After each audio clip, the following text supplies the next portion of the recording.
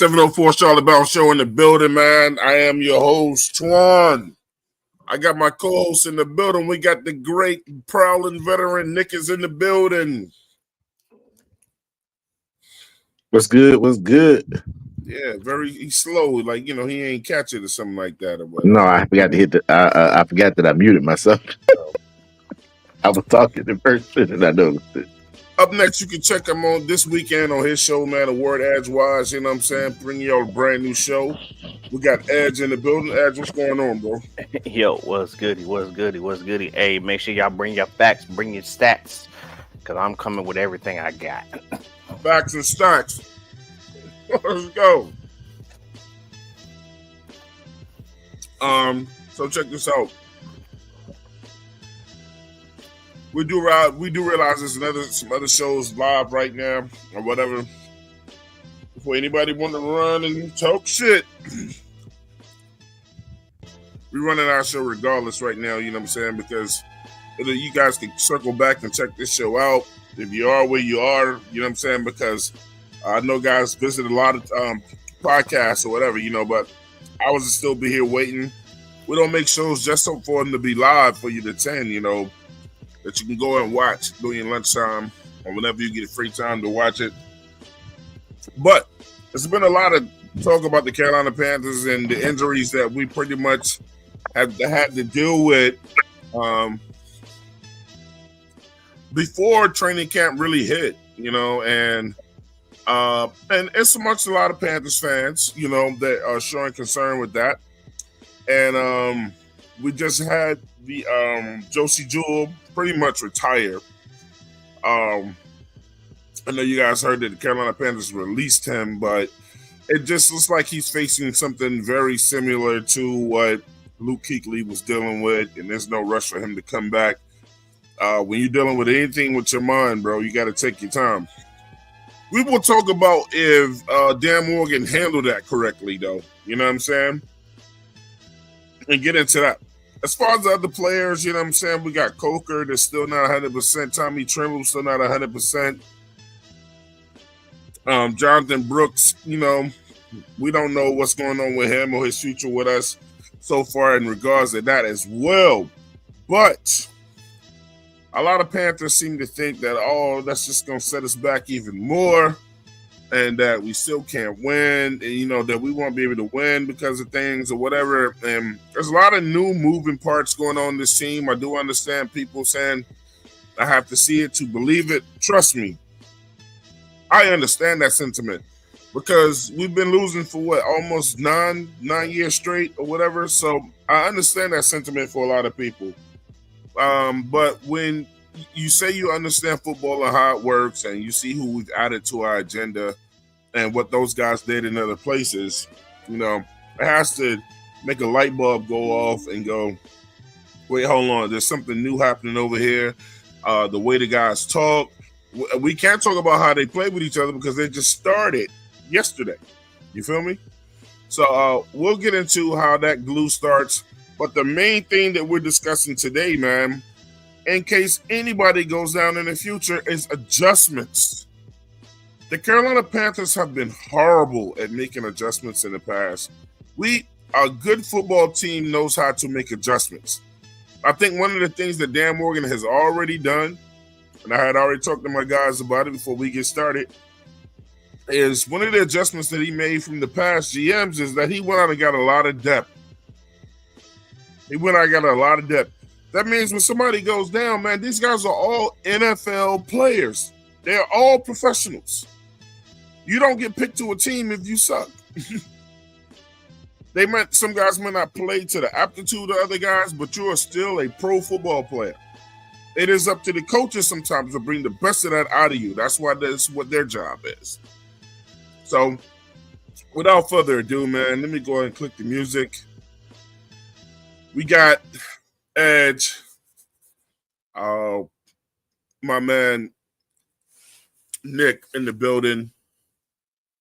Let's start with the injuries, man. Coker, Tremble, Jonathan Brooks, releasement of Josey Jewell. when you take in hand what those players do and the depth that we had on the team, how afraid are you guys that these guys might not be ready to go at the beginning of the year? Well, I'm not worried about it at all. I'm only worried about it is mainly because of the depth wise. Because when you look at the depth, it's not the best at all, of what we had before, But so looking at all that, like I'm with the running back, like with the running back position. I mean with Wait, hold up. You saying we don't have that?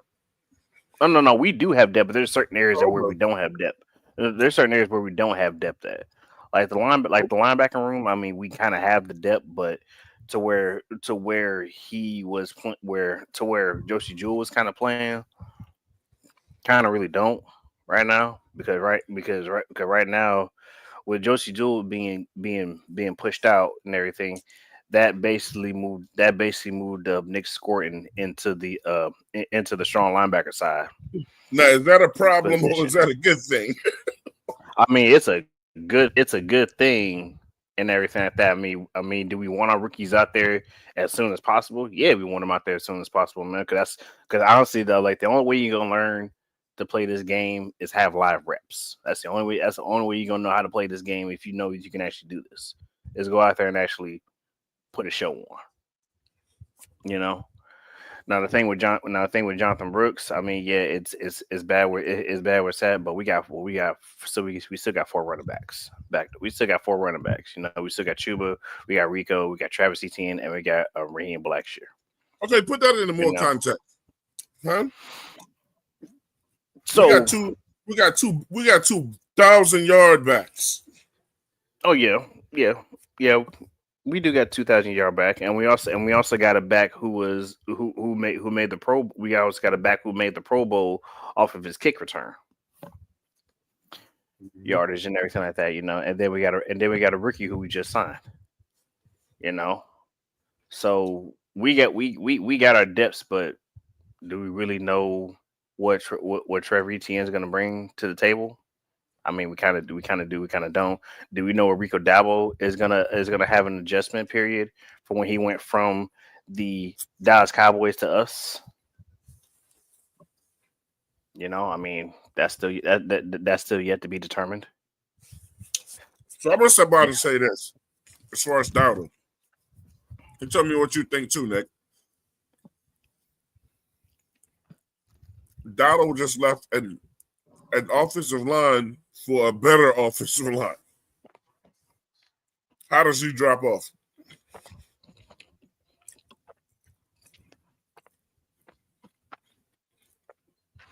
I mean, he can drop off due to injuries.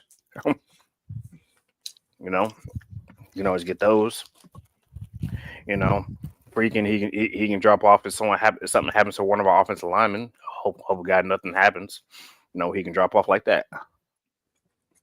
Try to make adjustments.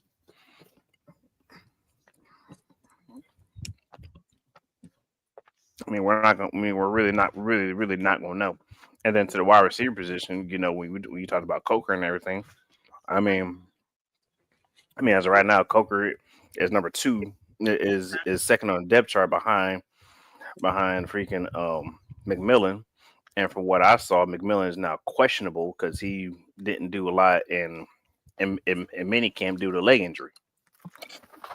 We didn't know what the leg injury was, but it was basically due to that. So we already got players that we're just now getting who are being questionable and everything like that. So it's like, well, this is how we're gonna start off our career. As far as McMillan, I mean,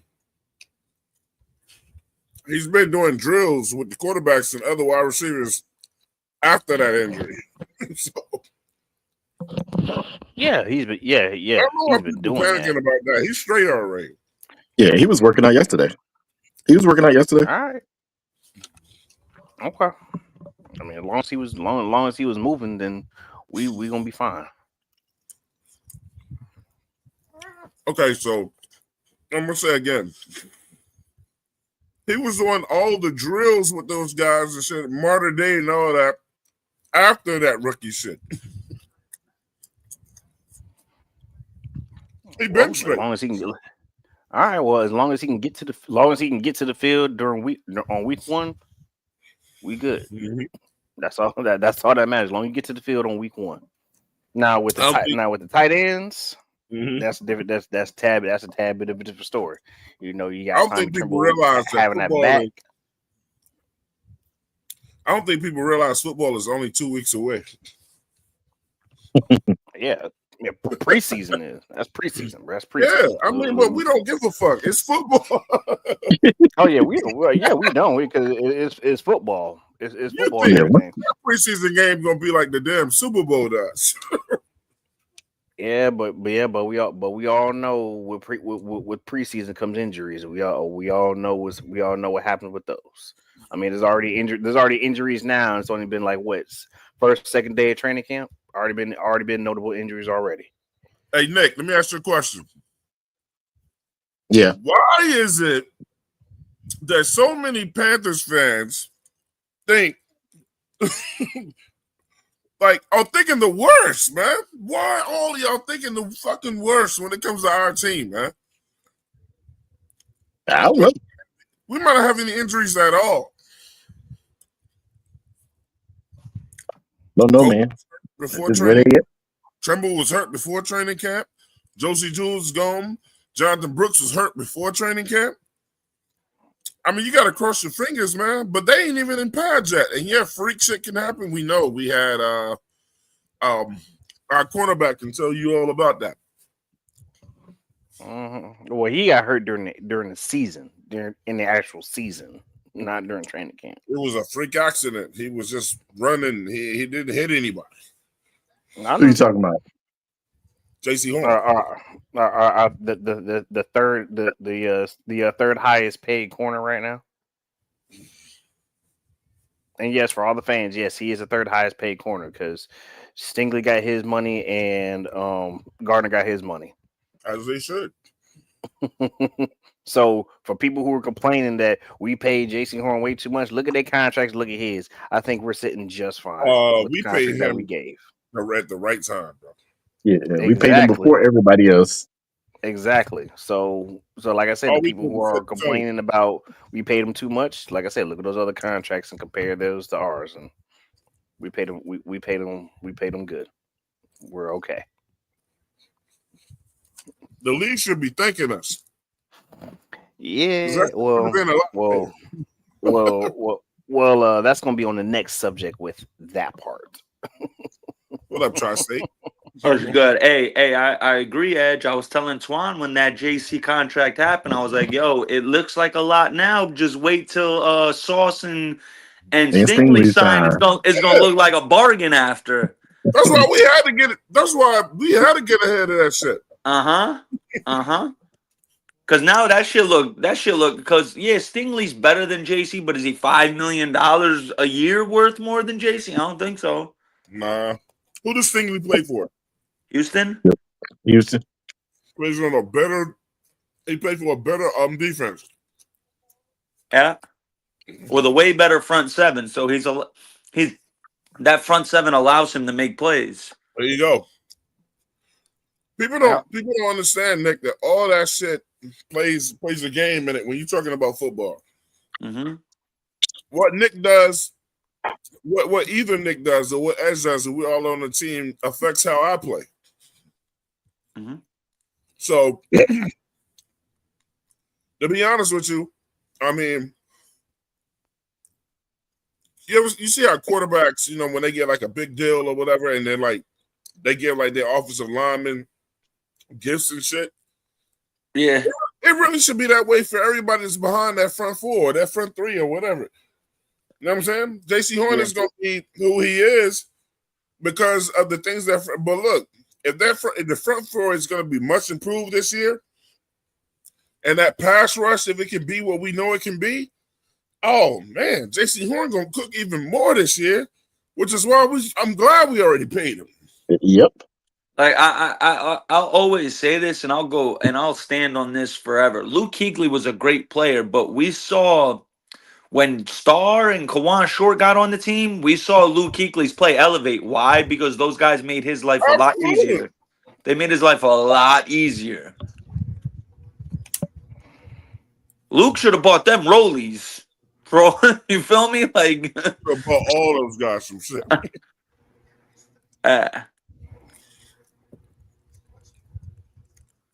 Nick tries to say, how you feel about the adjustments that the team has to make now, though, bro? In regards to what position? Just in general? Oh, hey, look. Before we even get started, I gotta get my brother up in here, bro.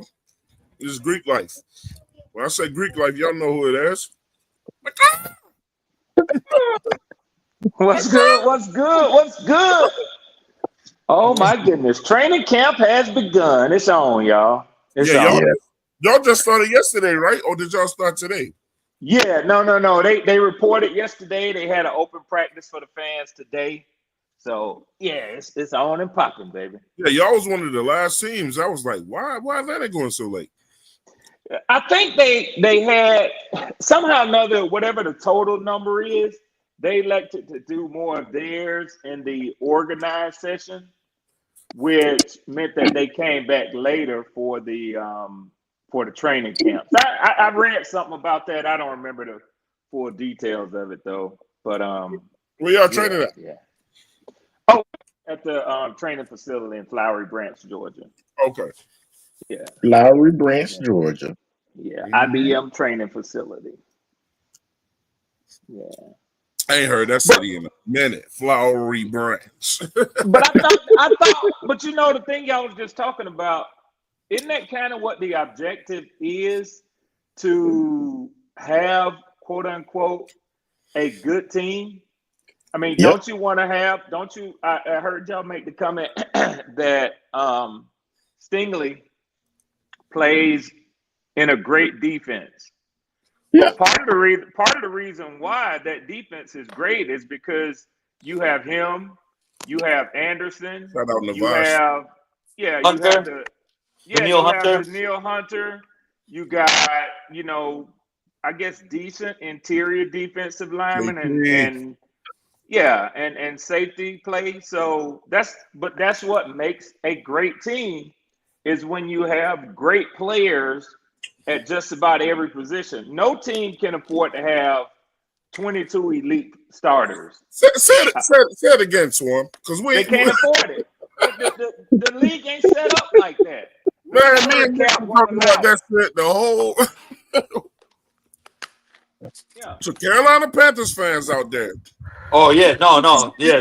Maybe you some just need to Panther hear fans, bro. somebody. Every position got to be stacked. Can't to have the, a to the Pro team. Bowler. No. Like that's just not how it works. Facts. No. And the GM has to be judicious with the way that they spend the money. You have to get players on a bargain contract. Bargain contract, like Jesse Bates. See, you look at the safeties around the NFL right now, and you have to agree that he has outplayed the current contract that he's on. Same thing with AJ Terrell. You gotta have a GM to do that. Otherwise, you get a GM who overpays a Chase and whatever the second wide receiver is in Cincinnati, and then you can't fill out the team with other decent players at other positions. That's the problem they're having right now. That's it. You really couldn't sign both of those wide receivers, bro. Yeah. And it falls on the back. And actually, it was, if you ask me, in my opinion, it was stupid of them to do it, because when you pay a quarterback and have a quarterback that has proven himself, like a Joe Burrow, you don't need a T. Higgins to be your number 2 wide receiver. Because Joe Burrow's already that damn good. He can get that out of damn near any wide receiver. Exactly. You got to look. If you're gonna put all that money into that damn quarterback, yep, then you need to go into the draft like Mahomes. The one thing I loved about Tom Brady didn't have to have number 1 wide receivers all over That's the place. A fact. That's a fact. But he made those other guys like Hogan and all the other little dudes he had a wide Them ain't no fucking Hall of Fame players in their own right, man. They benefited from playing with Tom Brady, man. rim. Period. I think this maybe sometimes they got to hear it from somebody else, man. Oh, they don't want to hear it from me, Twan, because I don't know shit, man. So I don't know shit, man. But it's all good. It's all good. So the thing that's going on is, all right, so shout out to Navash. Navash said, without JC, what the fuck is our cornerback room worth? He said, you better be praying Horn stays healthy. I don't know why everybody's always thinking the worst when it comes to our team, bro. Like, somebody's gonna get hurt. And the thing is, you better be building while he's healthy. That's a more that's a more accurate way of putting it. You better be finding competent play opposite him while he's playing at a high level. That's what you have to do. Yep. So then Navar said we have very shallow depth at ILB and cornerback. So look, let me ask y'all. When your team is trying to build up and get back to the promised land or whatever, tell me what draft where a team goes in and gets every fucking thing they want and everything they. You can't. It's it's virtually impossible. We wasn't gonna be able to get all the linebackers and all the corners and whatever. They're gonna get that shit next year, first and second round. But listen, let me think about this though, Twan. Think about this. Nobody's thinking about like this. If that line can return to great form, and you can keep the linebackers clean, keep linemen from getting to the second level, and being able to put hands on linebackers, subpar linebackers that are just okay can get off that way. There you go, man. I mean, teams hide players all the time, bro. This is true. I told you, when you got guys that are really performing and doing their thing and you're playing behind them or whatever, it's like, man, bro, like you go up there and like, but you made my job easier in games or whatever. That's why when guys go up there thanking their teammates and whatever, football is the ultimate team sport. It's a boy going through over there with Dallas. That shit is a crying fucking shame, bro. Jerry Jones. Not really, because we all know nigga is. Oh no, everybody knows who he is, man. But the simple fact that but for the simple fact that he said what he said, how he said it.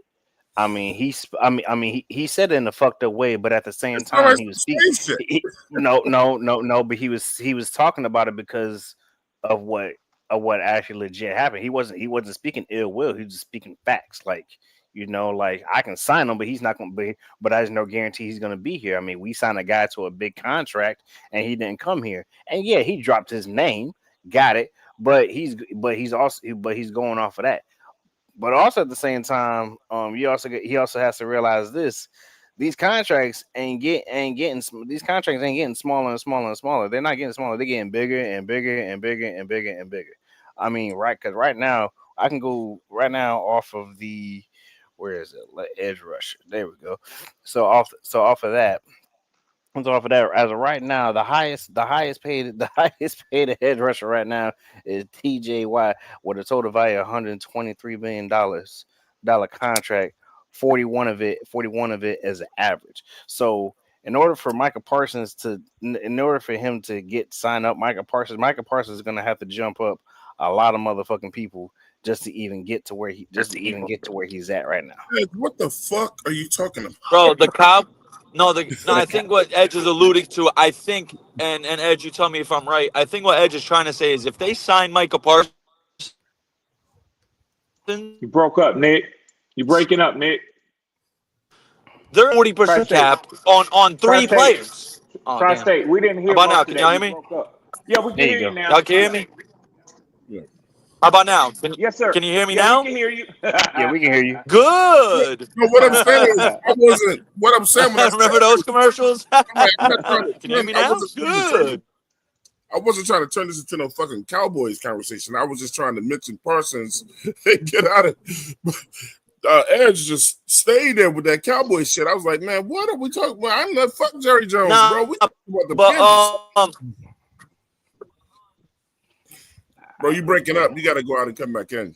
I was bringing up the contracts, bro. I was just bringing up the contracts. I know. Listen, I'm saying, I forgot what point I was trying to make with Parsons because, like, you went in with that shit. But that's Jerry Jones, the Cowboy super for that, man. That's one of the motherfuckers you pay first. You know what I'm saying? You pay him first. He's the best player on your team. no. But real quick, no. If they sign Michael Parsons, it's like, oh damn it! All right. Never mind. So I lied. So Nick Bosa is still the highest, the biggest contract at 170 million. My fault. Yeah, he signed with Buffalo, didn't he? I've been in No, on, but it was Nick Bosa. No, Nick Bosa still with the Sorry. 49ers. Still Hold with the up, who put him 49ers. with Buffalo? His brother, didn't he? Yeah, his brother did. His brother signed Joey. there. Joey, Joey Bosa yeah. did. But the highest average is $41 million, which is TJ Watt. Nick What I'm saying Bosa is- got a bigger contract. TJ Watt got most of it than average a year. See, this one reason why I love having Swarm and people from other teams on the show, man, because I think people have to hear from another team's perspective to understand how things work. Hey, Swarm, do you guys have everything y'all want at every position on your team? Oh hell no. You know what I'm saying? No. Isn't it? Even, Well, and the coaches would tell you that they have what it takes to win, but me as a fan, oh no. they coming off ain't no 5. team gonna have that, man. I hope Ain't no team I hope gonna there's have no that. fan stupid No enough to team is think ever gonna that like. they team got that. Yeah, some teams just know how to hide guys that are not that good. Or not as well, I can't say not that good. That's not as well as the guys that go super. Man, everybody got a team. Every team you play, sport you watch, it's gonna be people that play at another level. Yeah. And you can't have. Everybody ain't got a team full of fucking Pro Bowlers, bro. Yep. At the end of the day, what you want for your team to do is to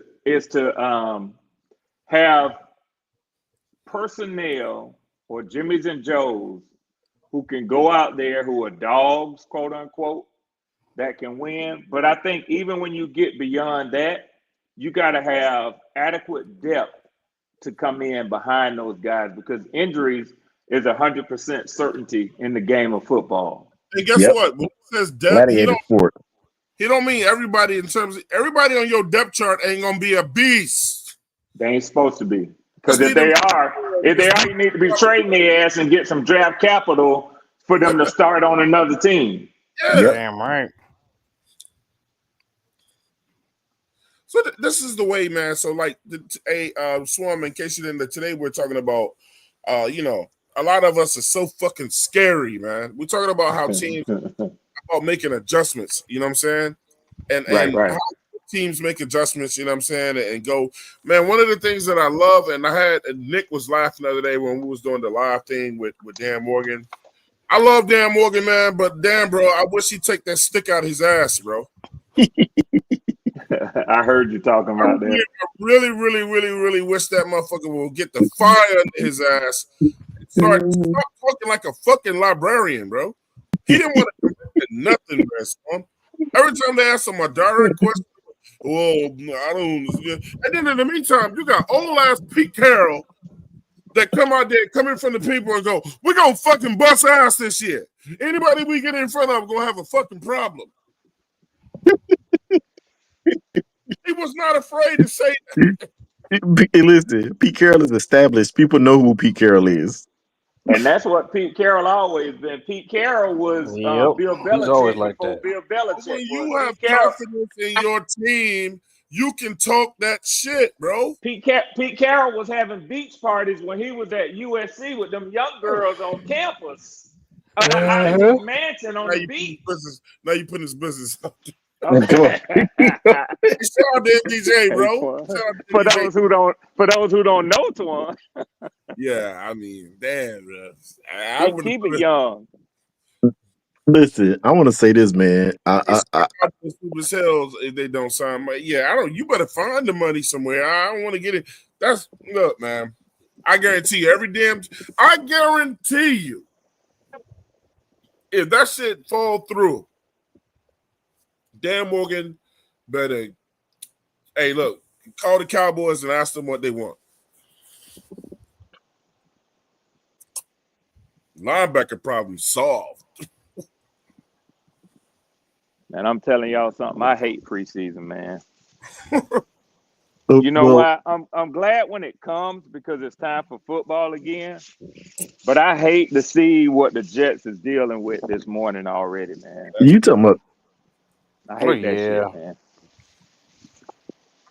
Even though it could mean that we gonna get rid of Kirk Cousins, I still hate it because, like I say, I never played at a high level, but my kid did. And what I would tell you is, man, me and his mom witnessed him laying on the field, man. You know, while they went out and worked on him. That's the scariest shit in the world, man. Yeah. Oh yeah, it is. That's the scariest shit in the world. Shit for the players on the field too. You don't even want to play no more after that shit. Yep. Nope. See your dog out there like that. Hey, Ray, this one came in because I was that player on the field that had to get worked on. Oh, so shit. I know how it is, bro. Yeah. Woo. Yeah. And so, Ed, that's what I'm saying, man. We come up here as fans, we talk our shit. That's part of the pride of being a fan of a team, man. But man, I just like what sometimes I hear about, things that happen to people. And I'm gonna tell y'all, honestly, quiet as kept. One of the persons that I know, and I can tell from the way this brother speaks, has the unusual ability to sympathize and empathize with people in their situation is Twan. I've heard Twan express and offer a moment of prayer, a moment of silence for somebody or their family when they're going through something. That's a real thing with Twan. Mm-hmm. Most of us, we live in a world where we can hear about Malcolm Jamal Warner. We don't think about that shit. I mean, it's a reading of a tweet and we just keep pushing it, Twan. Mm-hmm. But one thing that I always like about you, and that's why, like, when I'm in the chat, I'll bring things up when I hear them because you will acknowledge them. You bring some respect to the situation. Sometimes you got to back away from this football shit, man, and realize these is real people. People, I do that because, that's just who I am. That's how I was raised. The other thing is, like you said, man, we live in a world where people care about themselves, and that's it. You know what I'm saying? Like, people don't stop to acknowledge things when they happen, how it affects others. Because we live in this world that this world is teaching us to only care about ourselves. We desensitized, bro. Social media has absolutely desensitized. We don't feel shit, man. It ain't just that, man. It ain't just that. Social media has also created the environment to tear people down personally for no reason. Well, that too. Yeah. That's what mainly social media is now. Social media is not being used for. Let me ask y'all this question: For good. More good coming from social media or bad? No, because it don't get no clicks. Way more bad, bro. Like being cool, being kind. Clickbait. That's the only thing that's passed the clickbait. It's just like what he said, man. Oh, my bad. Tri-State shit. Straight up clickbait, man. Yeah, it's just red. Fool you now, AI. We don't even know what's real. Listen. Not unless you do it yourself. Listen, man. I'm just saying, like, man, y'all hear about Malcolm Jamal Warner. You got people that will actually be like, man, don't nobody want to talk about that shit. Yeah. I heard that shit wasn't real, man. I heard that was a lie. That's what they tell you. Yeah, that's horrible, man. Yeah. Horrible, man. Listen, man, like you had to. I mean, at the end of the day, man, what you have to, even though this man was famous and he had money and all that kind of stuff, and you don't know him personally, he brought entertainment to some of our young lives, man. And at the end of the day, man, he has a family just like we do. That's right. He is a human. At the end of the day, no matter how much money he is a human being. Yeah. And somebody is feeling some type of way about him losing his life. Yes. So he got a wife and a child. I know at least one child. I don't know if they had more than one. I saw an interview where he was talking to the people, and he said, I know this is probably hard for a lot of people to believe. He said, but him and his wife been married 10 years. He said, we have never had an argument. He said, we've never literally had an argument, and we've both been in other relationships. And I know, and that's what he said. He said, I know when I'm having an argument with my partner or with my spouse. He said, but she and I have never had an argument. In case somebody just think I'm green and don't know what I'm talking about. Cap. Fucking See? Cap. Yeah. Cap. 10 years married, no argument. Fuck out of here. See? And that's what happens because in our world, our existence is so much different and unique to us that we find it impossible to believe that somebody else's can be totally different than ours. Shout out to JJ. Know how marriages work. JJ said the divisions between the Panthers and the Falcons. That's what I'm hearing from a lot of people, bro. He said because we about to got the two best quarterbacks in the division. JJ said Bucks will regress because Baker regresses because see, I agree with that. I said that already. You know what I'm saying? I think Tampa Bay gonna take a step back this year. It ain't because of lack of talent, and it ain't because of Baker Mayfield either. I disagree with him on that. Now, I think that we both have the Panthers and the Falcons have the best young core of players, and we're building our teams the right way. We're not top heavy. Like I think Tampa is really, really a top heavy team, as was New Orleans for a long time, and they got to rebuild that. But I'm sorry, man. Until he stopped looking the way that he had been looking in that system, Baker Mayfield the best quarterback in our division, man. I'm sorry. That's only my opinion, though, JJ. Over 4,000 yards. So you damn right. Hey, look, listen. Hey, I don't agree with what Red didn't say, but 100% fact.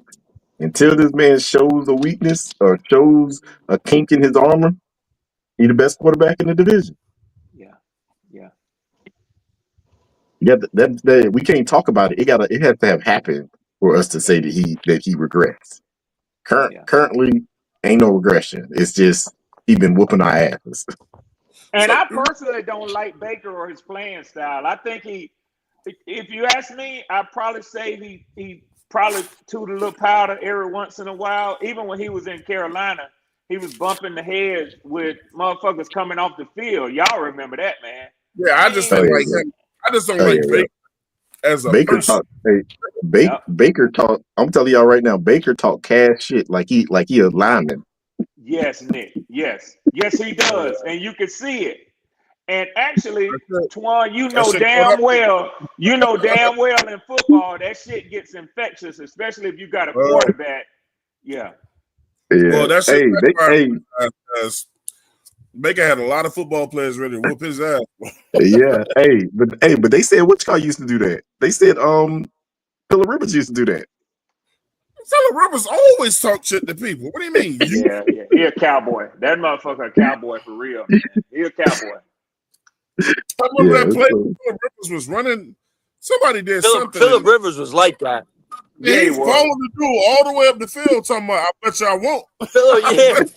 Yo, that man followed the motherfucker 47 yards talking shit to him the whole time. I like Phillip Rivers, man. He said such and such. He said, if you don't, then he said, do it then. I bet you I won't. Bro, that motherfucker, bro. Hey, straight out. That's a Raleigh product. He went to NC State, so shout out to Phillip Rivers, man. Shout out to Phillip Rivers. That man was a savage, man. Hey, the unfortunate truth is about what Red was saying. Baker got a little bit of that cowboy mentality too. It just ain't as much as Phillip Rivers. Phillip Rivers was that dude. That dude would Yeah, talk he trash was. to you. Would talk trash to you all the way up the field, just like y'all said. But Oh, Baker look like Baker be like he be telling these dudes like I'll put hands on you, and no he ain't about to do that. Now run behind them damn offensive linemen. That's what he gonna do. Yeah, he gonna start. Hey, matter of fact, I think he started a whole bunch of confrontation and then walked away. I wouldn't be surprised. I think there was one last year. He started the confrontation, and then you watch him. He was in the middle of, and then he walked off to the sideline. Yeah, he seemed to me like he that type of mofo, man. I definitely wouldn't be surprised. Yeah. So hey, JJ, bro, I need to holler at my young boy. yeah, but you said just like you said, it's infectious though. Red, it's infectious. Red, Yeah, let it me is. pick up right now, bro. Hey, I do want to say this though, Twan. Hey, Red, when I put that helmet on, bro, I didn't give a fuck. It's like, bro, look, and when you play football, for some guys, like, you know, that like I was one of them off motherfuckers. You know, like when they say you got to be kind of fucked up in the head to be a football player, that was me, bro. Yeah, I didn't give a fuck, bro. I didn't care about your coach. I didn't care about nobody on your damn team. Somebody on your team that really failed and fucked their ankle up or broke a leg or something. I didn't fucking care. When my team was taking a knee, I was like, what the fuck is y'all doing that shit for, man? I had bro, listen. I heard some of the vilest shit said on football fields, bro. Especially the pals and shit, bro. Oh yeah. I've heard dudes say unthinkable shit, like on a football field, like say the worst shit you can say about your moms or your girlfriend or your sister. Oh yeah, that's a problem. Worse, like you be ready to kill this motherfucker. That's a problem, and you can't let it be a problem. That's a problem, and you can't afford to let it be a problem. You're gonna get your ass kicked out the game because they're trying to get in your heads, and some of them mean it. Yeah.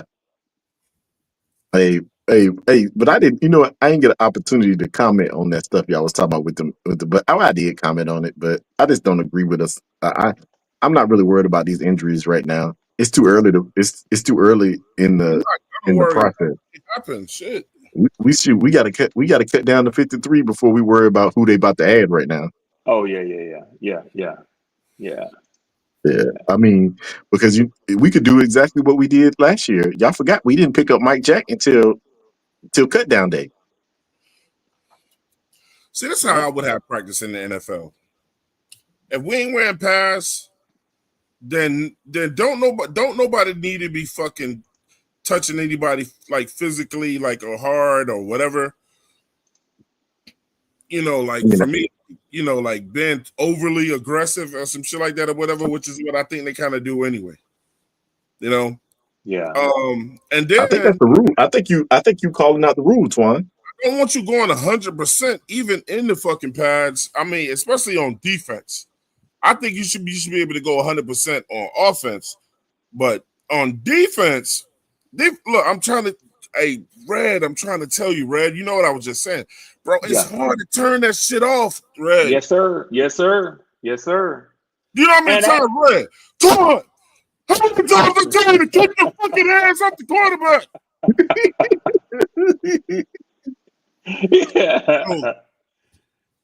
Hey, you was in that. Hey, that's the term for being in that zone, bro.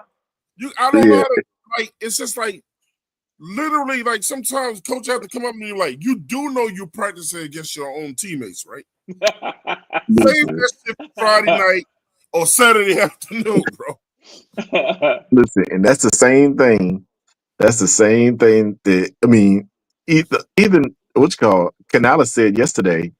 He was excited to see what old boy could do, but he said it was just a little bit too much right now.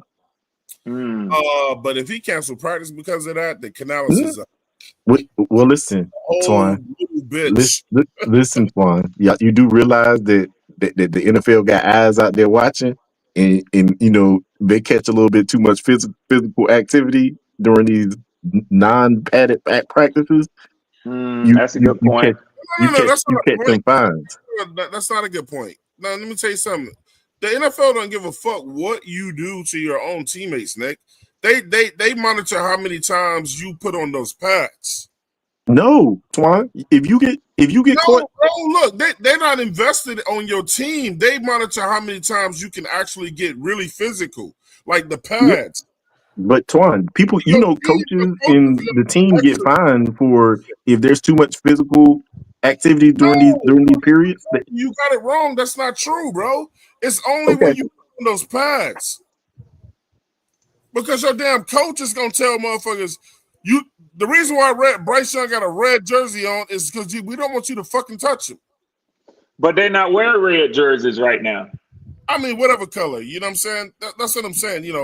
The thing is, but Twan, I think I agree with Nick because no. I'm trying to explain it to you. Listen.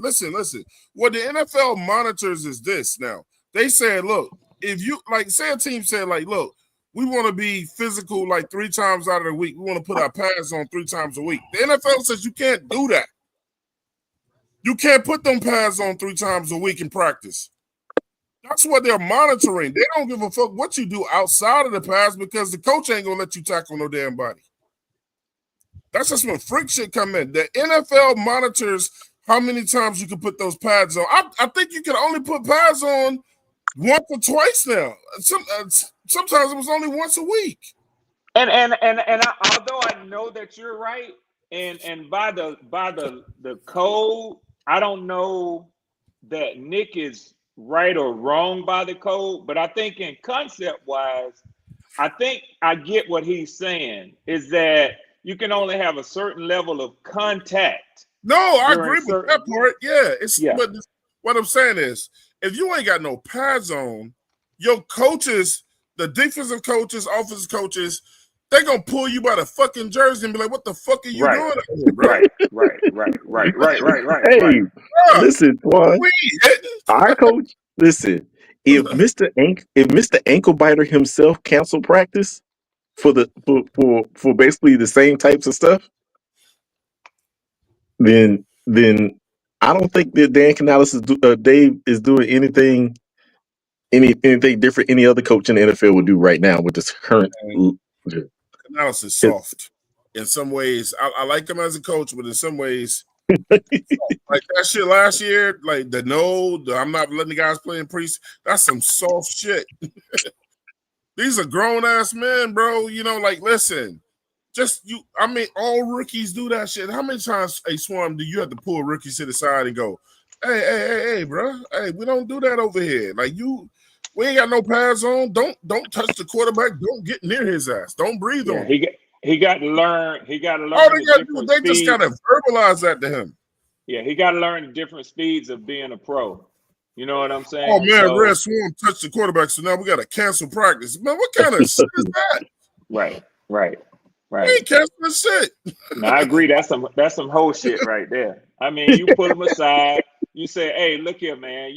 Big 50, a couple of other dudes get up in his ass. Hey, nigga, what you doing? We don't do that shit, man. Yeah. It's handled. Blow the whistle, move to the next play. One thing my uncle told me, man, I'm a big component of this, is my uncle said, when people try to be extra careful about shit is when shit happens. The more careful you try to be at avoiding shit is when it's going to happen. I mean, damn, bro, you can't be, it's football. Yeah. Gladiator sport. You can let nobody hit the quarterback, boom, boom, boom, or whatever. But game 1, tell that to the other team. Hey, I'm gonna knock your quarterback's block off. That's why at some point, man, you got to get used to guys taking some light hits or whatever. It's just when you get up with Buck Bryce or something like that, whatever. I understand. Don't touch him when we ain't got no passing. But you can be super duper careful, and in game 1, Brad, you could go out there and twist the ankle on the first. Ask Aaron Rodgers.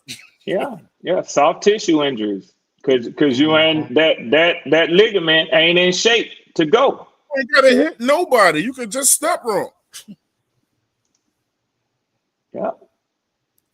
Those are the worst injuries. Damn, bro, at least somebody could have hit me. Tracy Horn out there stepping wrong. Like, Ed, you still with us? Yeah, I'm with you. I just found something now. It's all good. What'd you find out? Oh, you good? Is it football? No. It's something that's not even related to football. It's Okay. something that I found out. Someone died, and I just figured it out. Oh, So, man, bro. No, Okay. not. It's not family. It's something that I grew up with when I was a child. Something I grew up with as a child. That's all. All right, man. Yeah. Hope we get through that. Red Swamp, I want you to see. It's gonna be a long day. I know that for a fact. Well, damn, now you're making it sound like it really is serious. Well, it's something that I grew up with when I was small, when I was little. Man, did your favorite cartoon character die or some shit, man? I'm not trying to make a joke of this. No. Hulk Hogan passed away. Oh, okay. Yeah. Okay. Did you say Hulk Hogan died? Yeah, he did. Yeah, he died. That's crazy. Yeah, today he was 71 years old. Oh wow. Yeah. Cardiac That's crazy. arrest. Yeah, it is. Oh, he had a heart attack? Yeah. That's not surprising. Yeah, I'm gonna leave that alone. Yeah. I know. I already know what's running through your mind. I know what's running through your mind, Swan. But that's what I grew up with when I was young. I mean, I'm not taking that away from you. Like I said, I respect it enough that when my mama, if you ain't got nothing good to say, I know. right. Oh, bro. Zip it up. That's right. Yeah. It's gonna be a long day for me. That's all I'm saying. But listen, Twy. Still, at the end of the day, that man had loved ones. Goes back to what we was talking about. Yeah. He got loved ones, and God rest his soul, and that's it. That's not my point. My point is this: like Edge or anybody, like, bro, listen, we all got people that we hold near and dear to us that other people are simply not gonna care about or don't know. You know what I'm saying? Yeah. My thing is to preserve. I mean, because I got respect for Edge, I won't say nothing. Yes, yeah, I see what you're saying. Yeah, yeah. You know, I could boom this and whatever in a different audience, but when that man has declared that what that meant to him, then only a fucking idiot is gonna go on about it. Yeah. One of his childhood heroes, man. I think so. Somebody say Ozzy Osbourne died or something the other day. He did. Yeah, he did, man. I wasn't a fan, you know. Like, I mean, so it's not going to affect me like it's going to affect other people. It's a fact. Yeah. 10 days I can tell you a whole demographic that was like, who the fuck is Theo? Yeah. 10 days after his last concert. After his last concert, he passed away. At least he went out with a bang, you know. Yeah, all I remember is nigga biting the head off of fucking pigeons and shit, you know. So, you know, in mid concert. Hey, that's iconic. Wow, that ain't iconic. If you're talking about it, it's iconic. It lived through the test of time. You wild, boy. Iconic. That shit is psychotic. Hey, you, my boy Blue said, I feel you. He said, loved them when I was a kid too, but as an adult, I'm gonna say my thoughts and not speak ill of them. Me too. No. Hey, bro, I was a little Hulkamaniac when I was little. Yeah, everybody was. Oh, that brother shit. Come on, brother. You know, Macho Man Savage or whatever. But as an adult, like he said, I mean, I plead the fifth. Yeah. I mean, Hulk Hogan was a character. That ain't who he really fucking was. You know who he really is, man. Look, I don't want to go into that shit because I don't Yeah, know. yeah. Let Yeah, go ahead and plead the fifth because you was about to, you Yeah, was go about ahead, to, get you it was about out, to. bro. Edge moment, bro. You know what I'm we was saying? just on the edge with that Yeah. one. No pun intended, Edge. But I will I say know. this though. I will say this. Rest in peace to him.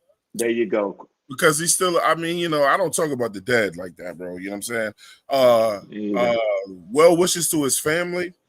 Well wishes to all the dudes like Edge that grew up like that's a big thing from something from your childhood, bro. You know what I'm Yeah, saying? man. They Yeah. canceled your favorite cartoon, bro. Like, man, what the fuck is going on around here, bro? So, yeah, I just see Nick Hey man, I last do want to. we Hey, wanted. Shut up, hey, Nick. huh? Yeah. Yeah, he ain't here no more to defend himself. If he was still alive, I might have went in, but he ain't. That's how I get when people are speaking of the dead. I'm like, hey man, that dude can't defend himself no more, man. Yeah. I used to try to say it to his face. I will say this one thing about Hulk Hogan, but don't take this the direction I'm going in with this shit. He couldn't hold it, Nick. He couldn't hold it, Nick. He gonna do it. No, I'm not. Oh God. It's gonna make y'all laugh. It's gonna make y'all laugh. Like one day as a kid, I said, man, fuck Hulk Hogan, bro. Because that motherfucker had me thinking that you could just take your t-shirt and just rip that bitch open. I was out this bitch struggling. Like, how the fuck is this? I did. I remember my mom coming to a room one time. You know, like, hey, you remember when we grew up, so like how you had to take your school clothes off and put your old clothes on to go play in? Yeah. So my mom was like, what are you doing? I said, I'm trying to do the Hulk Hogan. Like, this is an old t-shirt. She was just like, you rip that shirt open, I'm going to rip your ass open. You said one more of them t-shirts that I bought. The only thing I could come back with it was this. Well, you ain't going to beat my butt because I can't rip this motherfucker open anyway.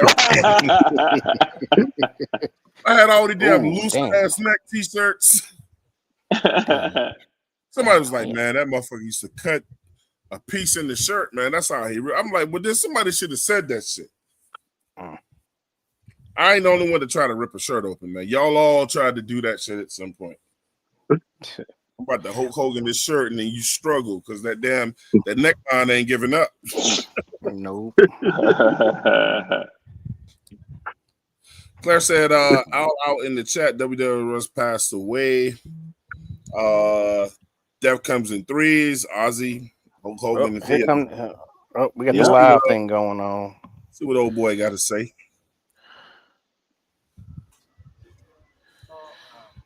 Late in practice, Princely had an inside. One thing I do love about Canales, he don't dodge questions like the fucking question dodger. Practice and say we did, and I think it was cool for me to talk to the guys like what looked like Princely going for the ball. You got to wait and see the film. We watched the film. He was actually trying to avoid. Bryce didn't have anywhere to go in the pocket. So as he pulls his arm back, he kind of hits him, but you can see Princely running kind of by. Still made a point of it, right? It's still great to teach the guys in those moments, but just another great, teachable moment for the whole groups. Hey, let's not pass judgment on what happened. I saw the play kind of, but I didn't see specifically. We'll be able to rewind it, 10 times and figure out what happened. But had a couple other good rushes today by Princely, so every day shows up and does something good. I'm really encouraged with, the effort first and foremost that he's giving and the strain to finish all the way through practice. JC and T-Mac beat a little bit in 11s. There was the deep ball. What did you see on that play? And then also, how can JC make him a better wide receiver? Oh, yeah, that's what it's all about, right? Position to position. The guys you go against in practice is how we become us. It's how we find our best. When you bring your best, you bring out the best in the guy across from you. And, JC just kind of owning his land, his territory right there in that situation, cutting off the deep ball is going to teach T-Mac how to get in position, how to, reduce his surface to try to get back on top, or do I need to stop and pop, against a really big, strong, fast corner. You know, as big and fast as they come. So really brings out the heart of competition. Austin and Cade, Yeah. we've seen them kind of mix up. What's your outlook on the competition as you guys enter and get ready for pads? Yeah, I think we're just going to let them both kind of play it out and alternate days with who goes with Bryce. That chemistry matters, you know, how the whole group works with communication and all those things. We're looking at all of it, and we're going to evaluate it, you know. And I love competition. I love asking guys to bring their best. They don't have to go above and beyond who they are, but it requires all of you, you know, when you're in a competition, you know, there's good, you know, depth within your position. Pat Jones was back in coverage, made a play today. What was it about him you saw this offseason that kind of made you target him and create? Effort, strain, you know, first and foremost, you know, we preach rolling off the ball, setting edges in the run game, transitioning to your pass rush, and just being able to play that stout type of defense. And, you know, watching his film from last year, you know, generating. Hey, Red. Yeah, bro. You know what I hate about your ass, right? What's that, fam? It's like we sitting here playing you. It's like we sitting here playing, look, giving you the inside scoop. I know your little clever ass just sitting back writing shit down. with a press conference that I can go watch myself. Yeah, but I know you because you don't forget shit, bro.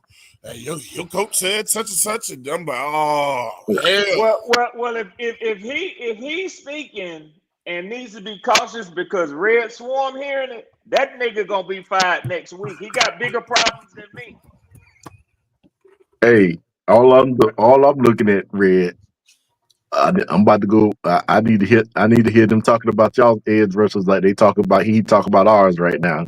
Yeah, let's go. I forget what it was, 8.5 sacks or something like that. But you know, just the way that he did it with strain, the physical way that he chased the ball on the backside, played stout on the front side is what we're looking for. And so a great addition, a great pro in that room where you got a couple of young guys from the draft in Princely and Nick, you know, to look at DJ Wanham, to look at Pat Jones, DJ Johnson, who's been around the system, you know, to see the type of physicality it requires to play the position. The additions to the defensive line and the efforts to bolster the run game, when will you get a sense of how much that will change? So when the pads go on, do you have a sense already of how helpful those additions will be?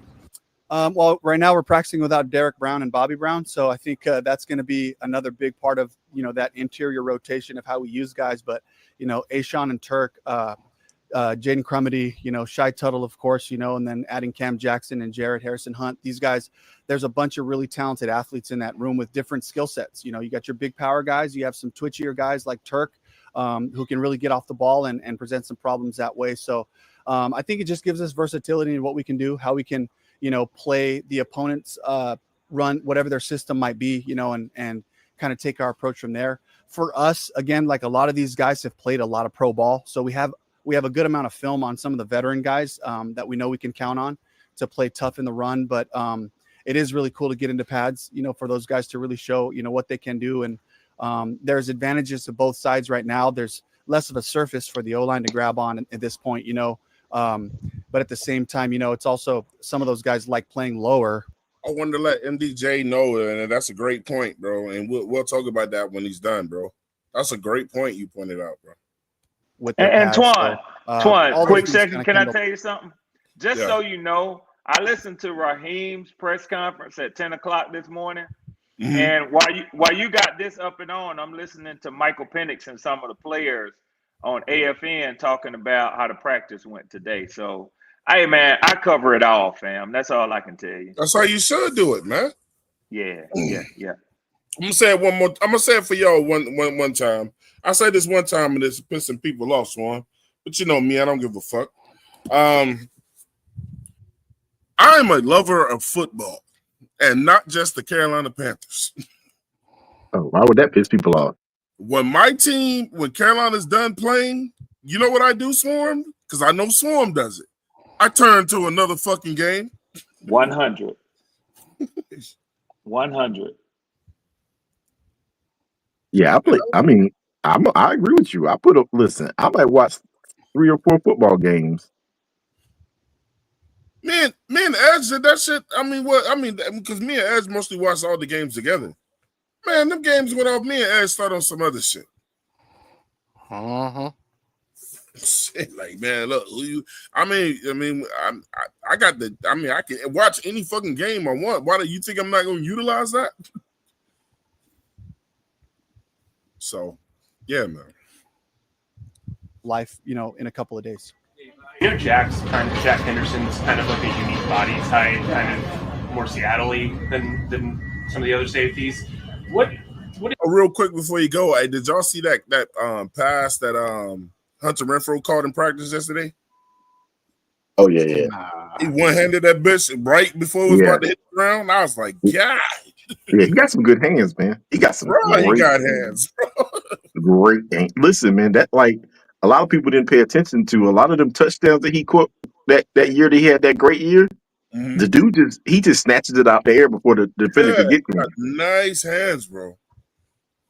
Is it about like the length and size that appeals to you as well as his talent? Yeah, it's cool. If you go back to his college film, he was like a flex wheel linebacker type, which really is a nickel spot. He's got great size. He's slimmed up a little bit from his college playing days, but his size and length, athleticism, and ability to play in space, which you've already seen. He was an edge blitzer in some of the stuff they did. He's having to carry seams. He's having to do a lot of things we ask our safeties and our nickels to do. So we felt like it was a really cool scheme fit. And, and for him, the key for all the young guys is how can they contribute on special teams, and so that's going to be the challenge is, can he learn what we're doing and can he show us that he can make it happen in these preseason games? How long do you anticipate extending the kicking competition into? I know that's every roster spot this time of year is valuable. I don't know. David Newton asked all the dumb questions. But I do know we got to give him fair opportunities to kick here, on the skinny uprights and also to get into some games, and see if we can count on them and from what distance, to make that decision. And of course, the kickoff comes into play, and who can place it just inside that 20, and let the ball run a little bit to give our coverage unit an advantage. So all those things are going to come into it. We need more opportunities to be able to make that. It's going to be Fitzgerald anyway. At least through a game. Hey, you don't remember? Hey, I would hope so. You don't remember last year when he asked earlier in the year when he asked J.K. Horn how does it feel to get paid more than your daddy? That's rough. David Newton always asks the dumbass questions. I might have spit on his ass, bro. Reserve judgment when the normal snapper, the normal holder isn't kind of available. That's definitely a part of it. Getting Sam healthy to get him back out to practice. Andy's doing a great job. Thielen came up to me during practice, said he held in college, and with gloves on. So he was kind of asking the kickers, does it matter if a guy has gloves on? I can do it in a pinch, and their response was, we like guys whose hands aren't beaten up from diving and catching and blocking. So a little more reliable hands as your backup quarterback if it's not the punter. When was the last time Jimmy Horn held? Shoot, I don't know. I'll have to ask him that. Jimmy, you had a speed coming in, Jimmy Horn. What else are you seeing out of him that makes you feel like you got a chance? Because you got a lot of receivers. It's hard for guys to get a look sometimes. Yeah, I just love the way that he plays football. It's full speed all the time. Some guys, we have to really teach them how to get into a walkthrough mode. He's one of those guys. Everything he does is fast. I think about Devin Tompkins, who I love, who was here last year, and they just bring out the best in everybody because, when they're out there, they're going 100 miles an hour full speed and they're looking to take the top off. So I love that style about Jimmy and what he's shown us, whether it's in drills or. Hey, Red Sword. He liked him so much that he cut his ass. Hey, Twan, you don't want this motherfucker to start liking you. Hey, look, bro, don't like me that much. In the team periods, he's just all gas. How do you feel about the possibility of keeping 7 wide receivers? Yeah, we got to see. Again, those last couple of spots, whether it's in the secondary room or the wide receiver room, really comes down to who we can count on in special teams. We're big believers. That's part of the heart and soul of our philosophy of building this team is good football players. And those guys show up in the kicking game. They can cover and make tackles. They can play gunner. You can put them as returners. You can put them at PP, so it's the versatility of the skill players, tight ends included, who are the guys we can count on special teams. That's really what's going to make the decision because, again, you get one ball, you got about 3 wide receivers, sometimes 4 out there, so you're really playing with about 4 guys and those 5th or 6th guys sometimes, it's hard to find those guys a role. It's the same thing in the secondary. So when they can play teams, you always got a helmet for them because they're going to help us regardless, you know, in our special teams. Let me teach y'all something real quick. So, like, if you know anything about special teams, if you never played football before, when that ball get kicked off and you're on the receiving end and you catch the ball, you one of the people back to catch it and return it, you better always know wherever the fuck that gunner is. Because that motherfucker is coming to take your head off. That gunner, it ain't just a bunch of wild dudes running up the fucking field, bro. There's a science to that shit too, and sometimes they take angles to allow that gunner to come to you full blast, bro. Gunners was the reason why they changed up that fucking kickoff the way that they do it now, bro, because that's just a head start to somebody to get ready to try to knock your head off, Swan. That's a fact, Swan. Yep. See how on Patrick Jones when he had the pick over the middle. Better find out where his ass is. Yeah, it was just great vision, quarterback intentions. You know, he's in that bonus hook area like he does, and he kind of dropped back, got to his spot, and got vision on the quarterback. You know, that's the veteran play in his, you know, in his game right now that a lot of the other guys are gonna be able to see, get to your spot and see where the quarterback's eyes are taking you, you know, and so he did it beautifully, and of course he's 6'5", you know, and I didn't know he could catch like that, so that was an amazing play. Is Timo a load management situation for his knees, or what is it? I think just in generally for Timo, you know, I think the guy's been so dependable here. It's great for us to be able to get his work in. You know, he's tireless in individual periods. He's a pro's pro.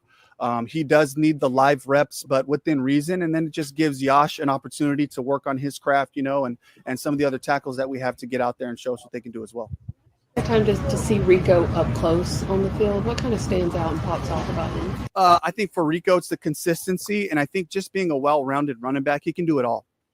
He catches well in the backfield. He's got patience and vision. He can run with power.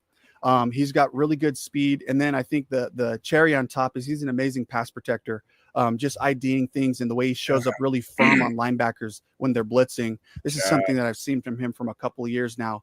But I think just the well-rounded player that he is. And again, he doesn't say much, you know, he just works hard. He's looking to run with violence, and that's the kind of style of guy that we like here. Look, man, if I could change anything about our media, I don't know about y'all media, Swarm, but I would let every last one of our reporters be females. Because the women reporters with us, they ask the best fucking questions, bro. They ask the best questions, Swarm. You know, Vashti and all them, and Sheena Quick and those other ladies. They ask the best. The dudes ask the dumbest fucking questions you can think of. It's only David Newton. It ain't just David Newton. It ain't just him. Them motherfuckers be wondering, like, what color fucking shoestrings are you wearing? I mean, what? Who gives a fuck, bro? The women always ask the best questions, bro. Coach, how important is having a veteran quarterback like Andy running with the second team and the third team just to give these guys quality reps and develop the rest of the unit, the running backs, the wide receivers, the young tight ends that you want to develop? It's amazing, and I'm glad you brought that up because it allows us to evaluate all the other skill players as you see the ball get distributed where it's supposed to go. And I got to say for Jack Plummer, he does the same thing for us, and Jack's one of the more conscientious rookies that we had last year, and the way that he was able to learn our system, be a part of the game plan dialogues and offer all of that. Those guys bring a lot of value to the quarterback room in general, but then to your point, also to the team, not just for the offensive guys. We need to see the secondary players make plays down the field. So when Andy can push the ball up the field or Jack can push the ball up the field, we get to evaluate our young safeties and our young corners as well. So it's very important. Tommy was doing some catching for Bryce and just some rehab on the side, and it looked like he was pretty fluid in his routes. Is it just about being able to handle the physicality with his rehab? Yeah, I think so. I think a big part of it is the initial evaluation of, you know, of what this type of surgery requires to get you fully strong, to get the explosive movements and change of direction that you need. He's working in that progression, but I wouldn't say he's been cut loose for all the change of direction. He's doing a lot of inline stuff with a little bit of routes right now, but then we're going to have to get him in some short space stuff, have him pushing a sled and doing all those things, which can obviously requires more of your body. So I think it's just a natural progression, but he is on track and he's doing a great job. Yep. Thank you. All right. So we got Ickey Ekwonu up next. Blessing keeping him in-house, and he'll definitely be at as many games this year as he can. So I'm excited for him. Or is he kind of now he's a gym rat no matter what. I'm sure if opportunity came knocking, he'll definitely give it an opportunity. You better get your shit together this year. It ain't gonna be just no running. You better learn how to pass block this year too, buddy. But yeah, so we saw yesterday Princely kind of had to be reminded about quarterback, but Dave said on film review, and he sort of was trying to avoid Rice. What did you have any? So Nick, so we know who he beat. So now we know who he beat. So now, right, Newton will call you. So now it's no secret who he beat on that play now. Oh, that's horrible. I was just talking about this shit, Swan. Why did David Newton have to do this man like this? We know he just told the whole world that he beat you. A damn rookie. And a follow-up with him about that play? Yeah, it was a good play. Actually, right after the play happened, I told Coach E kind of got on him a little bit, so I had to set the record straight. Like, nah, that was a good play. He tried to run past the quarterback. So yeah, it was a good play. I don't think he was tempo violent and doing nothing like that. It was just a good, solid play on Princely part. Nicky, what are you seeing for these young pass rushers this year? The team maybe lacks. He can't block them. These young guys definitely got some juice. Definitely got some juice to them. I really feel like the defense as a whole has just been revitalized in a way. Those guys have been day in and day out. They've been trying to set the tone every day, and offense you're trying to set it too. And it's led to some great matchups here during camp. It's going to be some great matchups. What did he say? He kind of got on him a little bit, so I had to set the record straight. Like, nah, that was a good play. He tried to run past the quarterback. For all those people, the defense is going to be dreadful this year. What did he say? It was a good play. I don't think he was. He said they tried to set the tone. It was just a good, solid play on Princely part. What are you seeing? Did he say day in and day out? Pass rushers this year. The team maybe lacked last year.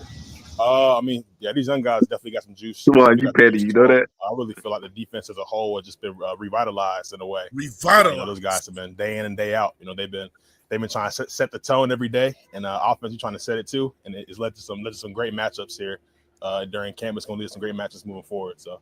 Yeah, defense. I'll give him some credit. Have y'all signed him to a contract extension yet?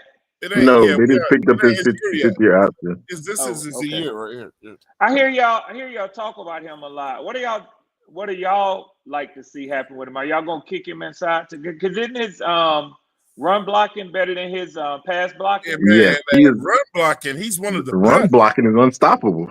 He's unstoppable.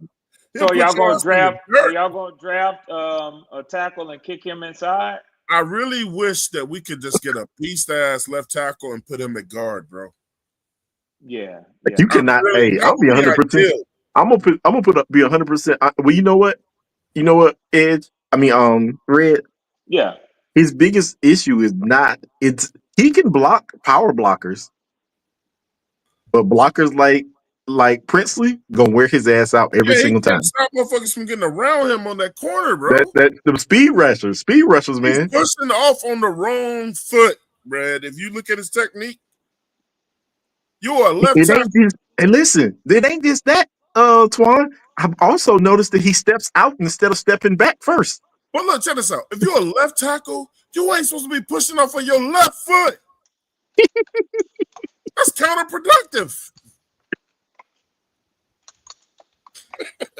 Yeah, he stepped when he takes his first when he tried to go up against a speed rusher, he takes his first step outwards, and a lot of times that'll get them guys will set his ass up and go right on the inside. Hopefully they clean that shit up this year, but it sounds like it's got off to a bad start. Rookie out here. Much on film to know what they can do, or is just that part of the learning process? Right? I mean, of course, but also we had the whole spring as well, so I got to go out here and work with them live. So that was definitely I will say this though, it's different when you put them pads on though. Definitely a plus getting some of that film out there, but no, those guys definitely got some juice to them. When you get to see Rico up close, like when he's running between y'all, what kind of pops off about him? I mean, the speed, obviously, but I just feel like Rico just an all-around solid, all-around, all-purpose back. I don't know, y'all are better at labels than I am, but I feel like that's definitely a label I describe him as. He can really do it all. He can run out the backfield. He can catch out the backfield. So definitely very well-rounded. You guys covered it this year on the offensive line with Damien back next to you. Of course, Caden also trying to figure out what's going to happen there. But how important is it for your unit overall to have that continuity and have any kind of goals you guys have set, take a step forward again this upcoming season? I mean, first and foremost, it's definitely rare, retaining as many guys as we did. So it's definitely something I'm going to start doing in the future too, man. Red Sworn and everybody, 704 watchers, everybody that's here today. Shout out to everybody that's been over here with us. But one of the things I'm going to start doing in the future, probably starting tomorrow, man, is like showing the Falcons podcast. I mean, the Falcons training camps, like whenever they show them, their questions and things like that. The Buccaneers. I mean, you have to be aware. I study the game, bro. You have to be aware of what other teams are trying to do, man, when you watch it. The first press conference I heard today, Twan, was with Todd Bowles, man. He gave probably about, his was short. It was about 10 minutes. See, man, look, man. I fuck with Swarm. Me and him go at it, but this motherfucker is a student of the game, bro. Yeah. I can't. I'm for me, Swarm, and they heard it before. I can't argue with you. The debates don't go well when you're not a student of the game, man. If you're just a motherfucker that like to yell and just, if you don't know how to talk about these X's and O's, bro, then we can't motherfucking debate about shit. Yeah, because I start losing interest. You know what I'm saying? Facts. I know people like to yell shit. Oh, he makes me laugh or whatever, but is he teaching you anything? And that go for whoever the fuck do it. If you think I'm talking about you, then maybe it is. It's you. Let's go. Oh, you get on my nerves, bro. That aspect, but I feel like it's definitely a good opportunity for us to grow more and more, and get more and more connected. And I feel like the more time we spend together, just we're gonna play that much better. And I'm definitely excited to have all those guys back. Rob said y'all hang out, but to a point. I think someone said, "Did y'all hang out this summer?" He's like, "No, not during the summer."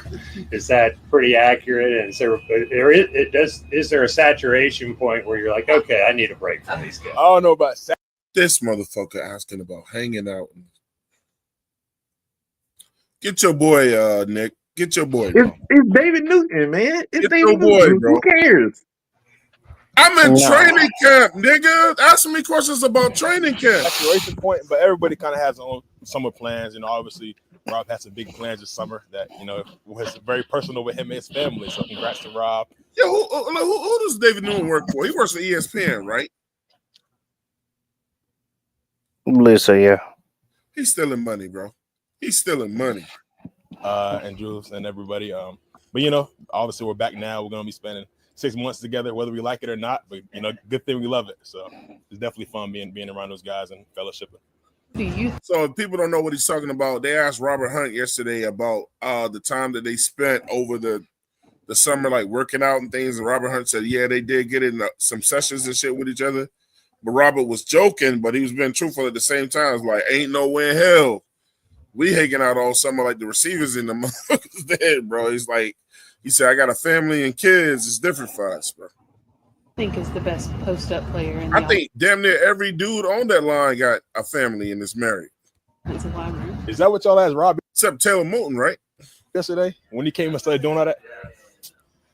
Best post-up? I'm gonna give credit to Yash. Yash is pretty stout. I think he has a little bit of a basketball background, but he reminds me a lot of Tim Duncan in demeanor. So I'm assuming that translates a little bit to the basketball court as well. What's your game based on? I think I'm a little bit of a slasher. You know what I mean? I feel like I'm heavier than the average forward, but I still put myself at that 3. You know, I can do it all. I can shoot. So, Red Swarm, imagine your offensive line, all these motherfuckers out there playing fucking basketball. I don't want to play. I don't want to play. Do you want to check one of them motherfuckers? I'm not getting out there playing with none of these 300-pound, 6'5" monsters. I got Brady Christensen, bro. I'm shooting everything from the outside. Oh, he is the smallest one. That's what he was doing. He is the smallest one out of all of them, ain't he? Bro. I got Brady Christensen, bro. I'm checking him. I can drive, so I'm gonna be that 3. In the comp, or who's the comp? No, Halliburton's a PG, but nah. I'm not gonna say that, but I'll say maybe like there's this one cat, young guy. I think his name's like Clifton Jr. or something like that.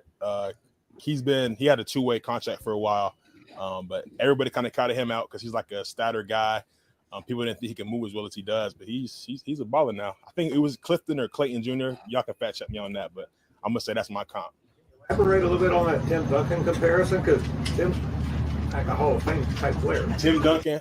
So, you know, obviously Tim Duncan. This motherfucker really just trying to compare Tim Duncan to a fucking football player.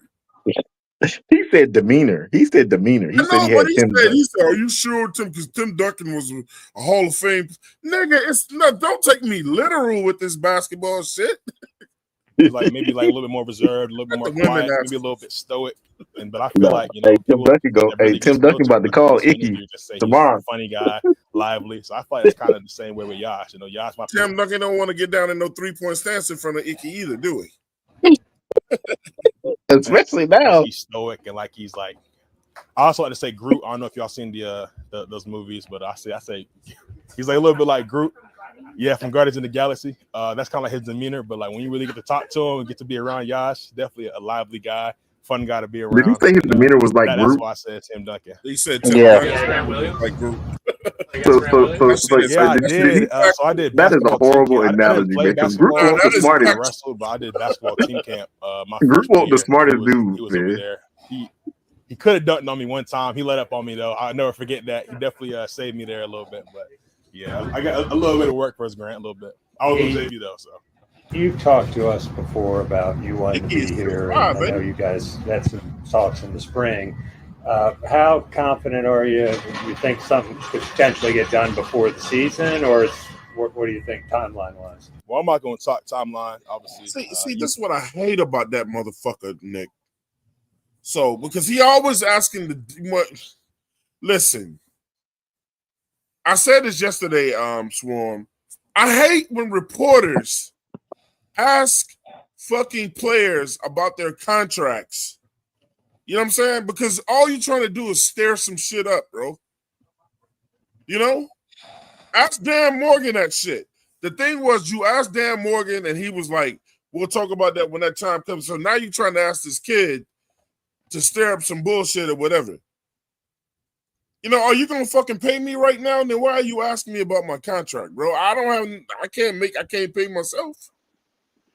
And you ain't gonna hear players talk on that anyway, because these guys are too nice, bro. All they gonna say is, man, I don't handle that I don't shit. really worry about that.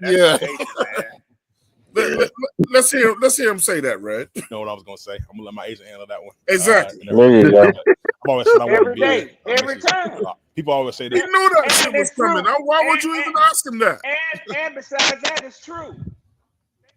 He said, "You already know what I'm gonna say." This is home for me, but this is literally my home. Like, you know, born and raised here. Asking me an agent question. So definitely want to wear that processed blue as long as I can. So hopefully we can definitely. Shit, I want 600 million. I don't want to force you to have a Marvel comparison to all your teammates, but what you played next to Damian Lewis like last year. You had a really good year. What have you learned from him now that you have a full calendar year of knowing him? So I'm not gonna lie. While you was talking, I was thinking of a Marvel comparison. So can you please redo the question? My fault. I'm so sorry. Just generally, what have you learned about Damian? Yeah, he said, I'm in here Damian ignoring y'all, a great guy, family man, keeping God first in his life. So personality-wise, off the field life, definitely a guy that I want to stay closer to. But also on the field, you see he's a dog. You know, he likes to move guys around. He likes to bully guys on the field. And that's definitely a mindset I buy into. So definitely excited to have Damian here next to me this year. Comparison, man. I don't know why I forgot all their names because I haven't seen the Guardian Galaxy movie in a while. But the guy, the alien guy, he's played by the wrestler. You know what I'm talking about? Yes, Drax the Destroyer. That's Twan, there you go. Twan, hold that's on, D-Lo no, right there. He Twan, Drax hold the on. Destroyer. For sure. Don't gloss I can tell over by that, lack of man. reaction. Do not gloss over what Icky just did to them motherfuckers. He said, even I know y'all see me standing up here, y'all asking me questions, but I'm literally telling y'all, I'm thinking of a Marvel comic right now. Fuck what I y'all wasn't got even to listening say, to man. your ass. Yeah, I don't get. That's how much I give a fuck about what y'all saying, man. Could you repeat what you said?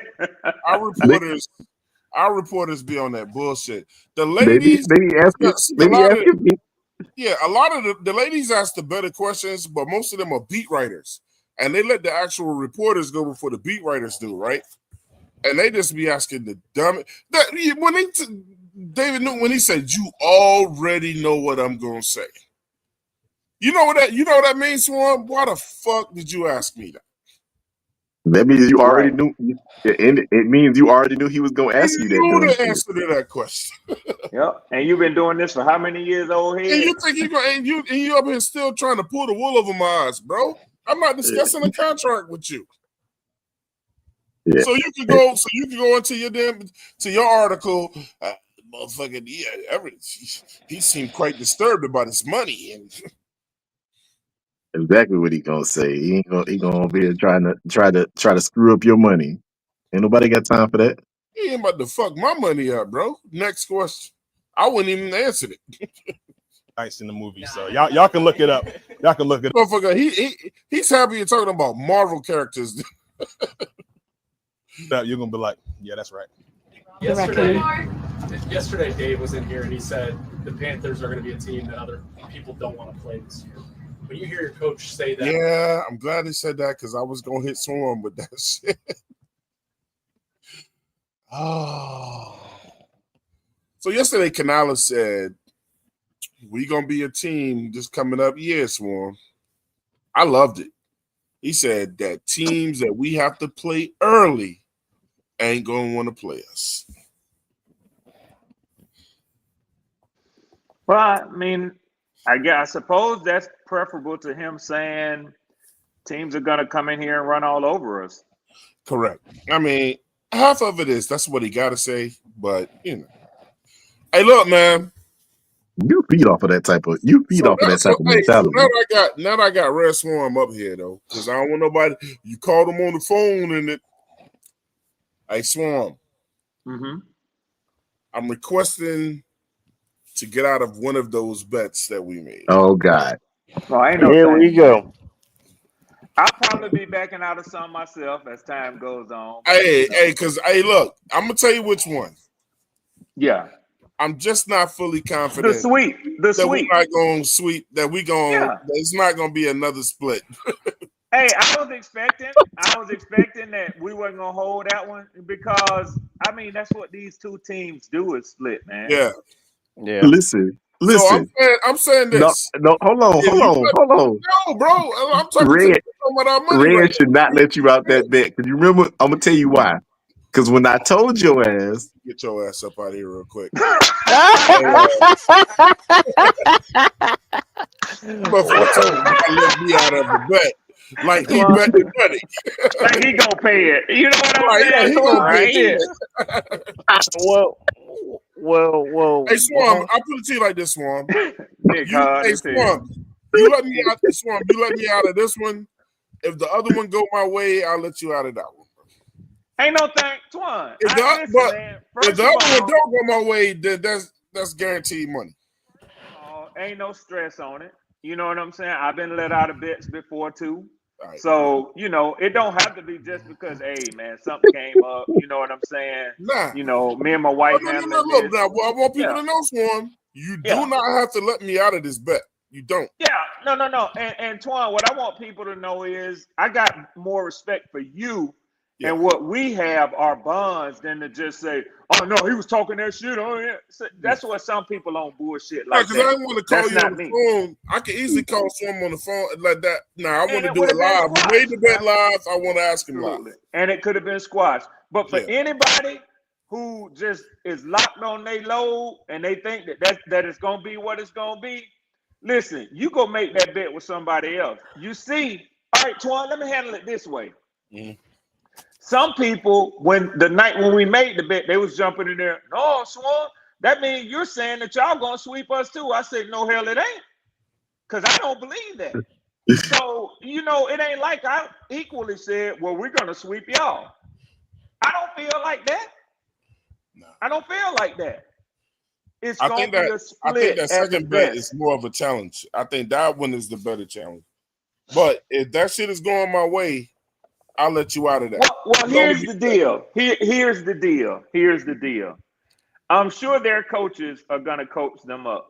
Yeah. I'm sure even no matter what you might think, that, they're professionals. These men have been playing, some of them 8, 10, 12 years. They don't hear that shit. They just go out there and go to work. No, this is football. You can't play football unless you're passionate. You got to be passionate about this shit. So, yeah, like Nick just got done saying, that'll motivate them guys, man.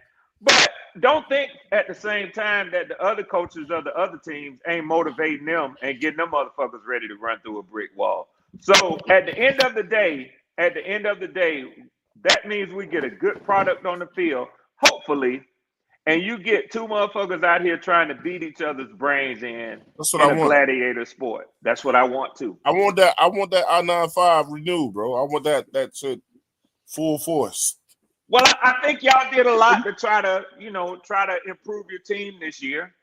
And I'm just saying I want it renewed when we're at our best. I don't want two teams splitting because we both suck. Oh, I get what you're saying. Yeah. Yeah. Yeah. Man, I want to revitalize the division. See, the only reason why I get hyped up for that Atlanta game now is because of Swan. I know I'm gonna get to talk to him and we get to talk our shit. That's right. And it's over. But before Swan, I didn't really give a fuck about that game. I was more interested in the Saints, bro, and then whipping their ass. You that's because you married to a Saint. Yeah, it's in the house. It's a house divided. But let me tell y'all something, man. That shit was more personal for me, bro.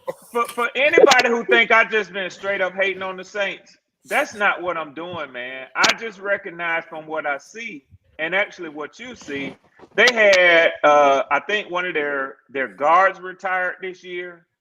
Honey Badger retired. Their starting quarterback retired. Man, they're going through. Ain't nobody going through the changes in our division like they're going through. They're gonna be bad for a couple That Honey Badger seasons, shit man. caught me off guard. I'm like, that motherfucker's still young, bro. Yeah, it caught them off guard. No, it's 32 years old, bro. But I don't think Not in football years. Not in football years. 32 years old. Front office off guard though, because you see how quickly they moved on that Blackman shit, man. Mm-hmm. Yeah, they had already been having discussions with that dude, man. Let me tell you why 30, 31, 32, 33 ain't old in the NFL no more. I'm gonna say it real quick. That's not old. Because the game has been so relaxed with the rules and so pussified. That's the reason why Tom Brady was able to play as long as he did. And these other players. I mean, bro, look, the game is they've made it so simple now and so easy until you can really cheat the shit. Yeah. You can really cheat the game, especially at quarterback. You can cheat the game at quarterback, bro. Oh hell yeah. You can't touch them motherfuckers. You can step up in the pocket and do shit you never thought of, dreamed of doing, because you know the referees ain't gonna let the motherfucker hit you but so hard. Yeah. Well, speaking with the rule changes and everything like that, when we talk about the rosters and everything. So a few days ago they released the NFL rosters, best to worst rosters, how all 32 teams projectedly stack up. As of right now, I don't read none of them. The good old Falcons are at 20. That tell you Twan read it already is. No. I haven't. I just Okay. no. All right, That so you can ask Nick. I don't read ranking lists. I don't do that ranking shit at the beginning of the year, bro. Ain't nobody did shit. Yeah, it's too much. It's too much. It's Ain't too many nobody did a unknowns. damn thing yet for you to be ranking anybody. So you didn't see what JC Horn was ranked among No. I don't really look at the rankings like that. No. I ain't talking about players. I'm talking about the I know, but I was asking Twan that since he don't read these rankings. I don't give a fuck about the rankings. Well, this is just the total roster. Like after everything's been set up, after the draft and everything like that. After that, this is right before camp. You know, so right now with the good old Falcons, the Falcons are at number 26, while the good old Carolina Panthers are at number 30. And what ranking is this? This is the roster. I think it was ESPN's. Yeah. Come on, rosters. ESPN, the full roster rankings. And because they're not the god of football, guess what that is? Their opinion. Yeah, no doubt about it. Okay. Should I just leave it alone? What formula do they use? What mathematical formula do they use where they summed it up and it says, okay, that equals Atlanta Falcons 26? What formula did y'all use for that? It was a fucking opinion. Well, basically, what they're going off. Because you know what? 2 years ago, guess what, Swan? They said that the Houston Texans, when CJ Stroud got there, was going to be. Well, they started them off that year at 31. Yeah. Well, yeah. I mean, yeah, they were one of the worst teams. You know, but the fuck they wasn't. Yeah, the fuck they were. That's not how it ended. No shit, that's not how it ended. That's how it started. I think you're missing my point, bro. It don't matter what these motherfuckers rank you at. See, you better play the game. I understand. I understand that, but that was before. You know, that was before they played their first game. Yeah. They're going to be ranked at the bottom. Yeah. They picked number 2. All right. People around this Panther fan base failed to fucking realize that when these quarterbacks was coming in, they all quickly forget that we had the number 1 overall pick, motherfuckers. Before we had the first overall pick, we were at the 9th pick. We had to give away assets and trade collateral just to go up to number 1. But people failed to humbly forget all that because all they cared about was we had the first overall pick. Motherfuckers, we had to give up shit to get there. And then we played so damn bad that we rated the number 1 overall pick the next season. Oh, wait, we didn't get that. Chicago got that. So we got ripped off for 2 straight fucking years. So, but people fail to fucking forget that. I mean, I don't know if we got ripped off. That's the price. Motherfucker, we got ripped off, and that's the goddamn price we paid. And guess what? That's the price. I don't know if we're getting ripped off. If not being successful at a pick is not getting ripped off by the other team. The other team. The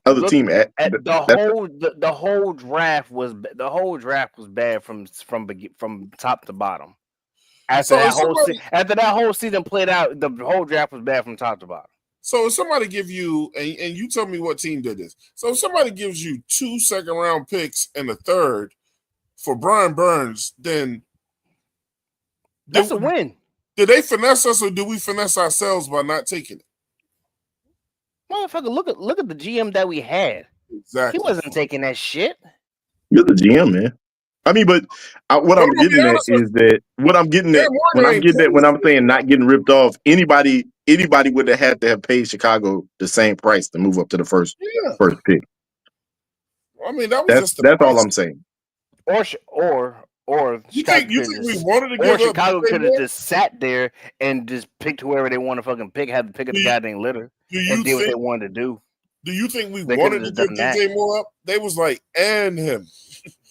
Yeah. No. No, because Yeah, I mean, at the end of the day, because they wanted Brian Burns first, and we said no. So we're like, all right, here's DJ Moore. Okay, we'll take that. If you want somebody's number one pick, you're gonna have to agree to whatever the fuck they want from your ass. Yeah. Or you can say fuck it and walk. Or exactly. Or I'll just like, nah, that's too much. I'll stay where the fuck I'm at. I'll let somebody else get finagled now, and I'll just fix what I need to fix. Man, we get finagled every year. I think this year might have been the first year I didn't see that shit happen. So actually, Twan, I went and looked at this article that and you're right, it's an opinion based. They don't in the lead into it, they don't mention anything about any sort of other analysis that they use to make their rankings. They have a group of 3 writers, I think, from ESPN, and they just drew up their own list and kind of combined them, weighted them, and said, this is how we shake out the rankings. But, when you're talking about what Chicago did, man, it just made me think back to what they were contemplating at that time. And the reality of it is they wound up being so bad that they had that number 1 draft pick a season sooner than they actually planned to utilize it. So there was still a bit of risk for them involved as well. All right, so essentially what happened with them was, you're right, Ed, they could have drafted CJ Stroud or Bryce Young that year, but they said they still weren't finished evaluating Justin Fields, and they was going to give him at least the start to the next season. So, hey, we don't need this number 1 pick this highly right now. Now, but what turned around and wound up happening is, it looks like they were geniuses because Bryce didn't produce. No, I know. If Bryce had produced, they could have potentially. I think they took Rome Odunze, which they had, if I'm not mistaken, the 9th pick. They didn't take. They didn't take Rome that year. They took an offensive lineman that year. The only thing I'm gonna say about that song is this. I think Nick will agree. Yeah, they took Rome Odunze the next year. Agree. Okay. Yeah, they took Rome Odunze the next year. Okay. Right. Yeah. Bryce Young wouldn't have made a huge difference in Chicago. For Chicago? I'm talking about for us. You said a Bryce had turned out to be what the man that team. No. What I'm saying is yeah, they wouldn't have been in the running for Caleb the next year if Bryce had hit and say like they had the 12th pick. You know what I'm saying? They wanted Caleb anyway. That's what I thought. I thought they was holding out for him instead of. Man, look, I told people this. As much as I didn't like Bryce Young, man, that his first year here, we put a bunch of fucking garbage around him, bro. He wasn't going to be much better, man. We put so much toxic waste around that dude and the coaches. The coaches, we had a full blown fucking. They had to name the article that they put out on our ass, Swarm. We had a full blown conspiracy going over here in Charlotte, bro. They called it the fucking Hunger Games when they put that shit out. I also remember it being called an all-star coaching lineup too, though. Yeah, I mean, that's what it looked like at the beginning. It looked like the Avengers, bro. Listen, Twan. I'm gonna say this. Hey, Swarm, it was too many Chiefs in the kitchen, bro. It was too many cooks. Hey, that's Frank Wright's fault. What pisses me off about a lot of this stuff that's going on, man, I just don't like the fact that people are saying that, why do we have to put so much around Bryce Young? But I'm like, ain't that what you're supposed to do? You gotta that's what you're supposed to do. Man, name the team that don't have a bunch of fucking players around their quarterback that win. So here's what I would say to that, Nick. Listen and hear me well on this. That's not the winning model in the NFL. What do you mean? to put a whole bunch of high-end, expensive players around a quarterback. That's not. Hey, Well, I'm not talking about. I'm not talking about. Hold on. Go ahead with that shit, Swarm. Hold on. Did somebody not just say earlier in this very program, the key to Tom Brady was he took a whole bunch of average ass, little ass wide receivers and made them motherfuckers look like Hall of Oh, hold on, Fame. but that's not what I'm necessarily. Tom That's Brady not. is an anomaly, and Tom Brady always had one of the best offensive lines. Hold on.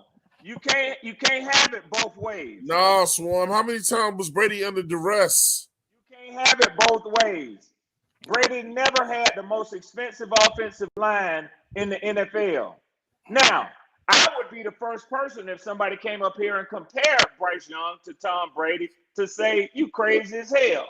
But that's not the point I'm trying to make. The point I'm trying to make is that is not the model for sustainable success in the NFL, because when you draft all of those highly ranked and drafted players, you cannot, as is the case with Joe Burrow and Cincinnati, You can't keep them all. afford to keep them all. You can't keep them all. So you cannot sustain it. So listen, but We got Prez in the building. What's going on, Prez? You want to have a quarterback that can take even moderately good talent and make winners out of that. That's what you want. But Okay, listen, so- let me say this, Swarm. This is what I'm gonna get at with this. Hold on, we got Prez in the building, bro. RTP. Yeah, what up? What up, Perez? What up? Listen, good, this is all brother? I'm gonna say. I'm gonna say this to Red. Not everybody in the NFL is going to have a quarterback that can elevate the talent around them. It's a balance. It's a balance. It's not. It's a balance to it. It's not going to be. We have less quarterbacks. We have what, 5 quarterbacks that what you would say could 5 or 4 quarterbacks which you can say can elevate talent in the NFL. Twan, would you do me a favor, please, if you could? And I know RTP is. I'm getting ready to do your ass a favor. You damn right. He's gonna enrich this conversation. But that graphic that I sent you on Monday, would you please load that? Oh, I got rid of that shit immediately. I'll send it to you again. I don't want it. Hey, but here's my main reason thing. why is because I go on a lot of shows with RTP. Yeah. And I want him to be able to see this because I found this to be very I got it. interesting. Okay, cool. No, I got it. I'll throw it up right now, man.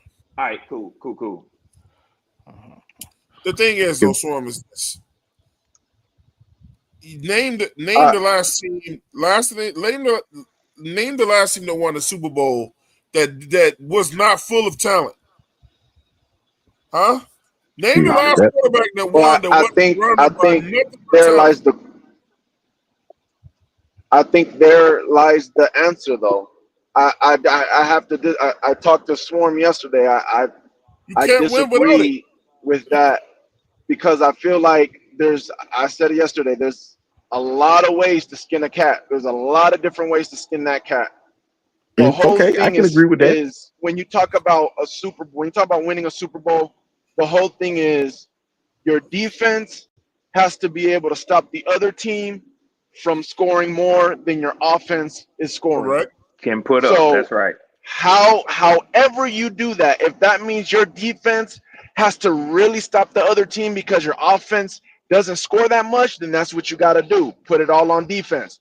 If your defense doesn't have to stop the other offense that much because your offense is that big of a high-scoring offense, then that's what it is. You just got to figure out what your team is and what horses do you need. Do you need horses on offense? Do you need horses on defense? Every team that's a playoff team that's doing damage, right? They got elite players sparkled in here and there. And they have a lot of quality players, not just starters, but high quality players even more here and there. The thing that you have to do as a general manager is figure out what side of the ball needs more. Not just with no plan, right? Not where it's like I'm just picking this and picking that and picking this. but the identity of your team, right? If you are an offensive team, then you need to make sure your offense is, if they're going to be carrying the load of this team, then make sure that offense is loaded. If you're a defensive team and you're going to be carrying the load of the team, then make sure your defense is loaded. Now, you would want it to be balanced as much as possible, but you got to pick a side of which one you're going to rob. Who's going to be Peter? Which one are you robbing to right. get to the other side? Mm-hmm. You know what I'm saying? That's the only legitimate way to do it, because you're not going to be able to have both sides ball out. Now, it's possible, right? Because, again, there's many ways to skin a cat. It's possible. If you want to have both sides be ballers, you're going to have to be able to draft really good. Really well. Because you're going to need to pay one side, and you're going to need to draft one side and have them both ball out at the same time. That's the only way to do it. Detected. No lies detected. Yeah, that's true. Hey, I can agree with it. And that's what I was getting. And look, that's There's no exactly way you what I can was win getting without at. having a bunch of fucking talent on your fucking team, bro. Either on one side or the other side of the ball. All right, Perez. So let me ask you this, man. So since this show is about, since for today's topic is about adjustments, what adjustments, looking at this roster, have we made as a Carolina Panthers to make sure that we have the best 53 man roster that we're gonna have presented for this season? You know, what adjustments have you seen that we've made to have the best 53-man roster, not just for our team, but for the NFC South, for the division? Because that's what we need to win first. The better question, hold on, is what adjustments have we made before they make that 53-man roster cut? I mean, obviously we're going to keep the best 53. Well, first of all, let me say this. By far, this is my favorite Panther podcast because y'all actually talk. Like, I heard you earlier talking about if you can't speak a certain way, then I just lose interest. Like, you guys actually listen and talk. And so let me just say that, because I know you guys are not going to take this the wrong way when I say what I'm about to say. Yeah. What I've been trying to say to Panther fans is exactly this. That question you just gave me, I cannot answer it. I can't answer it. And the reason why I can't answer it is because I truly don't think you guys know who you are yet. I don't think you know what pieces you have yet. I don't think you know who you have to throw away yet or who you could keep. I think you guys are still at that stage where you're trying to figure out who's who. You're trying to figure out who are your core players. You're trying to figure out who is going to be the future. And there's nothing wrong with that. You just gotta understand that you're there. And if you listen to some of your press conferences with your GM, I think your GM understands that. That's why he was dodging some of them playoff questions. Like, I think he understands we're still at the base. We're still trying to figure out, okay, we want this player to be a core. This player, you get players on your roster where you find out in training camp and during the season where you say, okay, we need more of that type of player. We need more of that type of attitude in the locker room. We need to draft more players that are going to give us work ethic like that in training camp. We need players that are going to go hard all 17 games like this player. Like, you still need to find out the players that you want to start duplicating on your roster, as far as like the attitude, as far as locker room chemistry, as far as people that believe in whatever it is Dave Canellis is trying to make everybody believe in. Like, there's so much work that still needs to be done. And when I say that, Panther fans think I'm trying to be like, oh, because you guys suck right now. I'm not saying that. You're trying to build championship. That's what everybody's trying to do. Some people are further. RTP, let me tell you something. Okay. The people that are going to debate you on what you just said are people that have very little knowledge of football and how it works. Yeah. Yeah, but ain't a debate about it. The thing is, we're not a gotcha show. We're not a show. We're not a show where we're trying to win people over, and so you could be Team Twan or Team Nick or Team. We speak as a unit. We debate as a unit. You know what I'm saying? Where we pride ourselves on being a show where you actually have to bring football knowledge over here. This is why we don't have sometimes.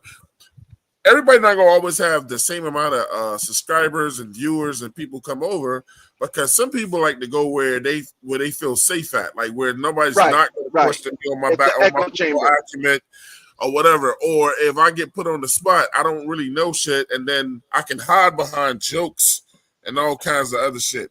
Opposed to when you like, I'm not going over the 704 because they ask real questions and they talk about real, and if I say something, I have to be able to back that up with receipts.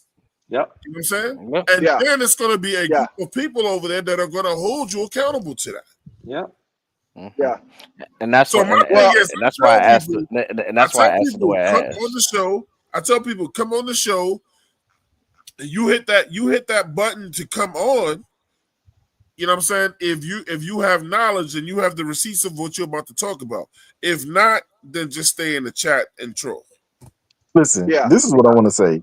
Anybody that would debate that's how you're supposed to build a winning culture. They haven't been watching. The reason that our team has been bad for all these years is because we don't want to go back to we haven't been wanting to go back to square one. Yeah. You have to go back to square one, identify how you're going to put this team together, identify that's how you get sustained success. That is literally the reason that freaking Mike Tomlin could never lose a season is because he went to square one, got the team where he wanted it to be at, and now all he's doing is adding younger pieces to fill in the gaps every year. It's not rocket science. You can't go and say, "Oh, we was a good team and then we lost a whole bunch of players, but we just gonna add these, and we're gonna still be the same place." You at some point you have to reset it. Yeah. And we have failed to give into the notions of a reset until these last couple of years. And let me say this, because you have two sides of the fan base, right? You got the sky is falling fan base with the Panthers, and then you got, Bryce is about to be MVP. We're about to go in the playoffs and do damage side, right? I'm in the gray Bryce sexuals in the reverse Bryce sexuals. But in reality, right? You guys are in a good position because you have no idea. You really have no idea, like I said, what you guys are, who you guys have. But that's good because that means you don't have a culture. So RTB, stop right there. I'm gonna let you keep going. That's why I've repeatedly said, when you remember in the Discord yesterday, and shout out to JP or whatever. I said for as many, some people are saying I'm overconfident about this season. But I told them why I'm confident, because I see what I see, and there's no reason for us not to be good. I mean, why not the Carolina Panthers too? This is I've never seen as much talent as we had on this team in a minute. In years. Cam didn't even have this much talent. You're right. Ever. My thing is though, for everybody who's like, oh man, I don't see us doing this and I don't see that doing this or whatever. It's like what you just said. You don't know that yet. Right, we don't even know who we are yet. Exactly. Right. And let me say this, because I just thought about this, and this is a perfect example, right? Because like I said, any other podcast that I go to and I say this, they think I'm saying it in a negative way. And it's not necessarily a negative way of saying we don't know what we are yet. Because think of it like this. What's worse than not having a coach? Because I just said you guys don't have a culture. What's worse than not having a culture is having a bad culture. Having a bad one. That's what's worse. And the perfect example is the Miami Dolphins. Swarm knows I'm always in Miami Dolphins spaces all the time. They have a bad culture over there, bro.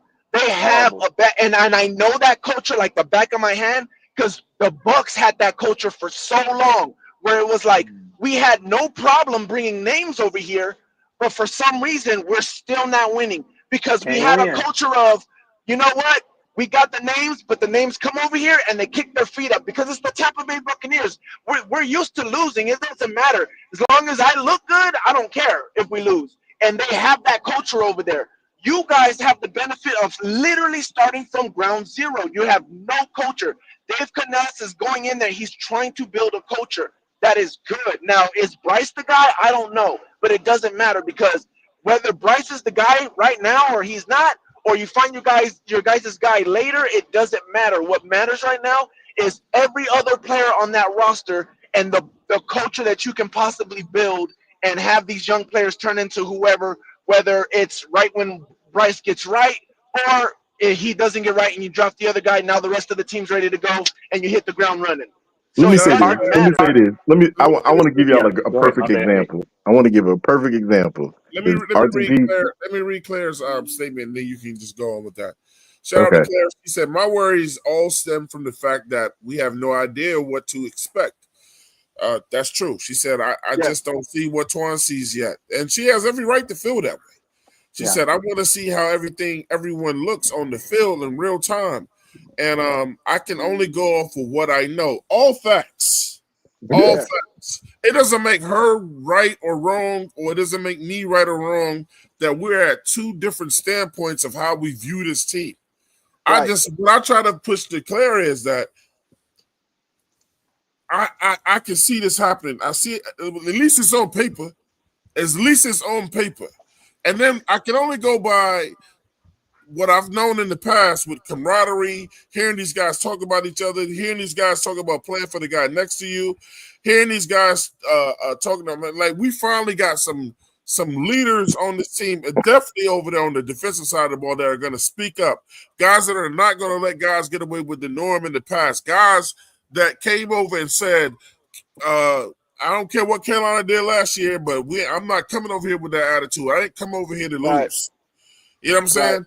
That's infectious, and that's a part of building a culture. The only way you can build a culture is you have to get culture builders and bring guys in that are going to buy in. That's the main thing with this team, is that these guys have bought in. That's the beginning of a culture. Yeah. Yeah. So all I was adding to what RTP said, there's a perfect example. We literally have watched the Tampa Bay Bucks. The team as a whole has always had pieces that we were like, okay, they got some good guys over there. They got some good guys over there. Their lack was at quarterback, but they've had a team. All they had to do was influx. They got rid of Jameis, put freaking Tom Brady in it, and that team went from one of the worst teams in division to the best. I'll say this because I explained this before on this channel. The thing that changed us was literally the culture first. It wasn't Tom Brady. It was people don't believe me, but it was the culture first. I've heard you say that before, RTP. I have. I've heard you say that before. We when we got Bruce Arians and we got Todd Bowles, the culture changed. The first thing that happened was Gerald McCoy was off the team. That was a culture shock right there. That put a culture shock through the whole roster. He's still butthurt about that. I hear him on the NFL we show should on have never Sunday got morning. him. We should have never. We should have. We when we went and got Gerald McCoy, we never did our homework. We never asked Buck fans, what was going on or whatever. We were just glad to have that guy based on his name. When he got over here, both guys. It was like but he didn't put none of that shit on the field. No, but here's the thing. In New Orleans, he was a bitter divorcee. Yes, exactly. We didn't get rid of him. We didn't get rid of him because there was anything wrong with him. It wasn't like he wasn't producing anymore. It was none of that, which is why it was such a culture shock. So I wouldn't blame your guys for picking up McCoy, because it was a good pickup in my opinion. He was still doing his thing. It was. But I agree with Swarm. It was literally the Derek Carr situation all over again. His heart was still in Tampa. McCoy went on all these interviews talking about what the fuck he was going to do to Tampa Bay when he met up with them, or he faced them again. He didn't do shit. Yeah, no, like Swarm said, it was Derek Carr all over again. His heart wasn't there. His heart was still in Tampa. It just is what it is. Some players are like that. But it was a culture shock for us because literally he wasn't falling off or anything. And it was just like, what the heck? Gerald McCoy's not coming back.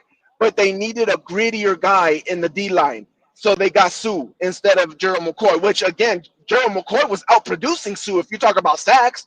But that wasn't what we were looking for. We were looking for a culture shock in that D-line. So that's what happened. Then, on top of that, we let go of a second-round pick that we had high hopes of. Let him go. And let Shaq Barrett, who was an undrafted guy from the Broncos, take over. And we were like, okay, like, how are we going to do? Why would we do that? Then Vernon Hargreaves, after a week after making the game-winning tackle against Carolina with the Panthers, tackling Cam Newton by the goal line, game-winning tackle, we cut him a week later because he was jogging on one play. Like, those are things where it's like we're setting a culture This shit ain't flying no more. All this, we're here in Tampa. No, you have a job. If you're here and you're not doing your job, I don't care if we spent the first round pick. I don't care if you got a contract. If you're not doing your job, you don't have a place on this team. Period. That's why the culture change. That's why motherfuckers mad at Cam was mad at Cam Newton with the statement that he made. When Cam Newton said, "I came to a team full of fucking losers," we were a team full of losers, or else we wouldn't have had the first pick. And they try to take that shit all out of fucking context. If you guys were a team full of winners, then you wouldn't have needed me. You wouldn't have got me as the first pick. Cam said, "Look, Twan. Cam said I practice around a bunch of guys that are used to losing." Yeah, And that's a better what way Cam of saying said. it, though, Twan. Not saying the whole team are losers. My fault. The whole team was losers. I'll let y'all go. Let me finish. He said he just said a team of losers. He ain't say point people out. What he was talking about was a losing mentality. Guys, he said in practice, guys were acting like there was no urgency. Guys was acting like when they lost games, he was like, guys were just like, well, I guess we lost. I guess we'll get them again. Cam got into that you remember when as a rookie, he got in front of the people after a game and said, I am not used to this losing shit, and too many people here are too comfortable with it. And that was as a rookie. He said nothing any different when he left. I hear you, but it's not what he said. A winning mentality, or your ass, or you on the opposite side of that shit. Calling someone a loser and saying players are accustomed to losing are two different things, though. That's just the way I look at it. Okay, so calling someone a straight up loser, you could say Nick Twan, Gaskins, Real Talk Perez, and Red Swarm. They're accustomed to losing because of the situation they're in. That and the team is a bunch of losers. That's two different things, bro. Am I bugging? How about this tri-state? Everybody Everybody can't. You know who would take a problem with that? No, hold up, Perez, because I gotta say this. Everybody just can't handle the truth. People because Cam Newton was some fucking winner. He had 3 winning seasons in 9 years with us. Fuck out of here. Cam Newton was some fucking winner. He was some fucking winner. I knew Nick was gonna do it. He was some fucking winner. He was some winner, all right.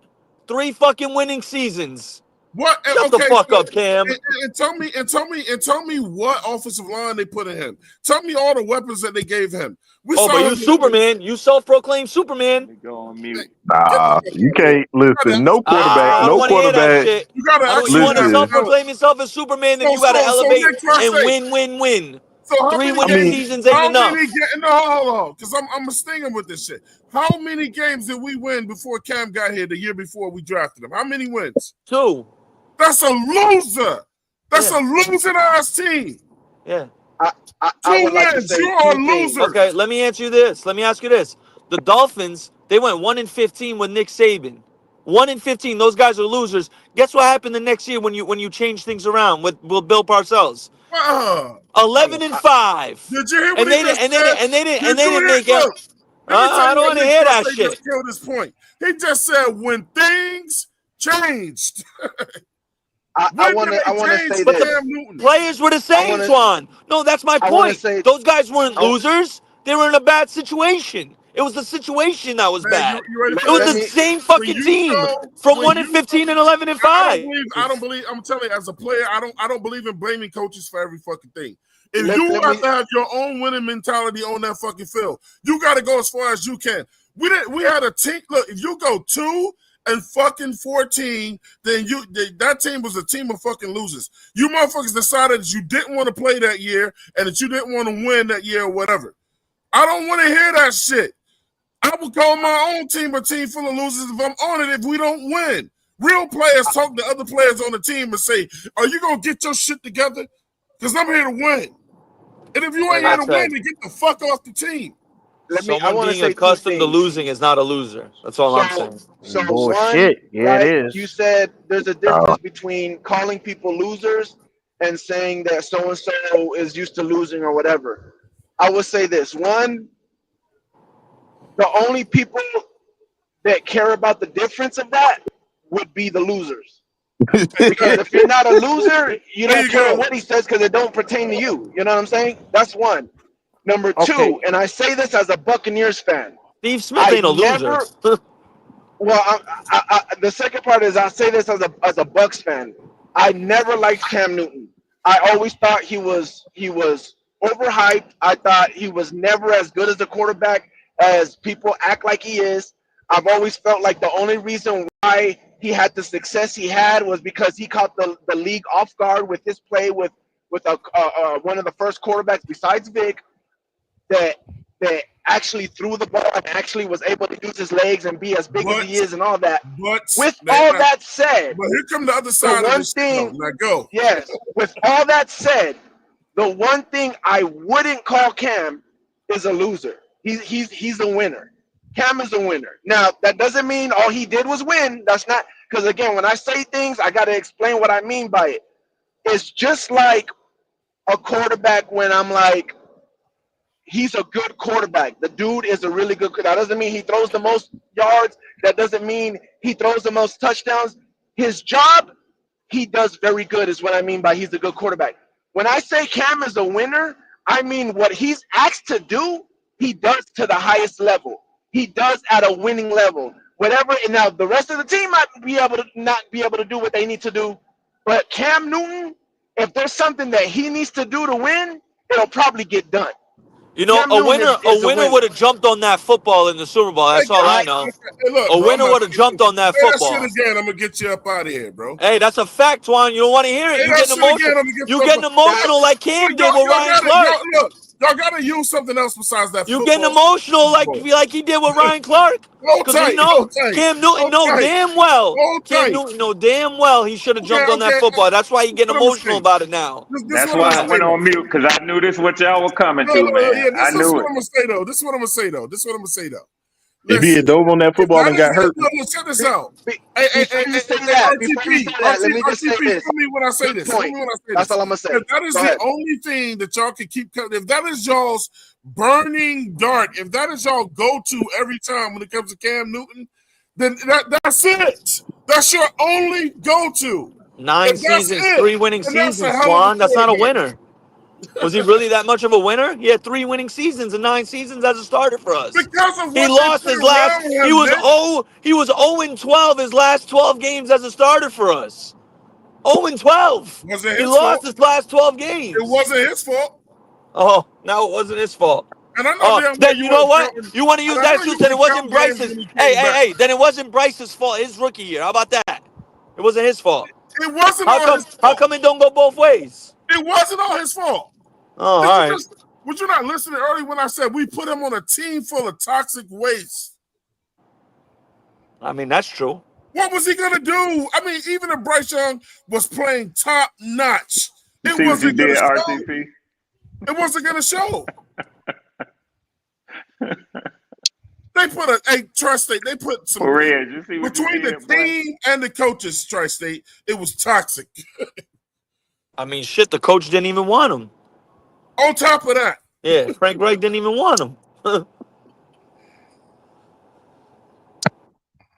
Yeah, I mean, you know, well, if you want to talk about, you know, a group of guys that are not losers and everything, then explain to me why the Browns were losing for damn near 30 fucking years since 1999, since 1999 when they didn't have a losing season until Baker Mayfield got there.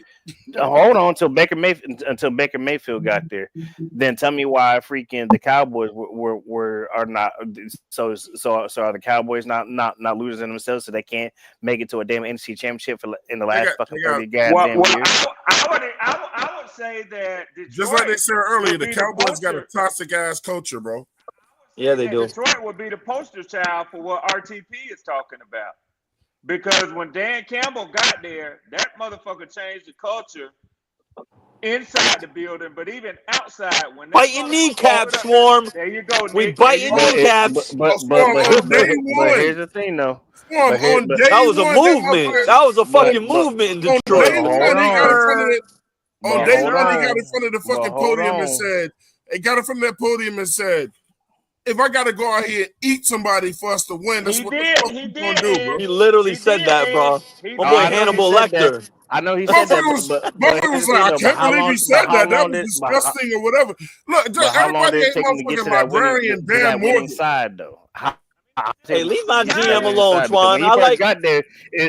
got there, he had a losing ass season. So he was around a whole bunch of goddamn losers. But you Yeah, got but to the fix first the season was the. mindset first, though. But you got Yeah. exactly, And that's what Swan. Exactly. that's what Cam Newton was talking. That's what Cam Newton was talking about. He had to go in there and change the mindset of the culture of the culture fact. All right. No. See, that's not fair. That's basically what he did. No. Swarm, wouldn't it be unfair to ask your new quarterback to come in, rookie, not just be That's a a lot of rookie, weight. but asking a rookie to change the culture?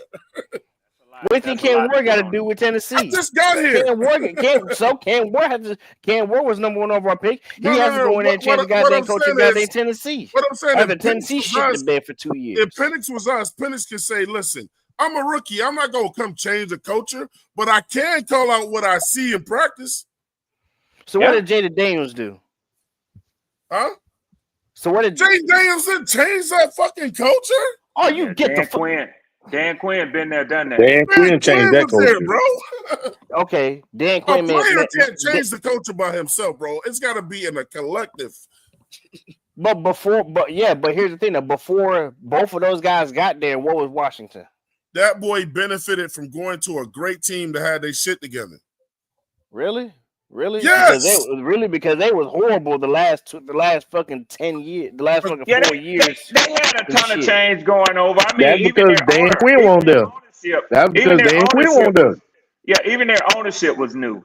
You know what I'm saying? So yeah, it was highly unlikely that they would have done what they did, man. But you know one thing about a team, you know one thing about a player or free agent going to a good team, the one thing he knows, especially a team that has a great culture swarm, is that I cannot go over there fucking around. Right. They will not accept what I did with my old team. Right. That's what culture does. Yeah. Listen, man, like, I get what you're saying, but no rookie is coming in there and flipping the culture just like Twan. It was a collective between that owner, Dan Quinn, the GM. It was a collective. Jaden Daniels rookie quarterback can change the culture, but it's up to the coach to keep the culture. You can't. No. It's like a parent and a kid, right? You could be that kid that was basically like the parent, taking care of your sisters and little brothers or whatever. But if they can go over your head straight to the parent, and the parent lets them do whatever, then you can't keep the culture, bro. You got to. Let me tell you why I debate you on that, RTP. Swarm, help me out with this one. If you agree, if you don't agree.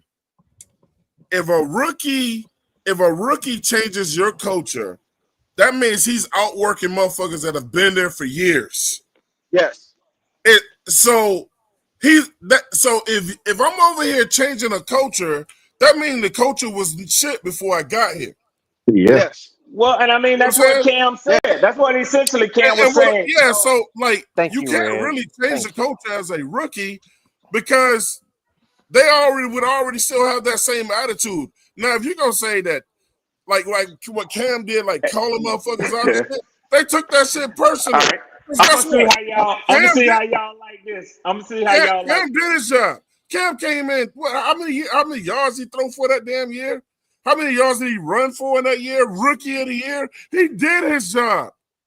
Hey, when you do all that shit, you get to call out other guys on your team, bro. So again, a rookie comes in, right? Whether it means that he's already outworking all these guys, these veterans that's been there or not, the culture is being changed. But again, if the coach is seeing that he is exactly. If the coach sees that he's outworking people, and guess what?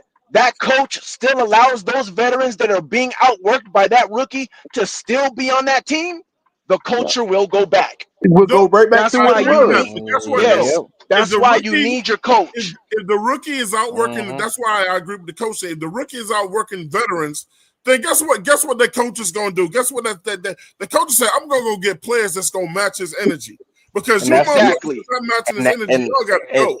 And we never. and And that's what exactly Jimmy Johnson did with the cat. That's what Jimmy Johnson did with the Cowboys, and win those goddamn Super Bowls. Once Jimmy Johnson got pushed out the goddamn building, they Jerry won Jones one more. killed his. They Jerry won Jones one more killed his Super Bowl own after coach. that, and guess what? They haven't been back ever since. Yeah, Jerry Jones killed Killed his his own own culture, culture. so he could be Yep. so he could be Hollywood. Yep. Yeah, egotistical. And the Yeah. Browns just don't Who understand culture. talks? Period. They Hey, just Swan, don't who understand. talks shit about your star players before fucking training camp?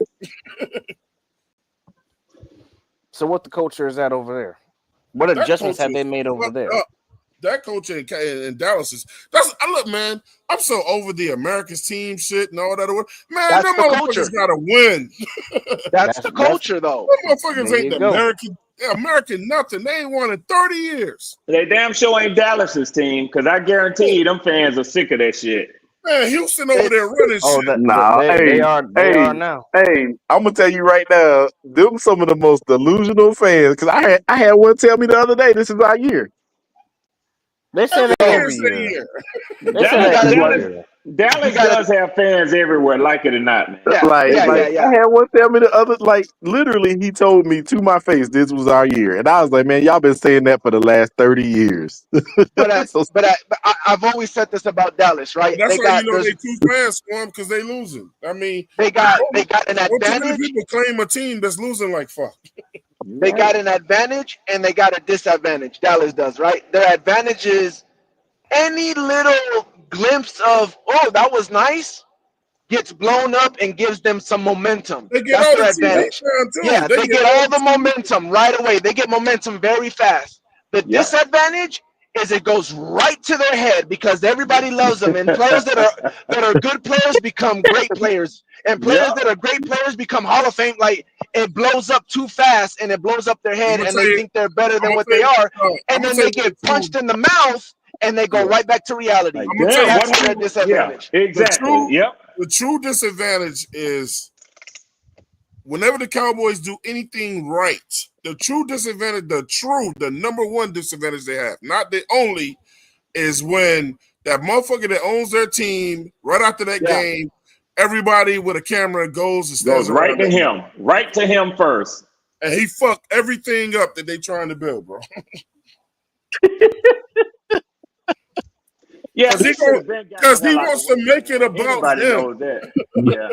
Yeah. Yeah, and that's I how wouldn't be able to stand it if that motherfucker was the owner of my team, man. At least I can say with David Tepper, it looks like he's changed, like he's trying to be better. Because I thought that motherfucker was going in the same direction, except David Tepper don't like going in front of cameras. And Swan, and what is that? And what is the name of this show? It's Adjustments. called exactly. And He David made Tepper an had it adjustment. exactly, and he's adjusting to going into the right direction. Listen, So- but a lot of people don't see what you see, Twan. You go find certain podcasts, they still talking about Tepper is driving this thing into a hole. I'm like, dude, when the last time you heard from David Tepper? When the last time you seen him on TV other than sitting in the freaking room that he owns? Bro, I hear on. more. I hear more from Don't Brant get it Tillis than twisted. I do from David I'm Tepper. no David Tepper fan. Don't get it twisted. I'm not a fan of his, but We I know. understand. We know. I mean, like I said, we're hearing more about Brant. We're hearing more stuff from Brant Tillis than David Tepper. Yeah, this motherfucker, he's still not a great owner in my. All right, we averaged 4 win seasons, and you still want to have the 4th highest ticket price in the NFL for fucking what? Because of what he's paying these players, man. You doing all this bullshit, throwing drinks and shit, but you got the 3rd highest concessions than any other football team. The only people that's got higher concessions you is LA and 2 teams in New York. But besides the fact that Jerry Jones is just a traditional billionaire, which most people aren't going to speak up to them because they're such powerful people, I think one of the biggest problems that he has and hindrances to allowing the people that he hired to do what they do, meaning that they are actually better at what he hired them to do than he is he thinks that because he played at Arkansas and had a pretty okay level as an NFL, Man, that not an motherfucker played with a NFL. leather helmet on his head. Hold on, Twan, hold on. This I'm gonna give you an example of what I think about when I think about Jerry Jones. He feels like he knows as much about football as these coaches who he's hired that's been coaching for 20 years. He's like a paramedic that thinks that he can sit down and tell a surgeon how to perform open heart surgery. We ain't the same. We ain't the same, motherfucker. We You're ain't right. the same. You're absolutely correct. The motherfucker ain't nothing but if Skip Bayless was an owner of a team. That's all the fuck he is. Well, he's a little bit higher than that because he's played and he's been around it. But still, with all that and with all your money, you got no business telling Jimmy Johnson or any other coach what the fuck to do. And he gonna do the same thing to Schottenheimer. Well, Sadly, he's known Schottenheimer for a while. Well, he was dead. ever since, let's be clear. but Swarm's right. Jerry Jones gonna be calling the shots. Yeah. Ever since, let's be clear. I don't think he hires you unless he knows he's going to be able to. That's what I was about to say. That's what I was about to say. He's not gonna hire. That's what I was about to say. He's not gonna hire someone if he knows he He's can't not even gonna control hire them. you unless he has control of you, bro. Yep. Exactly. Yep. It's all about that goddamn control. He made sure You think Jerry Jones would you think Jerry Jones would have hired Jim Harbaugh? Fuck no. Nope. Because he knows he can't control Jim Harbaugh. He didn't want to hire. He didn't want to hire Belichick for the same reason. Exactly. But here's the thing: he fails to realize. He knows that if he hires one of those guys, he knows that he can go get that Super Bowl. Exactly. Look, so Edge, how can I take the crazy thing? The crazy thing is, and Nick, you can agree with me. Look at the Cowboys roster. Look, that roster is a nice ass roster. They You do can have a some good things. roster, bro. You can do some damage with that roster. With If the you right just get coach, for sure. They get the right coach that's not a yes man. He can take that roster and take it somewhere where it needs to be. But I got a hot take. I got a hot take. I know that. If Jim Harbaugh was the coach of the Cowboys, they'd fuck around, maybe win that division, low key. If Jim Harbaugh was the coach, they'd at least be contending for that division. Win that Yeah, I division. would agree with that. Win that division, bro. Win the division, Psh, bro. You gotta do more than just win a division, bro. No, I'm just saying though, like the Cowboys are easily the third. No. The third, they're not better than Washington or the Eagles. No, How. Nick. What I'm saying is this: you're talking about winning the division. I'm talking about being the top one or two seeds in that division, to where the division has to run through them. That is what I am talking about. Yeah, I You feel gotta you. get out the NFC East first, though. If Jim Harbaugh was the head coach of the Dallas Cowboys, I'm pretty sure not one they will win the division, but two, the playoff division is gonna have to run through Dallas. The conference. Man, look, bro, you gotta. I gotta like Jim Harbaugh. I like the Harbaugh bros as coaches and this and that, but that motherfucker ain't no Harry Houdini. And you ain't finna tell me. He seemed like it's bro. He ain't Harry Houdini. He ain't no Harry Houdini Raswan, but he can have that roster where it needs to be. That motherfucker don't lose a lot. I'm gonna tell you that shit. Because you can say what you want to say, but that is not an illusion on the horizon that we seeing in Philadelphia or in Washington. And like Twan said, you got to come out of that, and then you got to team up in Detroit. I disagree. We can disagree. We gotta come out that NFC East first, bro. But Red, look, he can fight for they that. They still have problems on their line. They still have problems. Yeah. You're right. They still ain't got no running back. But here's the thing, though. They would have gotten a running back with Jim Harbaugh. They'll be fighting for that. They would definitely be fighting for that Well, you know what? spot. That I can agree with. I'm just saying it's not over just if he was there. That's all. You feel me, Gaskins? If Harbaugh was the coach, they'd have a fucking running back. No, it wouldn't be over. I got you on that. I believe you on that one. I got you on that. That's 100% right, Nick. That's all I was saying. I got you. Listen, I'm just saying this right I just want now. to put on record, I do think Washington is a little bit of an illusion. I just want to put that on record. Yeah, I do too, RTP. I do too. I want to say this. Hey, I want to say this, RTP. Bro, Hey, I want to say this, RTP. They got a whole year's worth of tape on Jaden Daniels now. I don't think Jaden Daniels you is can the stop him. illusion. I think the coaching Exactly. staff is the illusion. That's what I think. I think the fact that they do have a whole year, I agree, but I don't think You it's think it because was of Jaden you think Daniels. last year was a blip? It wasn't a trend. I feel you. No. This is what it is. The offensive coordinator is not good. Jaden Daniels saved that offensive coordinator's ass. Look at the offensive coordinator's track record, whether he was offensive coordinator or he was a head coach.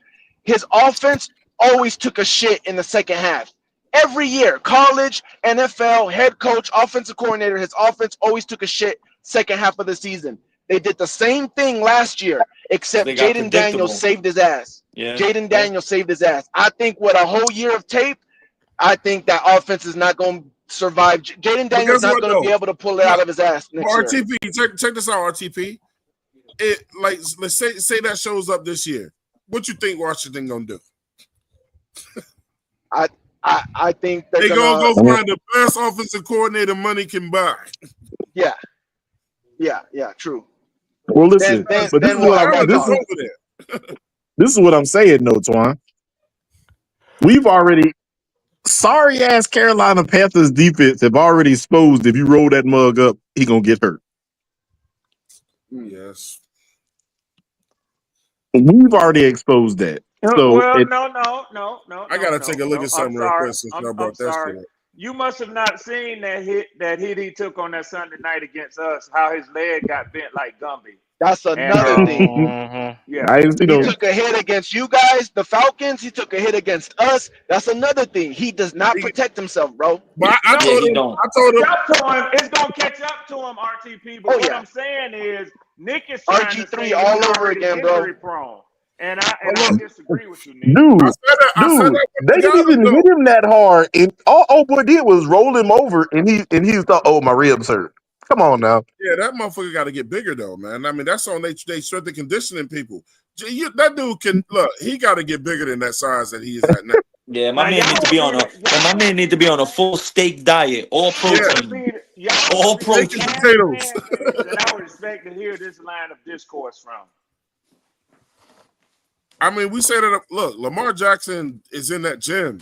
You know, I mean, people gonna try. I'm talking about with who your. But you know what? Here's the thing with Lamar. We've been watching Lamar for 7 years now. How many times have we really seen Lamar get like bland on a field?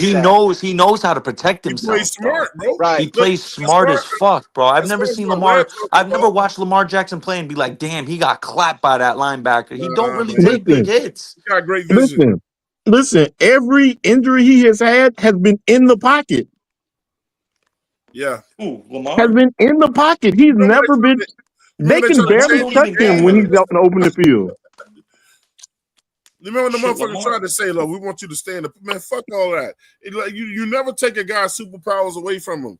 As far as Bryce Young, what Swan was just talking about, Bryce is doing the right thing though. Bryce knows he can't run between players. Keep your ass to the outside where you can run the fuck out of bounds or slide or whatever. Hey, he don't try to do anything outside of what he know he can't do when he take off running. Hey, Swan, that is 100%. I'm driving. That is 100% factual. All those runs that he took off running were two angles to the sideline. Won't nobody about to touch him. Man, look at this motherfucking roster. Y'all, an illusion. No, that's a nice roster, bro. He never said the roster wasn't good. He said he thinks the coaching staff. He thinks the coaching staff. Yeah, is good. A lot of times when you got a lot of talent, it can hold on to that defense, Twan. Huh? Let me see that defense. That defense qualified, bro. Damn, Deron Payne and Devon Kinlaw in the middle. What you're saying. Ricky Louisville the roster can hide stuff, but after a year, NFL is going to start picking. Okay, I saw what you did to hide that. We're going to expose it now after a year. You know what I'm saying? You know what though? I'll say this though. and then they got a lot of injuries. You ain't gonna be able to argue with this, RTP. Motherfuckers got all the film they wanted on Cam Newton. It was nothing they could do to stop that motherfucker from running. Nothing. No, but I think Ron Rivera was very smart. There's a difference though. Swan, there's a difference though. 6'6", 260. How do you stop a dude that can run over linebackers? That's what I'm saying. But look, that's what I'm saying. Look, But not I'm only not that, going. Ron Rivera was very good at like, okay, we're using this. Okay, now we're gonna use Cam. Okay, now we're gonna use this. Okay, now we're Yeah, gonna hit you with a run game. He yeah, was Ron very Rivera good was. at doing that. Yeah, he was getting predictable towards the end, man. That's why. Yes, yes, he When was we, running I out don't of. know why we got rid of old boy when he became our offensive coordinator because he was doing a great job with Yeah. Cam, the dad, not the son. When we Maybe With I'm just Washington, they're always in third and long, and they always have to rely on Jaden. Maybe I'm just Using old the bail fashioned them with the out way and I fourth like down. my. you breaking up, RTP. Oh, my bad, Go ahead, Swan. RTP. Maybe I'm just old fashioned with the way I like my football, but I really don't want my quarterback running the ball too. I you know what, Swan? You know what? I bet you wouldn't when Cam drug 8 of your fucking players 10 yards. Come on, Red. Yeah. Y'all have y'all had arguably one of the best running quarterbacks in NFL history. And I always wanted to see him do more with that cannon of an arm that he had. Listen, the only person, because I'm saying this, I'm not taking it because he's a player from the Carolina Panthers. This came out of Michael Vick's mouth. The only person he ever hated when he thought about running was Julius Peppers. Everybody else was cannon fodder to him. Yeah, but the point I'm trying to make is I like for quarterbacks to throw the ball and I like for running backs to run the ball. Yeah, I got you. I like for a quarterback to be able to make something happen when they take the pass away, when they take his receivers away, but I don't want him making a habit of it. Because two things that I know don't last long. Well, three things. That's a motherfucker fucking with me, a dog chasing cars, and a quarterback running the football. They don't last long. Listen. Hey, look, all I'm saying is y'all know though, that's one of them old man jokes right there, y'all. You know what I'm listen, the only issues that I have with all this, like, I'm okay with Bryce running, but I need Bryce to run when it's necessary, and that's it. Yeah. When it's necessary, and that's it. And I need his little ass to get on the ground or get out of bounds. Hey, Nikki T, did you hear that one? That's one for you to use right there, my boy. I heard what you said. I'm telling Tri-State. Hey, Tri-State, when somebody popping that noise to you, say you're starting to look like a dog chasing a car to me. I'm gonna say it one more time because I got to focus. You fucking up. That's silly. I like that though. Swarm is right. Swarm is right because a lot of my uncle was old school too. He didn't even like Randall Cunningham. He liked his quarterbacks to be in the pocket. But it's about style. I've always loved the dual threat quarterback. I mean, that's all I ever played with in around high school, college. I've always liked a quarterback that could do it all, like an athlete back there. Nothing like it, bro, to me, bro. So I think that pocket shit is it's you can play more in the pocket now because of the rules. But that shit boring to me, bro. I love a quarterback that'll take off on your ass. Look. That's why Michael Vick is one of my top 5 quarterbacks ever. Really? Hell yeah, bro. Vick, I'm just because of his style of play, bro. Man, they got a lot of y'all. Hey, Washington got a lot of injuries though, bro. I don't give a shit, man. Look, my thing is, you Well, got guys Terry on the quarterback McLaurin, field. that's a I'm saying contract this, thing. You got a lot of people that are into quarterbacks that win, just like their total wins. And then you got guys who like style. And then you like guys who like quarterbacks that are just box office. Cam Newton was box office. Do you prefer do you prefer style over substance? Because like you remember Twan, real quick, just to get off subject, like fucking that kid Rashad on Big Tights channel when we were talking basketball.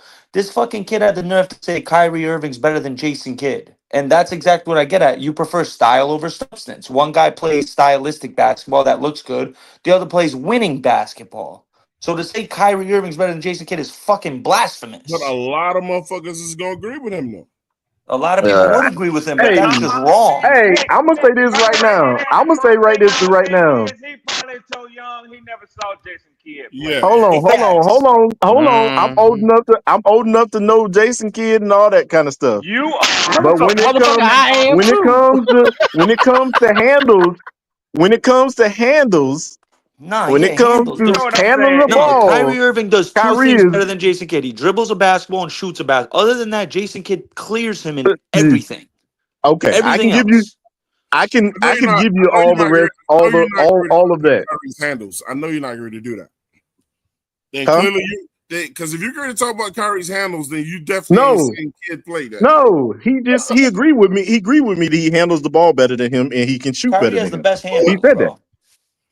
The only person It ain't that much more superior than Kid. Hey, bro, look, they could. Hey, Swan, they ain't seen Kid. You said it Oh, ain't yeah, that much more. I ain't see a lot of people cooking Jason Kidd. Kid ain't. I ain't never seen Kid about to Kidd make has somebody do daggone doing the ring around the rosy on the field. I'm on the court. Gaskins, that's exactly what I'm ain't getting seen at. Stylistic over substance. I prefer substance. I prefer winning. Jason Kidd carried the team to the finals 2 years in a row. Kyrie, Yeah. if you put Kyrie Irving in his prime on those Nets teams, they're still not going to make it to the finals. Well, this is what I would also say about people it. around him. Then your This is favorite what I would guard also should say be- about it too. then your favorite guard should be John Stockton. Then it Who? shouldn't even be But this- Kyrie. Listen, I'm gonna say this right now. Kyrie has some sick handles, and the only person who can compete is Allen Iverson. I'm sorry. Any other guard is trash. You must be crazy, bro. You must be crazy. No, you ever it's watch true. Jamal True. You ever watch Jamal Crawford? Trash. You ain't never seen Jamal What? Crawford. You ain't never heard of God Sam Trash. God. Oh, you're saying anything. Trash. Fucking crazy. Trash. Only Jason- other guard that Jason can Williams? compete. Jason The only Williams? other. Are you serious? The only other guard that can compete with him was Allen Iverson. The rest you are have never- the you have rest never fail in heard of comparison. God Sam God. If you say I heard of all of them, and I know Then you for didn't a watch fact. him then you didn't watch I him. know There's no for way a how you fact. You don't know about no Jamal Crawford, bro. I Stop. do know about Jamal Crawford. Jamal Jamal Crawford's Crawford still handles can't were- handle the ball the way that Kyrie Jamal does. Crawford's handles are better than Kyrie's. Nope, don't agree. It's debatable, Come on, Twan. It's Don't debatable. agree. I don't I'd agree. still give the nod to Kyrie, bro. I'm not Nah, gonna then lie. you Don't can, agree. but you can though. You can, but I'm telling you, It's debatable. Jamal Crawford was more of a tactician with his handles, though, bro. No, I'm telling. Hey, the way that this dude has makes people look like fools. The only other person who made people look like fools on the court trying to take the ball away from him was Allen Iverson, and that's a. Well, first He of all, made Kyrie Mike look like an absolute idiot trying to take the ball away from him. That's one play though. That was one play, and then Jordan went down there and banged 3 on him right after that. So, Yeah, hey, he said, "Young boy, you ain't gonna." He said, "Hey, his ass didn't guard his ass no more." hey, tell him for him. Jordan said, "Give me that fucking ball, ran right up the court and dropped 3 on his ass, bro." And don't nobody else touch that bitch. Hey, look, hey, but his ass did not guard his ass no more. What the fuck he did? He didn't stop guarding him. Look, You don't want to that get man into almost. Hey, Jordan. listen. Jordan just needed a reason. You know what I'm saying? Allen Iverson didn't win again. He didn't even win that game. Listen, I'm not saying win, man. I'm talking about. I'm just talking about the way that he did it. Hey, I don't care what y'all. Well, you know what? Based on how Nick said he like it, Jordan said, but who won though? Who won the fucking game? Damn. Got my guy here popping bullets. Hey, Twan, check your phone in a little. I'm about to send you an ill picture. You let me know what you're rocking with. What up, Pop? What's good with you? I wanted to jump on that little bit of debate right there. I totally agree. With who? With Nick. Which one? Which one? Ban. You know, it's ban. See? Yeah, no, Kyrie definitely got the best handles, but Crawford up there, listen, bro. And Nick, try. You ain't gonna like this one. Huh?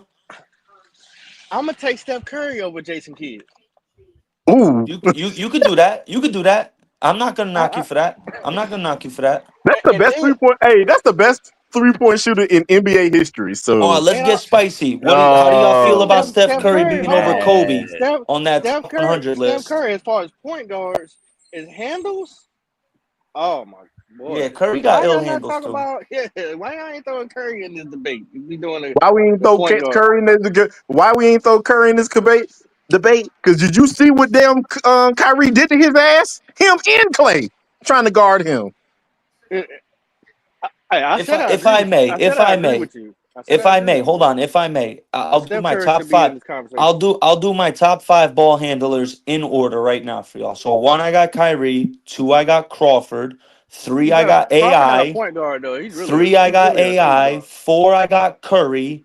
And 5, I might go Rod Strickland or God Sham God. I don't consider Crawford a point guard. I really don't. No, we That just motherfucker talking good. handles, just ball handlers. And then y'all also forget about Derrick Rose. Oh my! Can I say something respectfully to y'all? Man, they also forgetting Listen, we don't about need your y'all. respectfully old ass comments. Let We me don't tell you need your why. respectfully old ass comments. Let me tell you why. Right, cause Red kind of got on Yo, my nerves. Red watch Bob Cousy play. Stop it. He's seen them all. Nah, Yeah, I ain't that's trying to. right. Nah, That's Nick. what I'm gonna I ain't say. trying to. That's what I'm I'm not gonna trying say. to hear Red. I don't like to do the all-time argument because I think it's unfair because you have to look at it in eras. Now, contrary to what Nick said, I don't really remember watching Bob Cousy play. I know. I'm But fucking with you. no. Yeah, I'm laughing. But I have heard people talk about the big old Oscar Robinson. And I also know that I've heard him talk about Pistol Pete Maravich and how he used to dribble circles around motherfuckers. So and I'm just saying this for basketball. I'm And saying what it for about Zeke? baseball. Yeah, that's what I'm saying. I'm saying it for baseball, with the Hank Aaron and the Babe Ruth thing and and football and different eras. I don't know. I don't want to sound like a Debbie Downer, man. I just like to watch Hey people Nick, that and Nick Adams, hold it down for a second. I gotta take. It's gonna take me 5 minutes. I gotta take care of some. cool. I Hey, mean, I Isaiah agree. Thomas and Magic Johnson too. We gotta If you name gotta them for ball if you handlers. gotta put it in perspective, it's hard for people to talk about an era that they didn't even see. You know what I'm saying? So that's why Yeah, I'm not yeah. naming people going all the way to Magic Johnson. I was And not Pumpkin, around I at that didn't time. say that. I didn't say that to try to bring the tone of the No, but conversation it down. makes sense. I'm saying, yeah. You know what I mean? It makes perfect sense. It makes perfect sense. That's like people saying they seen Dan Marino. You weren't even born yet. You didn't see no Dan Marino. Listen, hey, Talk about the look, guys you seen. I'm trying to tell these mugs, man. Like, yeah, I was born that year that Dan Marino's first year. So obviously, I don't know a lot about Dan Marino, but You at the might have end of been the able to day, recognize him by 5 years old. By 5 years old, you might have been able to recognize him. I mean, yeah. About 5 years old, yeah. But all I was saying is that's why I've tried to tell people. But if you look at what he did, if you go look what he did in his first year, Jaden Daniels and freaking were the first ones to do something like that again. Jaden Daniels had the most successful since Dan Marino probably as a rookie. But CJ Stroud did it the first year, and then But Jaden Stroud didn't get Daniels to the came. conference championship. He only got to the Now divisional round. we're going back to football. So the top 10 list, I ain't really rocking with Cam's top 10 list either. There's some guys that I think need to be pushed a little higher. He hating on Jalen Hurts. I don't know why. He has but he's putting it in perspective. He said because the reason why he said what he said he's not hating, bro. He's saying you would never be able to really see what he can do because of all the talent that was around him. That is very true because of how the team is made and put together. You're never going to see Jalen Hurts like really Have to play. Put it on his back. You're not going to see that. Not as long as the guy stay healthy. So he's right. He's saying he's a top 10. And he also said, does he think that he has the capability? Is he elite? Yes. But you're never going to be able to see it though. Not why he has all I that agree with talent. that. That's a very true I statement. agree with that. And not only that, you can't argue because we also bring up about his yards. That also back up his statement off of individual stats. That's not a top tier quarterback after going off the stats. That's not. But does he produce? Yes. Can he be elite? Yes. Is he elite? He probably is. But the problem is you're just not gonna be able to see it with all that. When was Jalen Hurts talked about, and this is one of his points too, but it's a fact. Was Jalen Hurts talking about MVP last year? No. It was Saquon. Yeah, but I also saw the Chiefs in that Super Bowl. They loaded up the box But to stop but Saquon, which they did, listen, and they dared Jalen That's they Hurts one. to beat You're him, missing. You're they missing the point. sold That's and out. he one cooked They game. them. sold out. He They cooked sold them. out. Nick, try. But you Washington did it listen. Let too. me ask you: if Nick, you you talking about sell out one to game? We start, talking about the whole season. That's if you where sell, everybody get mixed it up. But you can't talk But about he's a one big game. We game talking about player too. I gotta take those things into. He shows up in the big games, bro. but listen. Look at Let his me ask you touchdown to this: interception ratio his last 3 years in the postseason. It's like but 19-2. he's He not talking plays about a top well 10. in He's big but not talking about listen, a games. Nick. top 10. He's just saying out of the Let's top listen. 5. Let's listen to this, Nick. No, he's not If top if 5. if I sell out to stop Saquon Barkley, what the hell? All you got to do is throw the ball back where the dude came from. Where the blitzer came, all you got to do is throw the ball right there, and it ain't hard. No, He but he didn't was have beating a him down the hard. field, Gaskins. He was Listen, beating Let me him ask you down. this, He was listen. Nick. beating him down the field. How hard? I know, but how hard? Who didn't know that Kansas City wasn't gonna go in there and be prepared for Saquon? Who didn't know that? Nah, well, Spagnuolo has always been a well-respected guy. He got pretty predictable. He showed his hand early. He was like, all right, I'm gonna. He basically said, we're gonna stop Saquon. We're gonna force Jalen Hurts to beat us with his arm, and that's exactly what he did. And But that's the problem. but listen. But when you have two arguably two top 20 wide receivers, Arguably, they're two top 20 receivers for sure. I mean, Devontae Smith is a top 20 receiver probably in the NFL. The best running back in the league, the best running back in the league, a top 5 He can't offensive line. control that. I a know he good. can't But I control feel that, y'all. but Like it's just if you top. put, I We're not feel y'all. taking away. Nobody's Listen. I feel taking y'all. away from. I understand what you're saying, Pop, in the aspect of you could put a Justin Herbert or a C.J. Stroud on the Eagles, they probably still win the Super Oh my Bowl. I feel God! you. I feel you. But listen, but I this is feel what I'm you. trying to say. But we don't The know. verdict was out on how to beat Patrick Mahomes. Anyways, the verdict was out. Both Super Bowls, Let's be honest. Who's had a more both Super Bowls that talented they team? lost. Look Jalen Hurts look or at Lamar both. Jackson? Look Let's at be both Super honest. Bowls that they lost. Look at both Super Bowls. Lamar Jackson or who? Who's had a more talented team? Lamar Jackson or Jalen Hurts? Jalen Hurts. No. There is not a number one wide receiver. There is not a number one wide If receiver. anything, their talent's probably. I mean, you could go There is Philly, but not a it's number equal. one It's wide damn near receiver. equal. It's not equal. It is not It's equal. damn It near is not equal, y'all. equal. It's not equal, bro. The only dog. There is no That it is defensive not line, equal. the defensive The line only that the thing that Eagles makes it have Hold on, is hold on though. way Hold on though. more listen. Let than The hold the on. only thing that Packers makes it defensive line. unbalanced, the only thing that makes it unbalanced is the fact that Lamar is that goddamn dangerous. Yeah, That's it. and Nick, I get you. I know. Even without saying it, you I don't think it know. largely of Derrick Henry, and he's that motherfucker. But man, I mean, the rest of that offense, Lamar ain't working with what Jalen Hurts working with. There is not Nah, he one sure wide. ain't. There is not no number one wide receiver on Lamar Jackson, and that's the problem I have with them. You still didn't go get him a number one wide receiver. Yeah, No.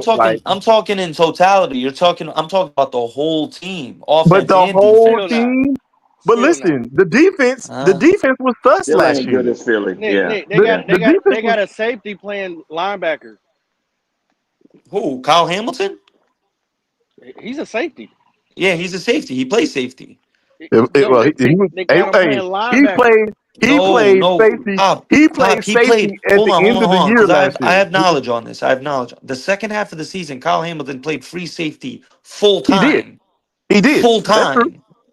That's No true. box. He was playing a lot in the box first half of the season. So yes, essentially, it was like he Yeah, was a when they took all linebacker. those But that shows how all great of those a injuries, DB he is. So me just saying that they don't have to do that in Philly. They linebackers play linebackers. But no linebacker on Philly's better than Roquan Smith. I can tell you that much. Well, shit. No, Hey, no, hold on. Statistics say that old boy was the best linebacker last year. Nah, fuck that. Statistics. Hey, I'm not going Stop to it. Statistically, listen. I am Gaskins, not going to statistically, Sam say. I Darnold had want a to better say season this. than Mahomes. He's better than Mahomes. I want to say. I'm going to Statistically, say this. Let me finish, Nick. Let me finish, Nick. I know that Roquan Smith is better. I know that. Yes. But them numbers. Close. Hey, but look, I'm gonna say this. And this is what I was trying to put out at the thing for us. I think our defensive line is going to take a big jump. I'm not saying the entire defense is going to take a big jump. We need I'm a saying miracle. I think our defensive line is going to take a big jump. And when your defensive line takes a big jump and is getting to the quarterback and making motherfuckers get rid of the ball, you can have a subpar, because until last year we would have all said that that linebacker was a subpar linebacker, right? Am I not right? Yeah, you're right. Until last year we would have all said he was a subpar linebacker. Who? Zach Bond? Zach Bond.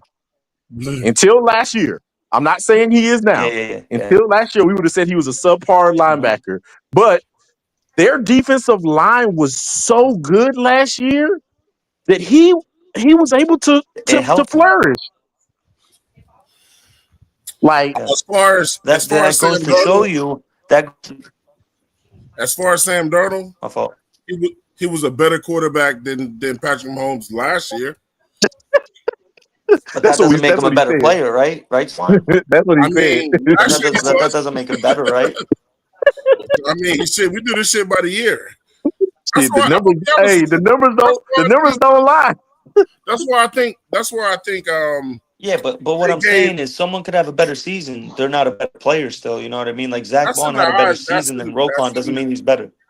Well, I mean, I wouldn't say he was, but if you cheer for that team, somebody might. But look, that's why them Eagles fans gonna tell you Zach Bond better than Roquan. Yeah, they will. That's why I think they gave that because I think they gave it to him. That's why I think they gave the MVP to Josh over Lamar last year, because Josh didn't have no fucking receivers. Yep, that's a fact. I mean, he was a reason. He was a reason they was winning. Good point, Twan. James Cook scored 20 touchdowns though. Yeah, hell yeah. James Cook was cooking. James Cook scored 20 total touchdowns, 18 on the ground. Yeah, most of them touchdowns he scored was down there in the red zone, bro. It ain't like he was no breakaway shits. What? James Cook get low. Hey, James Cook. Hey, James Cook. Hey, James Cook can run. James Cook was not doing the Saquon. Pull up, Chico. Stop playing. James Cook. This shit was funny because the louder y'all start talking, the louder snoring. That ain't pop. That ain't pop. No, I ain't snitching on nobody, but I ain't doing it. You sleep, man? I'm good, though. I'm gonna be sleeping. Huh? Yeah, you sleep. Pop. This shit was so funny. Nah, I'm good. The louder everybody started talking, the louder the snoring went like somebody must be sniffing dope in this place. Hey man, either somebody sleep or somebody is sniffing lines on this bitch. Snoring. No, that was snoring, man. That shit was funny as hell, man.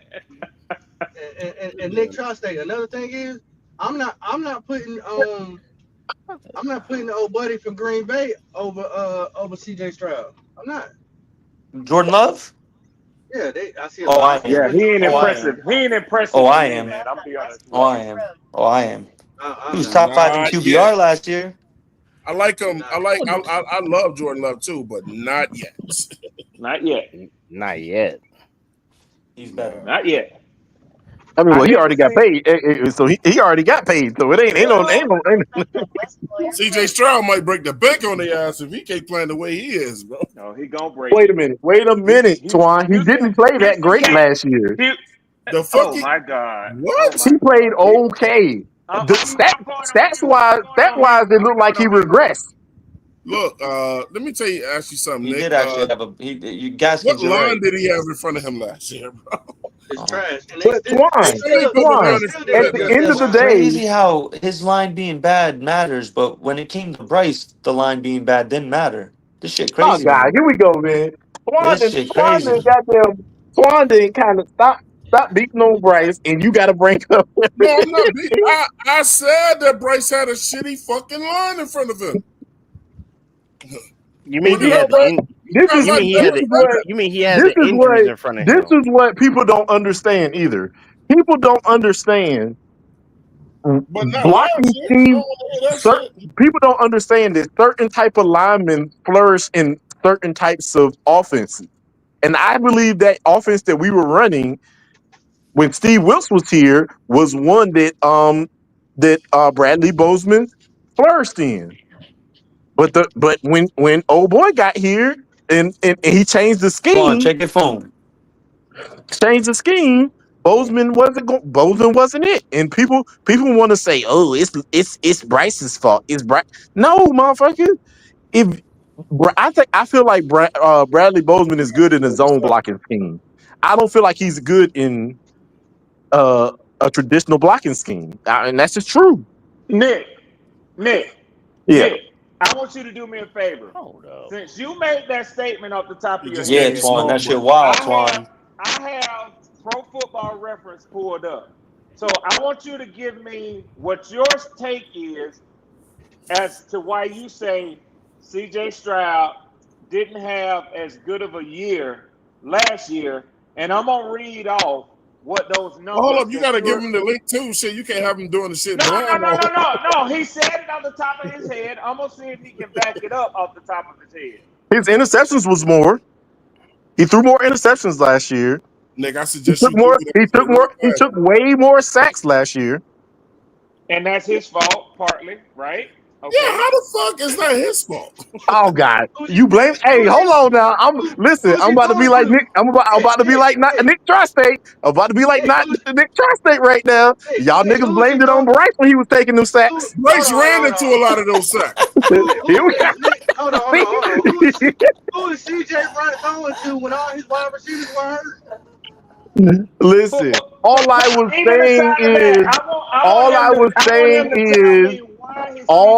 saying is that his year last year was not as good as the first year.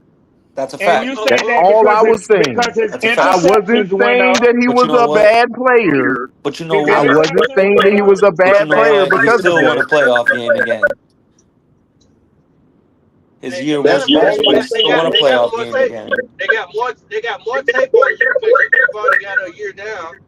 I mean, man, y'all over here defending that man like he ain't nothing. Twan, you're gonna have to. You got an ill. Somebody got a mean echo.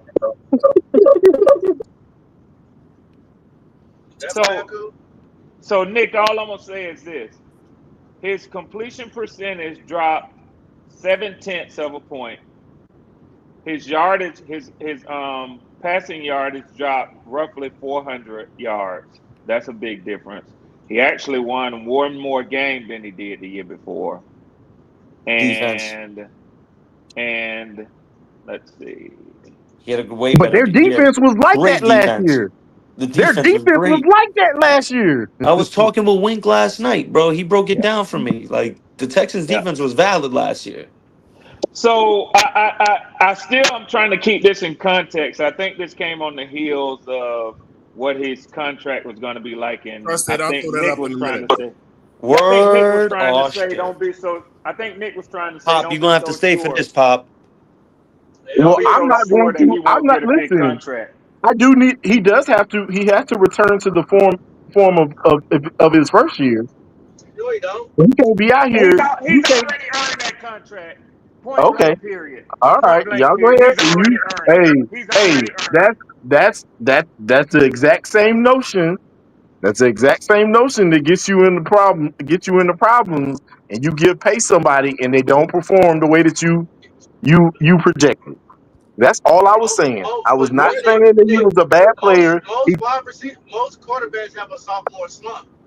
because they already got tape on you. Yeah, and that's true. But that's Plus why he you have to plus he lost you all have his your sophomore weapons. slump, you have your Rest sophomore in slump, peace, the and then you Hulkster. bounce back the next year. I'm not willing to He gonna make you ball, the highest paid hey, he quarterback gonna in ball out. NFL He gonna ball history. out this year, Nick. I'm trying to tell you, Bro, he let If me he gonna tell you balls right out ball this now. out. year, and if he balls out, I do think he. But listen, this is what I'm saying. I agree with you. I never was saying that he was a bad player. I'm I just know. saying, motherfuckers figured him out last year. So this is Nah, the they year that just he needs to They didn't figure out evolve. shit last year. hold on, They Gaskins just though. caught up a Gaskins, real little bit. quick. They didn't They figure him out. replaced Tank Dell's out, and hopefully he has a great recovery play again. They replaced him with Christian Kirk. Christian Kirk's probably better Hey, than him right now. trust me, I could end the whole argument. They used to go to the playoffs last year. Of course. Is that I what's don't, so But they ain't slow shit up. again, Poppin said it a few minutes ago. Their defense was like that last year. Right. So it's part of the team. Their defense literally carried that So you team gonna try to take most of away the from year. Stroud because they had a good defense? I'm not holding it against him. They But it won. helps. They won no matter what the offense was doing. Oh my God! You know, Did he just say also, Bro, that shit? you are fucking bugging. hey, Oh my God! what I like about it, what the Texans did, they went and got both wide receivers that me and Twan wanted. Both of them. Both of them bitches. Oh, Higgins and Both them Iowa Higgins and State juggernauts. Higgins and fucking they're both those Jalen's. How about that, damn? Yeah, Hey, listen, Twan, watch how I fuck with Nick. Hey, Nick, guess who else had awesome defenses last year? Tennessee and New York Jets and Miami. But their quarterbacks suck. That don't mean no, that's a whole different. You see how you be trying to you see how you try to move the whole needle. You not about to get me with that. You not about to get me off my square. He had a down year last year, Hold on, Twan. and that is supported. Nick, try to say you like boxing. I just knocked Nick Gaskins out, and he's standing up, knocked out on his feet. He don't even realize I knocked him out. Now you made all that fucking noise saying that C.J. Stroud, they won an extra game because of his defense, and I just showed you having a good defense don't mean as much as you say it does.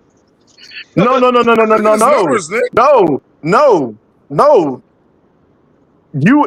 You are figure it out. Say no 10 more times. You'll figure it out. No, I never said that because Damn, you said no again. Your ass over here. Look at this motherfucker, man. This motherfucker. Hey,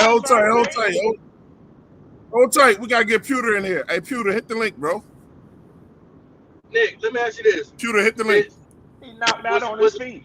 Was the NFL? Did the NFL figure C.J. Stroud out, or was it because his offensive line still sucked and he lost all his weapons? No, yeah. Well, it was probably because it was probably a little bit of both. Screen, bro.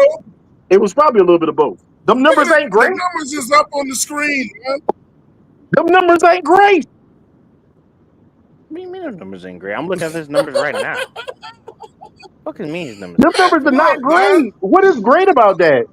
Those interceptions are partially due to having a shit line. That's not He great. almost threw That's for that's 4,000 average. yards with no Man, receivers. so 15th in again, yards, I'm about to give tied for you a 15th in Nick touchdown, Tri-State. 24th in I'm gonna QBR. give What you are a we Nick. looking I'm gonna at? give you a Nick Tri-State. Then why are they? Why is all them ones? He did all of this with no receivers. He's still trying to figure out how to come back, Nick. I knocked your ass out, Nick.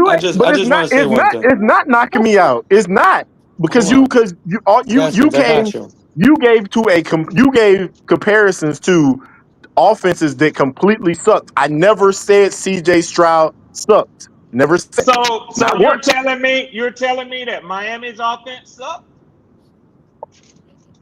Hey, they suck. Oh, okay. Go look at freaking. Go look at old boys numbers. Go look at freaking all they wide receivers numbers last year. Yes, they suck.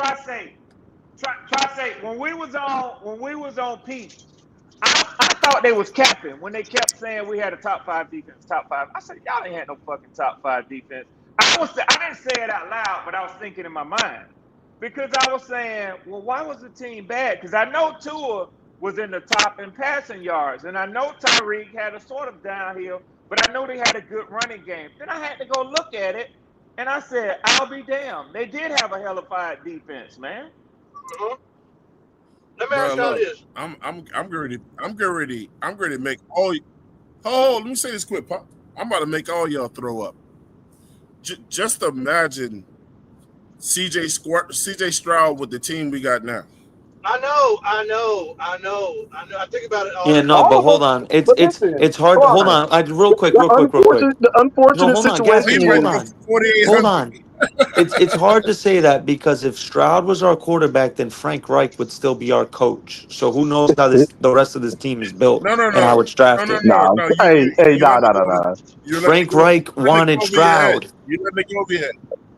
Yeah, that ain't. Tri-State, Frank Reich wasn't gonna say the head coach anyway. He was talking about the talent. He was talking about the talent of the team. Oh, absolutely. Yeah, I'm just saying. Imagine if he was now. Yeah, just imagine if he was with this team that we got together now. Right. I'm gonna tell you one thing. There ain't no CJ Stroud. In I this know, draft. because of what we did. It probably. What you saying in the upcoming draft, man. or what Cam Ward and them? Upcoming draft. There ain't no CJ Stroud in this one.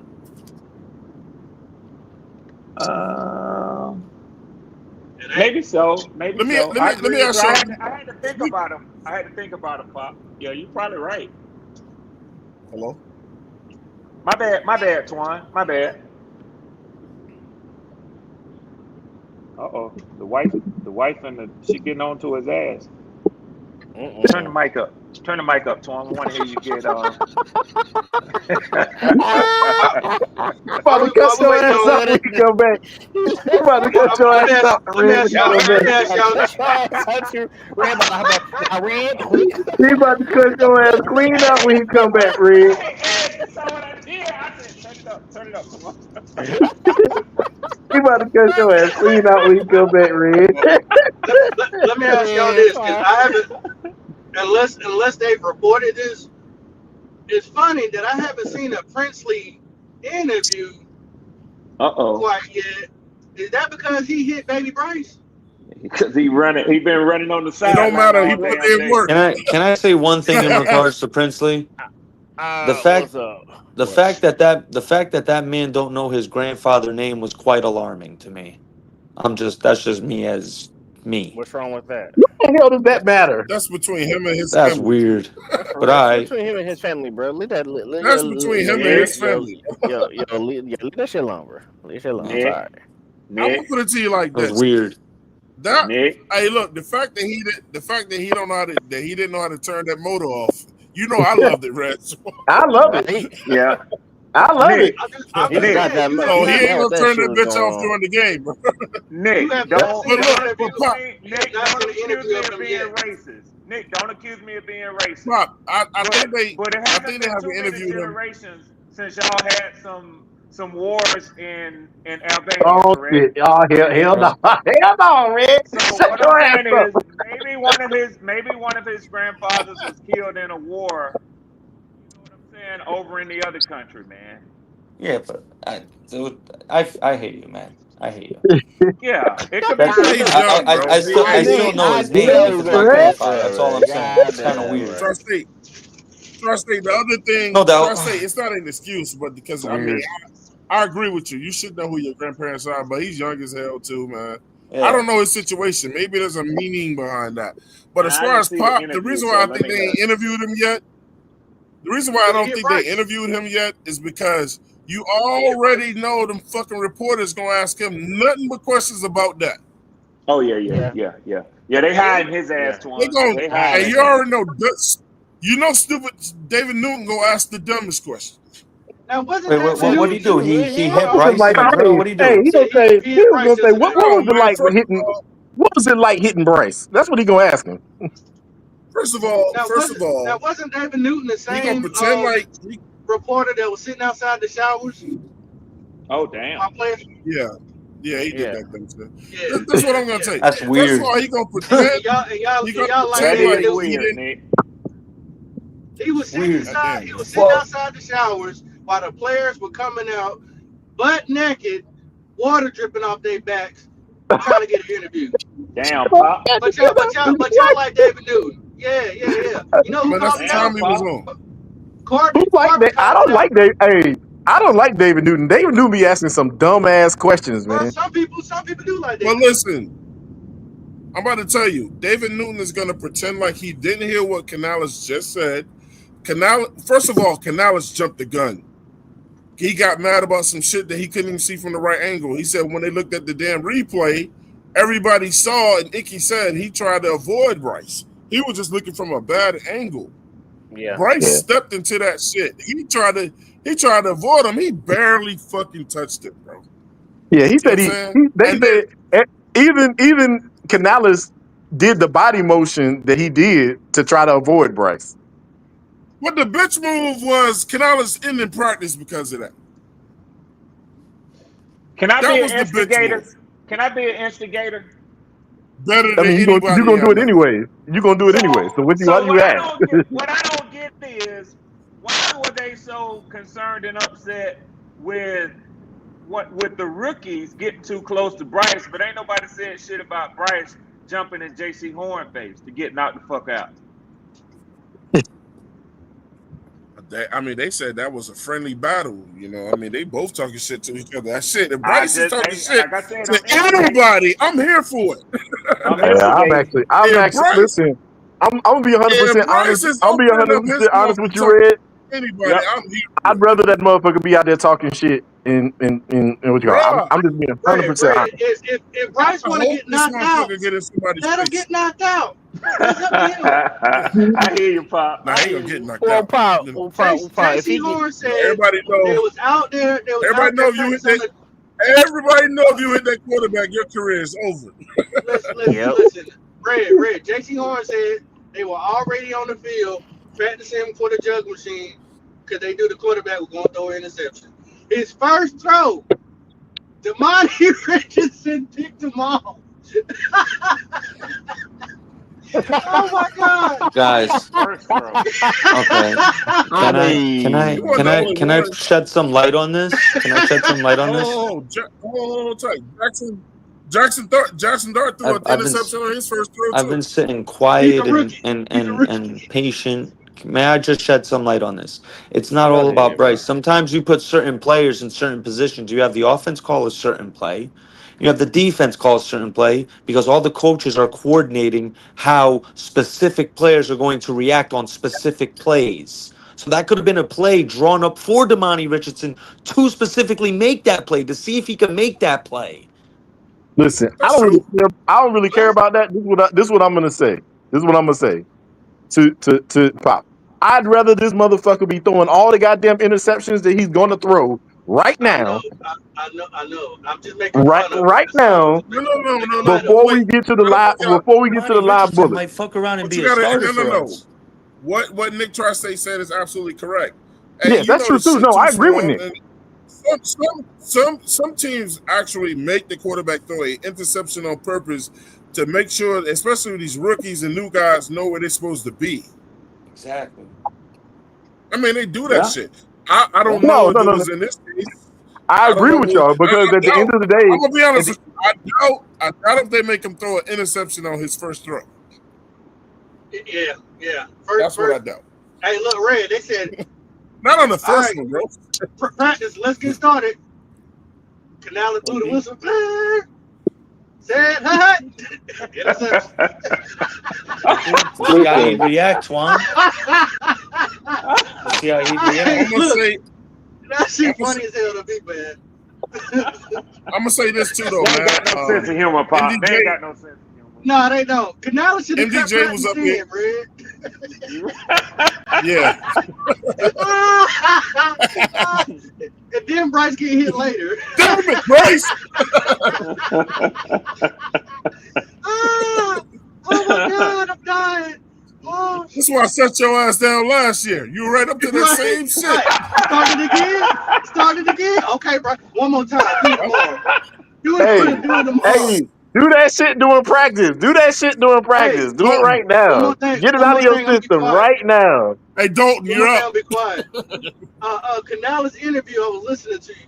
The last like 2 minutes of his interview, he did not mention Bryce. He says he was answering a question about the offense, and he said Jack Plummer and Andy Dalton pushing the ball downfield. Well, why wouldn't you say your number one quarterback doing that? Why are you saying Jack Plummer and Andy Dalton? So I'm like, hold on, are you saying that only Andy Dalton and Jack Plummer are the one that can push the ball downfield? That's kind of peculiar to me. Hold up, man. Y'all reading too much into this. Actually, the question was Twan say chill the fuck out. You're going too damn far now, bro.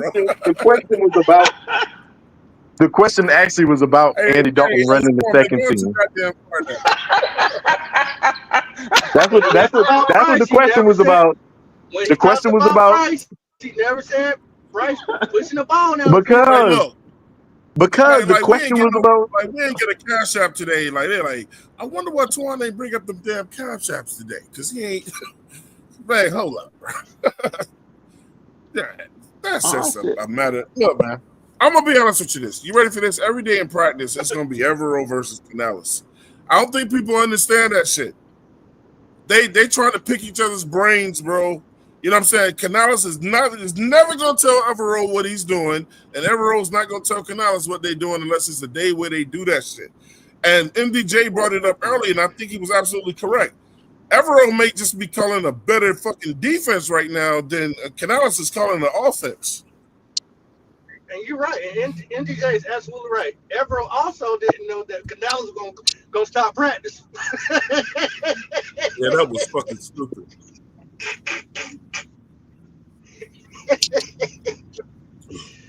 Everybody hit the shower. Hey, Evero. Hey, look. Hey, if Canales was pissed off because Evero was calling a better game than him, Right. Hey, if he was pissed off because of that, then hey, shit, we might see. Hey, we might see. There might be some fights out there soon. Oh, that shit coming. I'm telling you, Canales went and hit that cold tub that day. Hey, bro, that's hey, look. That You was said, hey, another. you said Evero. Hey, you said Evero got freaking Canales off his square. Hey, look. hey, Swarm. That's another reason why I'm a cam sexual. That's why I'm Ace Boogie all day. You remember? Look, do y'all remember when we played New Orleans, right? And New Orleans hit. I think New Orleans hit Steve Smith late after he scored, right? Yeah. I know he did. Cam Newton ran into the end zone doing the dab and shit, right? Doing all them dances and shit, right? Then he immediately turned around to go help Steve Smith beat the shit out of that. Okay. Cam didn't do no fights. Hey, that shit was not necessary. Cam didn't duck no Hey, you know what? He didn't duck no fights in practice. Listen, this the bad part about it is, Twan. If you actually go back and look, the dude that old boy yoked up is not the dude that hit him late. The dude that hit him late walked away like he ain't do nothing. Well, he took it out on him. Shit. I mean, he should have been there. Wrong place at the wrong time, bro. All I remember is Cam and them drug that nigga all the way back into that airway when you run into the stadium. Roman Hart. Steve had that mug by his daggone helmet, bro. He was not letting go. Hey, but I thought, one thing I can say for sure is that motherfucker's helmet was strapped on good. I appreciate that, bro. Yes, sir. Yes, sir. Hey, man, first Super Bowl of the day, man. What you mean my bad? What you mean my bad, though? Hey, that's a joke, man. You said what you just said a few minutes ago. I say, damn. Hey, I must not be catching it yet. What you say, Poppy? You might be in trouble, but they already called him Air Horn, that Jimmy Horn boy balling. Yeah. Somebody, they're gonna have to keep 7, bro. I don't see him. I mean, he might. Okay, so you mentioned him to me. Let Man, me we respond. already know that what you ain't gonna shit. I mean, I heard he Shout was out to Swan, though, returning. for I that. heard he was returning punts and kicks. I ain't heard nothing about him. No, that boy, hey, that being boy the be top catching. 3 This boy be catching No, ball. hey, Pause. He be catching Kitty, the ball deep down the field too. Kitty, nobody a bigger camp section. Well, not the way you probably mean it, but nobody bigger camp section. Well, I'm Ace Boog all day. I'm Boog. I'm on Boog time. Look, I watch every show he do, every interview, every 4th and 1. I'm Boog all day. I can hang out with Cam Newton every fucking day, man. That's how cool he is. So, Poppin, let me ask you a question. Is Jimmy Horn gonna see the field before Ted McMillan? Oh no, nah. Is he gonna see? What the Is he fucking gonna see question the is that? field? You You over here be asking these loaded ass questions with your That's not a loaded question. I'm trying to. I want to see where this shit is going, man. Thank you, Pop. I'm giving you an update Thank you, because I'm pretty Twan. sure. Thank you. In case you take, I'm giving you an update because I know you be taking notes. You know what I mean? But they brought him here, and Canala just said it in his interview. They didn't bring him here just to be a kick returner, but he's proud to do that as well. He's gonna be a receiver as well. He's a deep threat. Okay. He can run all the routes. Hey, shout out to my man Nick. Yeah. Nick, can I finish my question before you interrupt me, Nick? No, I ain't gonna because your ass. Go ahead. Can I read the goddamn chat, please? we was actually talking You know and you we a interrupted show us. that involves, we are a show that involves the chat. Yes. Shout out to T And I Cole, agree with man. T. Cole. T Cole is T Cole show mad love, bro. That's why I read all his shit. He said they gonna give him some packages at Red Swarm. That's the reason why I wanted to read it, because it was directed at Swarm. He said you can see his abilities translate. Yes. So I agree 1,000%. Now, Nicholas, you can go. I agree 1,000%. That's why I started to, by reason of deduction, go through who I think your top 3 wide receivers are. After that, Who you think that? Who is that? What I'm saying is, after that, it'll be as exactly. No. I'm asking you. Who do you think our top 3 are? Well, let me just say it. That's why I was asking y'all. He's not going to hit the field before Ted McMillan. He's not going to hit the field before Xavier Legette. And at this point, he's not going to hit the field before Jalen Coker or. He going to hit the field before Coker, bro. Yeah, I don't know. Coker hurt right now. I don't know. Coker hurt.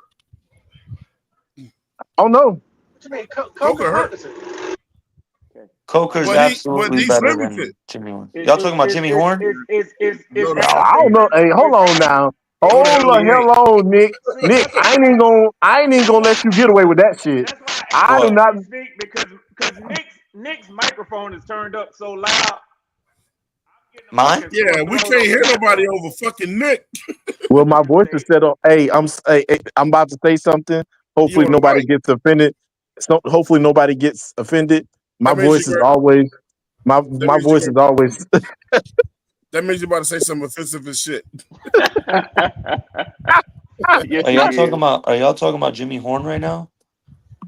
Because I stepped away real quick. Hey, Gaskins, I wasn't saying that to take a shot at you. I was Jimmy Horn is not getting on the field before Coker. Back and forth, it's hard for me to get in because I don't think you can hear me when I'm trying to speak in, man. I can still hear you. That's all I was saying. Hey, listen, okay. I can yell at you. Let me turn your mic up, though, bro. I got you. I do want to say this though, Swan. Even when I'm yelling at you, I still hear this. I still hear the bullshit that come out your mouth.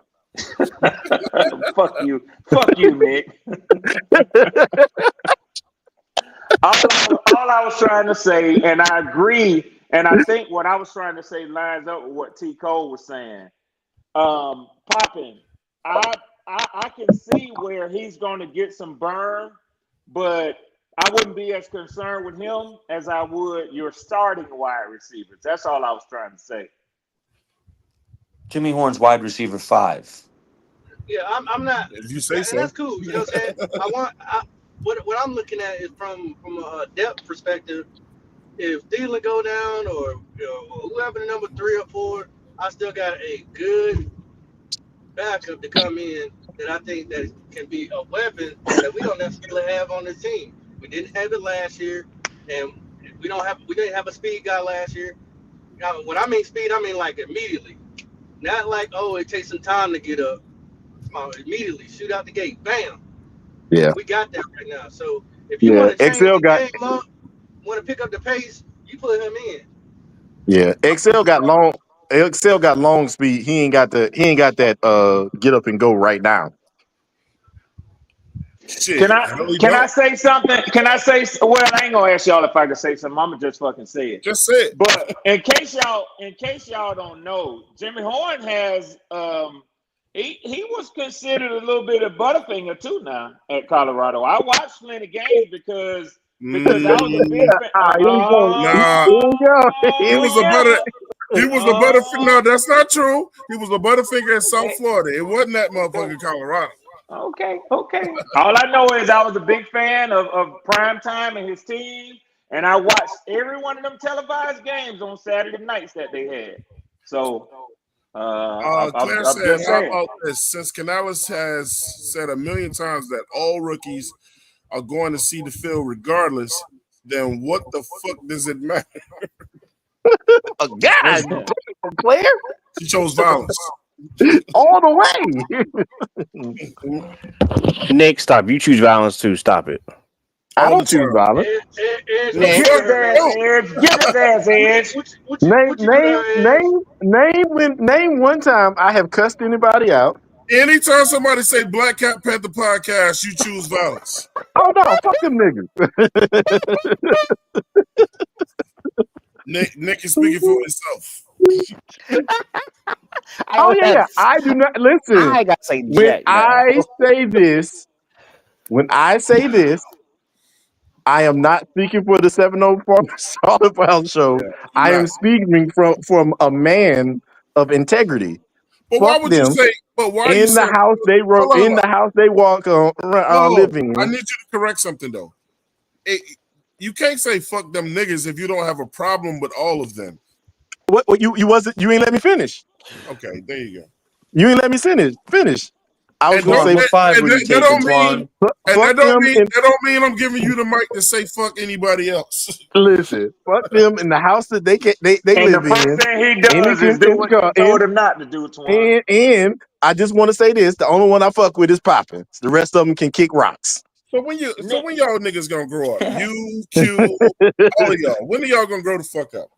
His parents used to whoop his ass as soon as he get up in the morning. Listen, I'm who I am, and I'm gonna be who I am. I'm gonna tell your wife, bro. I'm gonna tell your wife. I guarantee you she don't approve of this shit. What? No, actually, my wife knows who I am. If I she don't like you, I'll tell you. If I don't like you, I'll tell you right to your face. I don't like. I bet you your wife does not approve of all that wasted energy on somebody that you don't like. Listen, if I don't like you, I tell you I don't like you. If you don't like it, you can eat. I'm gonna say this. I want to say one of my classic lines. I want to say that. I want to say my classic line, man. Don't you say that. Don't you better not, Nick. Don't do it. You only have to say it once. I mean, driving it into the hole is. I wasn't about to say that. I wasn't about to say that. Say, eat a 4-letter word. Don't you say it. Don't you do it. You better not. No, I actually wasn't gonna say that. I was gonna say they can eat a bag. We don't want you to say it. Shit, man. That's wrong. We're talking about football, bro. I was leaving the other words alone. Okay. Listen, cool. You started this, Twan. I was minding my own business. How did I start anything? I just said we just gave you an example. The thing is, when you hear that name, then your fucking senses go off, and then you want to talk about that shit for 10 minutes. I said, why don't both of y'all grow up? Well, I don't have to grow up. I'm grown. Yo, what 5 are you taking, Twan? Let me pull that up, man. Tri-State sent me something.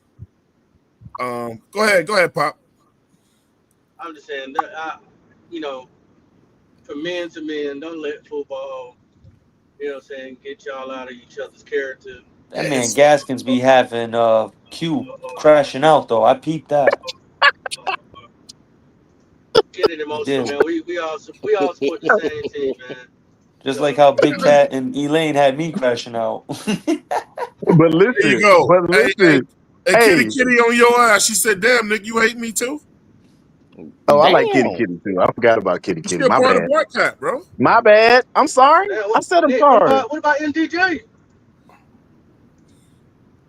No, MDJ MDJ don't be on that same bullshit they be on. MDJ So I is cool. gotta apologize. Okay, there's 3 people. The rest of them, we moving on. We moving on. you want me to name them? You want me to name them? I can name No, them. no, Go ahead, no name him. names, Leave man. that shit No. alone, bro. Name him. Leave that shit alone. You won't. Hey, Nick, try to say you stop that Nick. shit. My fault. I swear, bro, just you look Looking like like Nick, Don Nick, King Nick, over too, there. bro. Looking like Don King over there. First name We don't- Gaskins gonna say Nick We're not, Tri-State. yeah, we're not doing that shit over here, bro. No, I'm being for real, y'all. For real, we don't do No that doubt, shit. no over doubt, no I'm doubt. just playing. God damn, man, We it ain't fucking that around. We serious. fucking Just around. Nick Tri-State looking like Don King I over there. wasn't gonna do it anyways, Twan. I was he just was. joking. Yeah.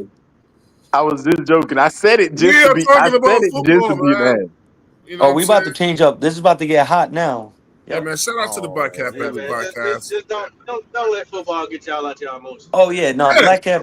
You know, me and Q had our thing, but I still, you feel me? I still listen and I'm subscribed to Black Cat. I still listen to their shit. I just don't spread no money because of Q. You Q gotta let fucked all that that shit up. go. Yeah, you gotta let that shit go, man. Like, look, let the day be the day, and then look, either stop fucking with each other altogether or just move on. I did stop fucking with them. I ain't going back over there. So, Okay, like, Nick. Okay, Nick. Okay, Nick. Okay, we got it. Here's the easy No, all I'm answer. saying is that I listened to you. No, All I was saying Nick, is I you gotta listened to you, explain it. Twan. Nick, you gotta explain it. We got it. you don't have to explain. Yeah, exactly. No, yeah, because we need Poppins' energy for this next debate. I'm gonna need Poppins' energy for this debate because this is about to All get right, so look, just like, hot. we're gonna cut away from some basketball for a quick second. Tri-State sent me this. Team 4. And he said, "What team?" That's as big as this shit'll get, bro. He said, "What team would y'all choose? Pat Riley as a coach, Jason Kidd at guard, Iverson at guard, LeBron James, Kevin Garnett, and who the fuck is Dwight Howard. Howard at center. Number 2. Or Phil Jackson with John Stockton, Ray Allen, Durant, Barkley, Kevin and Durant, Jokic. Barkley, and Jokic. Or Greg Popovich. I hate it ain't no black coaches in here. What the fuck? There ain't that many of them. Greg Popovich, Steve Nash, Tracy McGrady. Is that Scottie Pippen. Scottie Pippen, Dirk Dirk and Nowitzki, Shaq. or Rick Carlisle, Steph Curry, Kobe Bryant, Carmelo Anthony, Duncan, and Hakeem. That's my team right there. That team is filthy. Or who was that last guy? That's Eric Spoelstra with Chris Paul, Jordan, Pierce, Jordan, Pierce, Giannis, and Ewing. Giannis, and That's a lot of scoring, bro. That's a lot of scoring. Yeah, that number 4 team is mine, bro. But number 2 is nice too. I heard someone say number 2. Number 2 is Go ahead, nasty. Swan. Jokic in the Can I triangle. let y'all in on a secret, man? And I don't know if y'all noticed, but I get quiet typically when y'all start talking about NBA. I stopped watching the NBA years ago when they stopped playing defense, man. Yeah, I don't blame you, bro.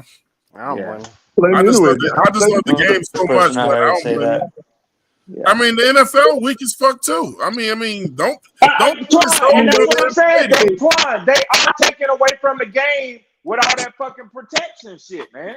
Yeah, they bringing them rules. They putting rules in place to protect the offense. The soft ass baby shit that they call the NFL now. But listen, Twan. It's because of the fans. The fans are asking for more scoring. They want more offense. Yeah. Yeah. That's the same shit that's happening in the NBA. But guess what? No. But you got to ask what demographic of fans. The demographic of fans are a lot of younger guys, bro. I'm still a guy, Red Swarm and motherfuckers. We still respect the defense, bro. That's what I'm saying. Win without defense. Twan, and it's a younger demographic. That's what it is. I used to love to see a motherfucker get popped back in the day. It's not that I don't love the game. It's that I love the game, the whole fucking game. The whole game. Who do all that shit? Fuck just You know what I'm offense. It's saying? both sides of the ball. And I agree with you. But I'm just saying. I don't look. I don't want to see no motherfucking 48 to 37. I mean, ain't nobody playing defense. A 70-point quarter. Man, fuck I'm all like, that. Get the fuck out of here, man. That's some nasty shit right there, bro. That's nasty. That's nasty work. Facts. But look, bro, you got the sharpest shooter in the world. You got the best front court and the best back court. And fucking Curry. You got that mama mentality. I don't need to say shit else. Carmelo. Carmelo is one of my all-time greatest Knicks. He might be the weakest link in this shit. Yeah. You got Mr. Fundamental. You got the big fundamental. And fucking Hakeem is my favorite fucking center ever of all times, bro. Yo, Hakeem is one of the greatest of all time, low key. The thing is it's gonna sound crazy when I say this though, but he still ain't in my top 5. I still gotta go with motherfucking Pat. I'm talking about at center. I still gotta go with You Hakeem. don't have him as a top 5 center? No, top 5 center, yeah. But I'm talking about if I was doing my starting 5, like my top 5 players ever. I named that on Big Tight Show the other night. Yeah. He ain't in my top 5 ever. But centers, yeah. I mean, but that the thing Hakeem was a motherfucker, boy. Man, look, the Nigerian, bruh. Come on, bro. Man, he gave. There's no Dennis Rodman on nobody's team on there. No Dennis Rodman. There you go, Pop. Now that's crazy. I'm gonna tell you, but look, Jabbar, bro. I can't put Hakeem over Jabbar, bro. I can't. Bro. I could. I can't. Not me. That skyscraper was pure. Bro, you can't. That's the most. Let me tell you something about that motherfucker. Come on, Swam, say it with me. Let me tell you something about that skyhook. That's the most. That is the most undefendable shot ever. That's a fact. You can't block that shit. Hey, Twan, they couldn't block that shit when he was 34. It didn't. It don't matter. That motherfucker got that ball on the sideline. It was over. Man, you can't block that shit. And Kareem was just a good dude. Did they really rob him of all his money? Did they fuck up all his money though? No, man. I don't know about his personal life. I ain't going into it. I just heard that. And I'm just saying I don't know about it. I don't know. I was gonna say I didn't know if you knew some insider stuff from the nation. That's why I was asking. No, I know he's still rich as fuck, but I don't know about what. Oh yeah. He got money. And who all on the team with Jordan? With Jordan, you got the point guy, you got the truth, you got fuck, where's Jordan at? Got my ass. I don't see Magic Johnson. Oh there.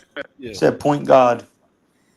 That's Chris yeah, Paul. that's what they call Chris Paul, the point guard. He ain't no point guard. That's incorrect. That's incorrect. The greatest. I'm like you try to say. The greatest point guard ever is Magic Johnson, bro. Yeah, they ain't got Jordan. And the only person in debate is Steph Curry with Magic Johnson. That's clearly they got Magic on there. They wrong as hell. Steph Curry ain't in no fucking debate with Magic. Shit. That's the only person worthy of the debate. I don't have Curry above him yet either, but that's the Curry only ain't person. a pure point guard. Curry is a shooting guard.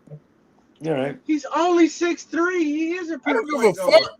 He still can't do what Magic did, bro. Magic can see the whole Magic Johnson court. was 6. Hold on. No, I'm about to debunk your whole debate. Magic Johnson was 6'9". 6'11". He's not a point guard. What are you talking about? Hey, Swam, you better talk to him. No, he's not. He's a point He's the greatest point guard ever. Come on, Pop. That's all he played was point guard. Red, listen to me real quick. He was so athletic and his ball IQ, yes, he could play just about any other position except for the 5. But he was 6'9".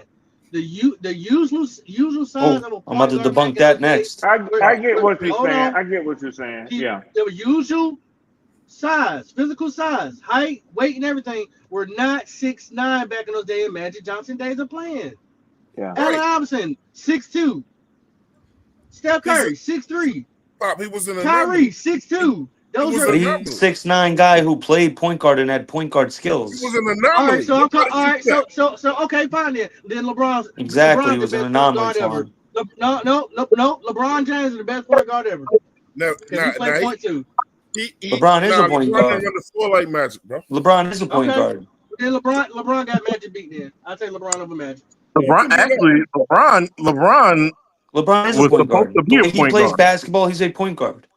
He was supposed to be a point guard. They He's just a point guard. LeBron is a point guard. I've viewed I LeBron mean, a in so point many guard ways, you can call him that. since Hey, Red, 2008. I said this guy's a point This is when I guard. say I'm old school because they have. Yeah. When I say Magic Johnson was just so much different during that time. There was no other 6'9" You're right. point guard back in that day. You're right. Clyde You're Drexler right. was not 6'9". None of It's them. never None of a those pop. guys. It's never I'm been a just saying. point guard that height ever. It's never Yeah. been a point guard that He height. was. But He if was. y'all want to He, go that way, then I'm gonna say LeBron James is the I'm best point telling guard ever. you, it's never been a point guard Magic But Johnson's. but Twan, what Pop is saying, and I have to agree with him. Magic was the first, and you didn't see nothing across the league that even Ever. resembled that could bring the ball through the That's why court we and down just the said floor he like was him. an anomaly. Magic Johnson never went down there to the blocks. He ain't never go down there and play for it. That motherfucker played from the top of the key all game. Man, Magic played all around. All right. Man, he played from the top of that damn key. If he had to go down there and bust your ass on a smaller guard, then he did that. That motherfucker had center guard fucking Magic. They called the motherfuckers the Showtime Lakers because of Magic. All right. Still, LeBron. yeah, but honestly, fellas, you know what really aggravates me as a true like. I mean, yeah, I'm a Nobody Laker can ever fan, but throw a pass like that. Man, damn, that motherfucker had Twan. eyes in the back of his head, Swan. Damn, bro. Now I'm Anyways, gonna say this. why? I'm gonna say Anyways, this, can I say and you something might real get quick? mad. No. Hold on. I was in the middle of something. Hold on. Why does Kobe get slandered for having Shaq, but why doesn't Magic get slandered for having Kareem? Kareem. I don't know who's Yep. slandering either one of them. Kobe, no, the knock on Kobe was, oh, he played with Shaq. You got Oh, a good no. point, Nick. But You Magic got a played good Kareem. point, Nick. Magic played with Kareem and James Worthy. You got And a he had good a point, defensive player year in Michael But I'm Cooper. But no telling one you, ever says whoever that said about that him. is a dumb. Whoever said it is a dumb fuck. They Well, were a lot of both. people say it, Fact. Twan. A lot. Even people in the media nationally. Oh, I can't give Kobe a lot of credit You're because, trying to take away he from played me with because of my Shaq. teammates. Yeah, but Well, you know it's what? funny. You know It's funny to me who a lot because of on that people. top 100 list, Kobe's at 11, Steph's at 10, Kareem's at 3, and Magic's at 4. Make it make sense. Curry should not be ahead of no motherfucking Kobe. Kobe should easily be in the top 10. Yes, Kobe should He said easily be in the top five. Yeah, Oh yeah, no, I got Kobe at 3 actually Listen, after Jordan I and like Kareem. Steph, but you ain't putting him ahead of the Mamba. Not in Man, my ain't no not in my fucking book. way. Hell no. listen. no. Just think about it. Just think about this. A lot of Kobe would have people. talked. A lot of Kobe would have talked people. shit to Shaq. Kobe would have talked cash shit to motherfucking Steph Curry the whole game, bro. The thing about it is that everybody likes to debunk. They like to debunk that they say because they want to say that he's not better than LeBron. That's what they want to say. They want to say he's not better than LeBron, and the debate is, and then everybody will bring up, oh, he has 5 rings, LeBron got 4, and then it comes, oh, he got them first 3 because of Shaq. No, That's and that's usually bullshit. That's a dumb motherfucker talking. He Yeah. got the first. that's usually when they say that though. Ain't that when No, you usually But, hear it? but here's the thing. Here's the thing on that. Rings. They got those rings because of each other. Yeah, no. Hold on, Twan. Any real, but see, people like that aren't basketball history. Any real person knows the finals in the West that were in the Western Conference at that time because it was Duncan and the Spurs. It was those Kings teams. The East stood no chance, bro. The reason why they were beating the Spurs, Duncan and Robinson were holding Shaq down. Kobe won that series against the Spurs in 2001, mind you, and they swept them. He went for 45 in San Antonio game 1, and then he had another 40-point game to end it off. He won those games. Yeah, Shaq was able to dominate the finals because he had easy matchups, bro. He had fucking Todd McCullough and fucking washed, God rest his soul, Dikembe, but he was way past his prime, Dikembe Mutombo. And Rick Smits, who was Slenderman, he was thin as hell. He stood no chance against Shaq. But Nick, I'm gonna tell you why people are going to pick LeBron over Kobe. And I'm not trying to shoot no shots at nobody. Whoever your fan base is, that's who you like. Because I love them all. But people are going to pick LeBron over Kobe because Kobe comes off a lot as a ball hog, and LeBron elevates his team. He makes other people better. He was a better Does he? team Does player. he really though? He do. He turned Chris Bosh and Kevin Love into spot-up shooters when they played with him. Did he make them better? I mean, Nick, you can't take away he did. He does not only elevate the team, but he makes other people around him better. Kobe made plenty of people better. He turned Pau Gasol into a Hall of Famer. Pau Gasol was never going to make the Hall of Fame. Trevor Ariza turned into a great player. Lamar Odom turned into a great player. Where were they picked? Were they not high picks? Trevor Ariza was a second-round pick. No, I'm not talking about. I'm talking about Lamar Odom, first round. Lamar Odom was a first-round pick, but we didn't see his. Gasol, yeah, Pau Gasol was going to make a Hall of Fame The reason why they called him the Mamba and that Mamba mentality is because Kobe was a selfish player, bro. It's not that he was a selfish player. Kobe tried to get Kobe first. He was. Yeah, Bro, I'm not gonna listen. I'm gonna go off what Phil Handy said, who has worked out with Kobe. Hold on. Kobe has worked out with Phil Handy, who worked out with Jordan, who Phil Handy has said Kobe works harder than anyone. Why? And this is his words. That's just all his right? opinion. Hold on, Twan. He worked out with both of them, but listen, he said himself. He said, "I see these motherfuckers come into practice 10 minutes before practice start, and they leave right away. Why the fuck am I gonna trust them with the game on the line? I'm out here putting in work every fucking day. Go pull it up. That's some perspective for your ass. I'm gonna trust him to make the shot in front of 40,000 fucking people when he's coming into practice late and he's leaving right a fucking way. Hey, Get the fuck trust out of me. here. Trust that you don't do this. You don't do this like me. That's the mentality. I can tell you a better story with Kobe. Kobe player said that Kobe would tell them, like, when they was on the road and shit, yo, you gonna come lift weights with me or some shit like that or whatever. And they would always ask Kobe, yo, we going out tonight, boom, boom, boom, boom, boom. And Kobe said, yeah, I'll meet y'all down there in the lobby at 9 o'clock or whatever, you know what I'm saying? And they said by the time they down there getting ready, they see Kobe coming out of the motherfucking gym sweaty and shit, you know what I'm saying, or whatever, talking about, I was never going with y'all, bro. He was just trying to get all that extra shit in. You know what I'm saying? While they were partying, he was working. Of course. He still ain't better than LeBron, though.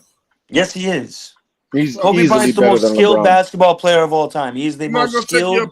I'm not going to take your opinion. Basketball player of all time. He said opinions not welcome. Yeah, I'm not going to take his opinion away from him. I know you heard what Jeff Teague said. LeBron don't do nothing better but probably rebounding. And maybe and maybe passing. He's a better passer. That's your opinion. Only motherfucker. Only. Look. The GOAT debate is only between LeBron and Jordan. It ain't Why never is been Kobe? It ain't never been Kobe and nobody. Let me ask you a question. Who's the GOAT? For me, it's LeBron, bro. Okay, well, a lot of people think it's either LeBron or MJ, right? So MJ is the stat. If LeBron is the GOAT, he has to be better than MJ. Yep. Is LeBron closer to MJ or is Kobe closer to MJ? First of all, LeBron did everything that Jordan did faster and quicker.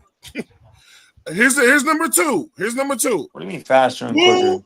Who did Jordan play against in his era?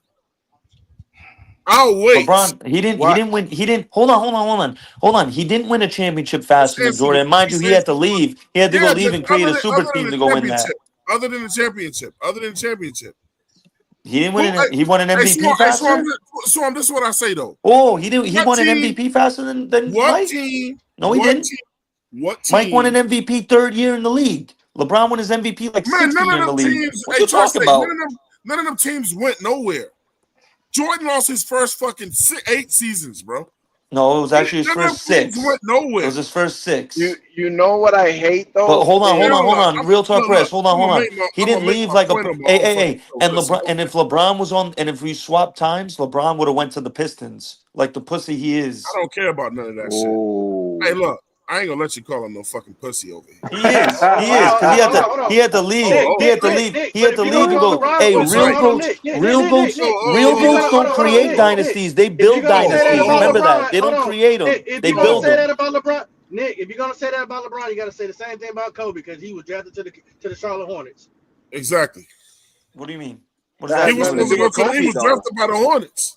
That has nothing to do with Kobe. He didn't ask for his way out of there. And then And then Jerry West the traded for Hornets. him. What does that mean? And then the Hornets so traded him.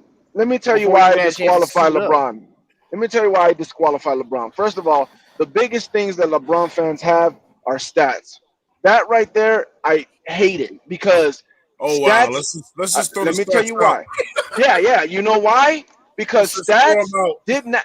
No. I'm gonna tell you why. Because when you try to sit there and compare stats with Kobe and compare stats with Jordan, it's an unfair game that you're playing. You know why? Because when Jordan was playing and when Kobe was playing, stats didn't matter. No tell you one something. cared about stats. So let You me know tell what you people cared about? Championships. That was the RTP. only focus RTP. to being let me the tell you, GOAT. I want to tell. Look, hold tight, Pop. I championships? got this one right here. I want to tell you and try to say something first. You know what I'm saying? I'm not trying to sun y'all because y'all are younger than me, but Swarm is here to back me up when I say this shit, bro. Listen, Michael, who did fucking what team did Jordan play that resembled the Golden State Warriors? Who did he play? Magic why was does that past his matter? prime. Magic was past his prime. Bird was past his prime. No, he The wasn't. Pistons- What are you talking the Pistons about? was past their prime. Who did he play? Who was You're Jordan's talking about. biggest Hold on. Twan, I'm asking you a question. Answer the fucking question. Who was Yeah, Jordan's I need biggest to know. nemesis? You're talking about when he They won were championships or all past their time? prime. He was. Hold on. You're telling me Larry Bird was out of his prime when they played him in the playoffs? When he dropped 63 and Larry Bird said that was Jesus Christ on the He was court? on the back end. He was on the back end. I No, mean, he wasn't, bro. That was 85. The Celtics won the championship that Guess year. what? But That was saying- 85, his prime rookie Guess what? You're year. not even making a point because Bird never lost to Jordan. Never. Because Jordan became a better Not player. one fucking never. Because Jordan became a better player. And mind you, he didn't have to leave either.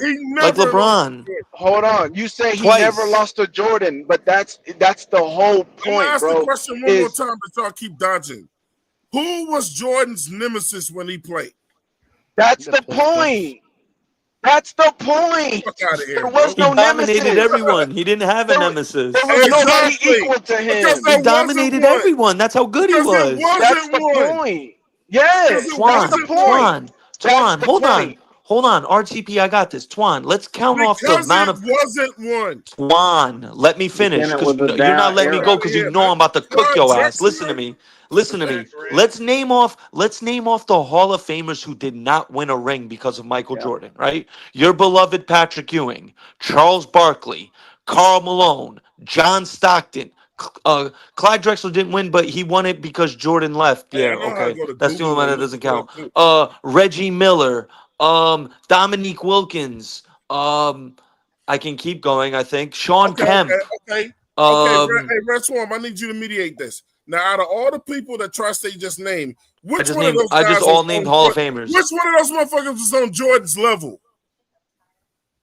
Shit, none of them. Isn't None that the of them. point? That's our though? point. That's the point. No, y'all are missing the point. I just named first ballot Hall of Famers.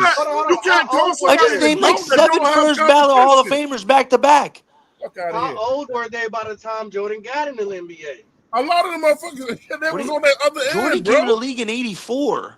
The- Same the- time as okay, Barkley and Stockton It and all doesn't of matter them. how old they Hakeem- were when Jordan was going off, because when Jordan was going off, no matter how old they were, they said, "Damn, he's the best." Period. That was it. There was no debate. They all knew he's that. He's it. That's the whole point. No one was saying that with LeBron.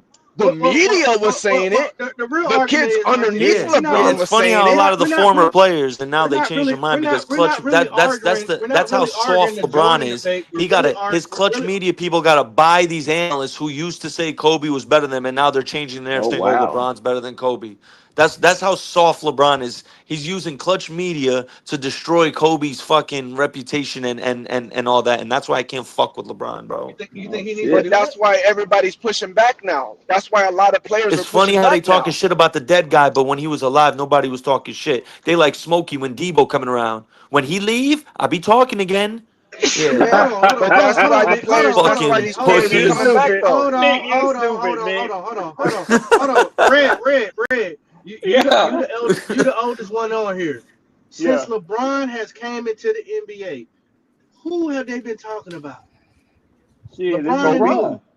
Hold on. Kobe? I asked Red. LeBron. Steph. Shit. They've been Let's talking see who about else. who they been comparing LeBron to be. The next Oh, GOAT yeah. to who? Jordan. To Jordan. Kobe had already been here. And Kobe Now was Kobe already was compared to chasing. Jordan at that Hold point. on. Man, Kobe didn't Kobe even was start. LeBron started Kobe, day one. and he went to the and he won the conference for his rookie year. But anyway, that's No, he beside the didn't. point. He missed the playoffs his rookie year. I thought he went to the playoff his first year. He No, he won Rookie didn't. of the Year though. He got rookie of the year over Melo, but they didn't make the Which is playoffs. They made the crazy because playoffs the Melo next was year. better the first 3 years. They made the playoffs the next year. Anyway, hold on. Anyway, the point what I'm trying to make is since LeBron came in at 18 years old, they have been putting him up there towards Jordan. Kobe had been Yep. here. And But they said the same about Kobe. Hold on. No, let him Kobe speak. Let him finish. Kobe has been chasing Jordan. But by We know that. 03, Kobe was already in the conversation with Jordan by 03. By the time LeBron came in the league, Kobe was already in the By combo. the time when Let him LeBron finish. came in, they already Yeah. said that You feel me, LeBron was going to be the RTB? next GOAT. Yeah. This is before Clutch Sports and all that. We're acting like LeBron has not been in the league for 15 years. 15 years. Some of y'all are just hitting 30 something. So that means y'all just started watching LeBron at 15. Some of y'all didn't even watch Jordan. Weren't even around. And I'm older than y'all. No, I watched Jordan. So what's I your watched point Jordan, though? So what I'm saying I watched is Jordan, Kobe, and LeBron. You ain't watching a whole bunch of games of Jordan play. You or RTP. You're Y'all my me, bro. brothers too. What do you mean? I was Let him 8 finish. and 9 years I old, wanna sitting hear down this guy's. watching 97 and 98. Man, if you Finals. 8 and 9 years old, You you must didn't be know shit. 45. You must be 45. You got to be 45 years old to see Well, I'm 39, but go No, I ahead. said I was 7 years old in 1997. 7, You 8 didn't know years old in shit. 97. You didn't know shit I at remember 7 all years that. old. Yeah, I don't know did. what to tell you, but Because you don't know shit at all 7 Bro, I I years knew know what a is cover. Bro. So By the time I was 7 years old, I knew what a cover 3 was and cover 2 and cover 4 was in football. okay, You don't think I great. couldn't digest No, basketball? you didn't. RTP, No, you didn't. the real That's debate a is lot. like I was telling Nick. The conversation is what people are going to say when they're talking about if Jordan's the GOAT. All right, who's the GOAT after him now that Jordan doesn't play? You know, the torch get passed, right? They're gonna break down. You said F the stats, and I never brought up stats. All I said is they're gonna look at how Kobe played and how LeBron played. Yep. And I said that the argument that people are going to say is LeBron makes other teammates better. But he Kobe did a didn't. lot of things. But he Kobe did a lot of things that Jordan did, and that's holding the ball to himself a lot, taking a lot of shots, more than LeBron does. LeBron does facilitate the ball a lot more than Kobe did. That's just what people are going to look at. Now you don't have to argue with me, and I'm not arguing with y'all. I'm just telling you that's what people are going to break down. Well, now let me make my points because no one let me make my points. Right. First of all, when you talk about one more thing, it's Okay, go almost like Tom Brady. Tom Brady went to the Patriots, got a ring with them. What did he do when he went to Tampa? He went to Tampa, elevated them as well. Same thing like LeBron. He went to the Lakers, he went to Cleveland, he went to Miami. He elevates the team wherever he goes. And he makes other people better. That's false. Kobe didn't do that. Oh, okay. So, all right. So let me make my point. So as far as what you were talking about when they were comparing LeBron to Jordan, that is part of what I was talking about with the media-driven bullshit. Straight out of high school, they've been driving this narrative of he's as good as Jordan, he can be as good as Jordan, he can be as good as Jordan. Now, I will say this, congrats for him even making a debate, you know, as far as being one of the greatest, slightly realistic, but now that everything, all the chips has fallen, we know he's not as good as Jordan. And there's a lot of reasons why. One, he only Who the has fuck is we? Wait, hold on. Who is we? That's you. That's you and Tri-State. Okay, well, whoever understands what's really going on. Because one, when you talk about, oh, he makes teammates better, he don't make teammates better. He relies on teammates more. So they have to pick up their game, or else he ain't winning a championship. Kobe puts the team on his back, just like Jordan would put the team on his back. Doesn't mean the rest of the team was trash. It just means when shit got hard, they put the team on the back. Jordan didn't put shit on his back. You ain't gonna act like Pippen and Rodman and every 3-point Rodman and his 4 points per game. The way you win the Rodman game, and Pippen combined for 20 points per game. About his blocks. The way you win the game. Tri-State, go ahead. Hey, stop that dummy. You're not talking to a dummy over here. Come on, man. But we're talking about the scoring. Putting the team on your back is at the end of the day, dog. The point of basketball is putting the ball through the hoop. Rodman and Pippen did great things defensively, rebounding, absolutely. But what is that putting the ball in the hole, though? That's exactly why the NBA is the way it is. Y'all just want to see the ball going on. Bro, you ever seen a team win? You ever seen a team win 28-18 in the NBA? You still got to score points. Have you ever seen an NBA player hit 90 points in a game just to hit an all-time score? Hold on.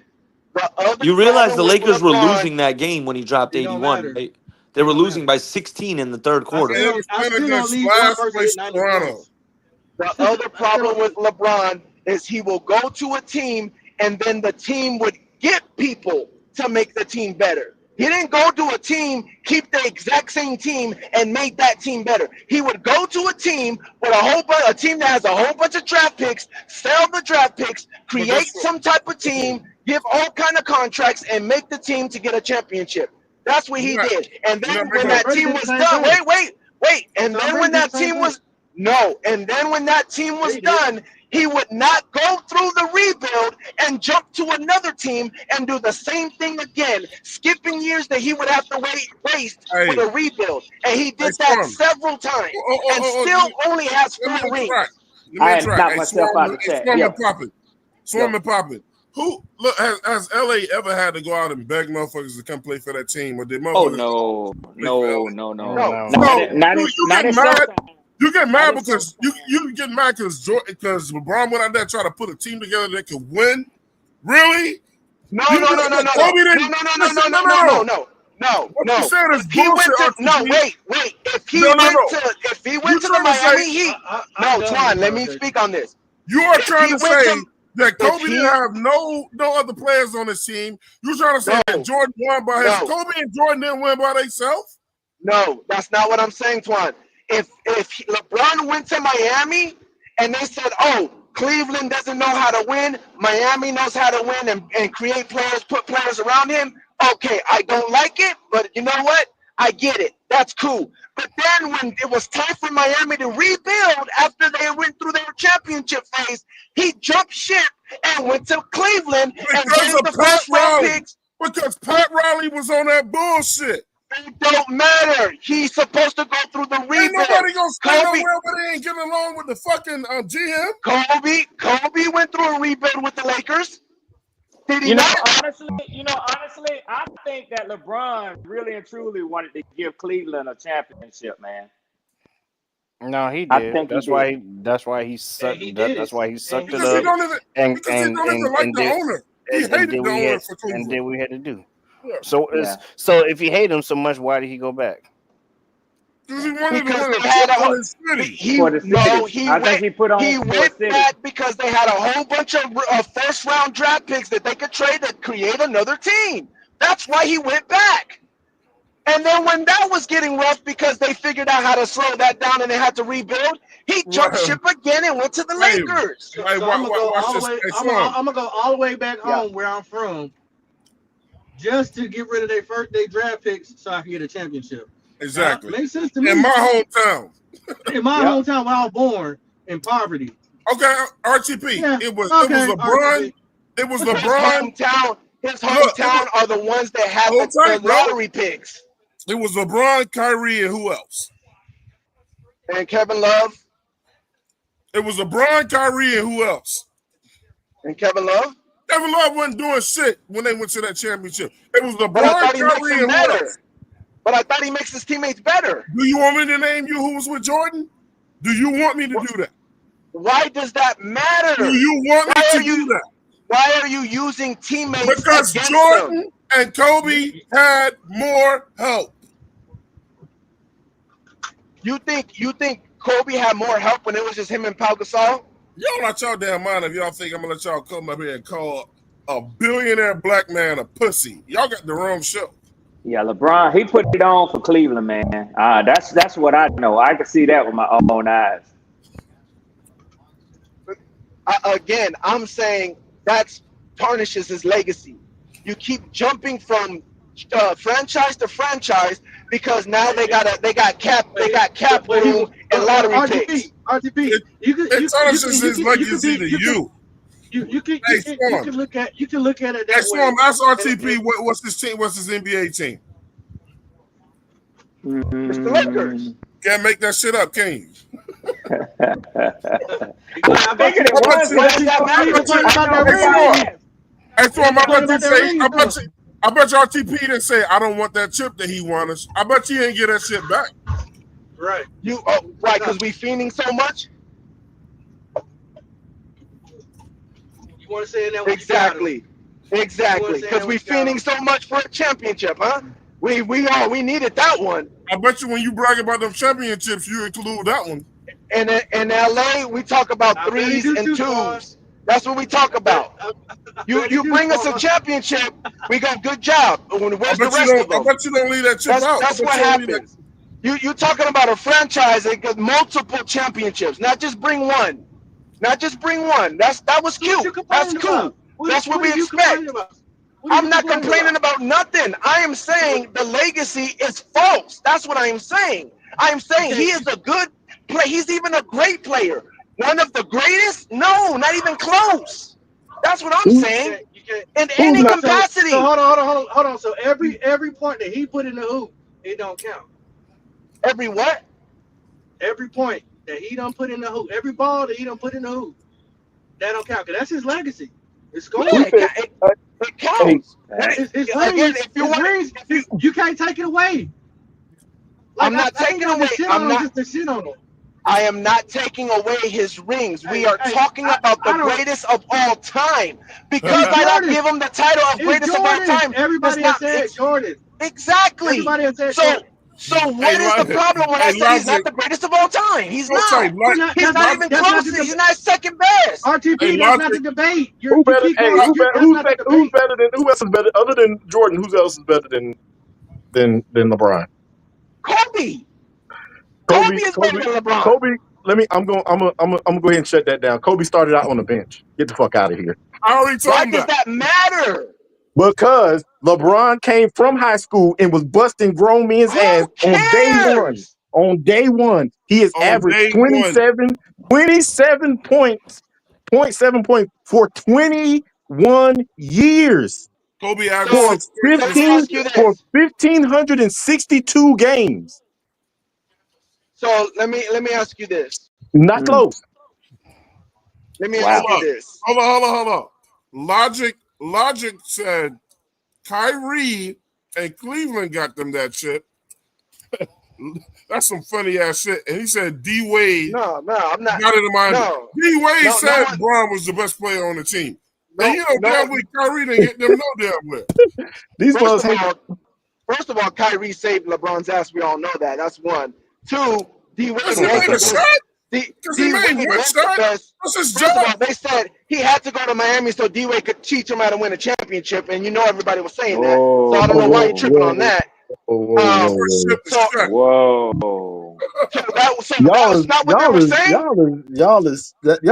be hating on LeBron James just to hate on LeBron James. That was literally anybody who that was literally what was being said. They gonna hate them too. Now they hate Kyrie. Now they gonna hate everybody. Every basketball player says that LeBron is the second best player that they've ever witnessed. But for some reason, that's a lie. Not really. Yeah, I don't know where you got that from. I'm sorry. Anybody who started on the bench, on the bench needed a warm up period is not better than LeBron James. You were trying to say that I listened to Jeff Teague. Bro, hold on. Do you know Who got no grades? wait. Do you know while Kobe was in high school, he had to practice with the Lakers and already was better than the starter? Did you know that? No. Did you know that? Did you know that? You know that? Did you know that? So Oh, I how don't want about to this? hear nothing How about about this? sitting on How the about bench. this? They How about just this? didn't want to give Gilbert him the Arenas starting said. role. Gilbert Arenas said at 15 that LeBron was better than him. How about that? At Gilbert, 15. who At cares? 15. At 15. But you just brought up some bullshit talking about him playing with the Lakers when he was in high school. Who gives a shit then? I'm talking about that. You're Who over gives a here shit complaining then? about he was on the bench, like that meant something. It don't mean It anything does that he was mean on the something. bench to It start means his that you career. wasn't good enough to start from the beginning. LeBron was busting grown ass men's asses. LeBron stepped into day one, It just and he means was you in don't nobody's care, shadow. One, he was good enough to start. They just didn't want to start him because he was young, and that's not how it was back in the days. Well, Same that's thing how like it it worked was for. back in the That's days how it for worked for the LeBron NFL. James. Oh, yeah, I get it. Different Day times. I one. get it. Day one. That's cool. Can't be too much different because Jordan started his rookie Start year. day one. Okay, Day we one. were the Lakers. It didn't start like that with the Lakers. And We I'm had gonna Nick set Axel all and this everybody. shit Like, down. it's a I'm gonna whole set all different this shit down. situation. LeBron ain't never been anybody's Robin. Ever. Neither has Kobe. Every championship that Neither has LeBron been to, Kobe didn't run he shit when Shaq was there, bro. And LeBron was Wade's Robin. What are you talking about? he was not. Who was the Yes, Finals he MVP? was. Who was the Finals MVP? Who was the Finals MVP? I'll wait. Y'all gotta stop Who acting scored like you most of don't the know points during how that that finals? stuff works, bro.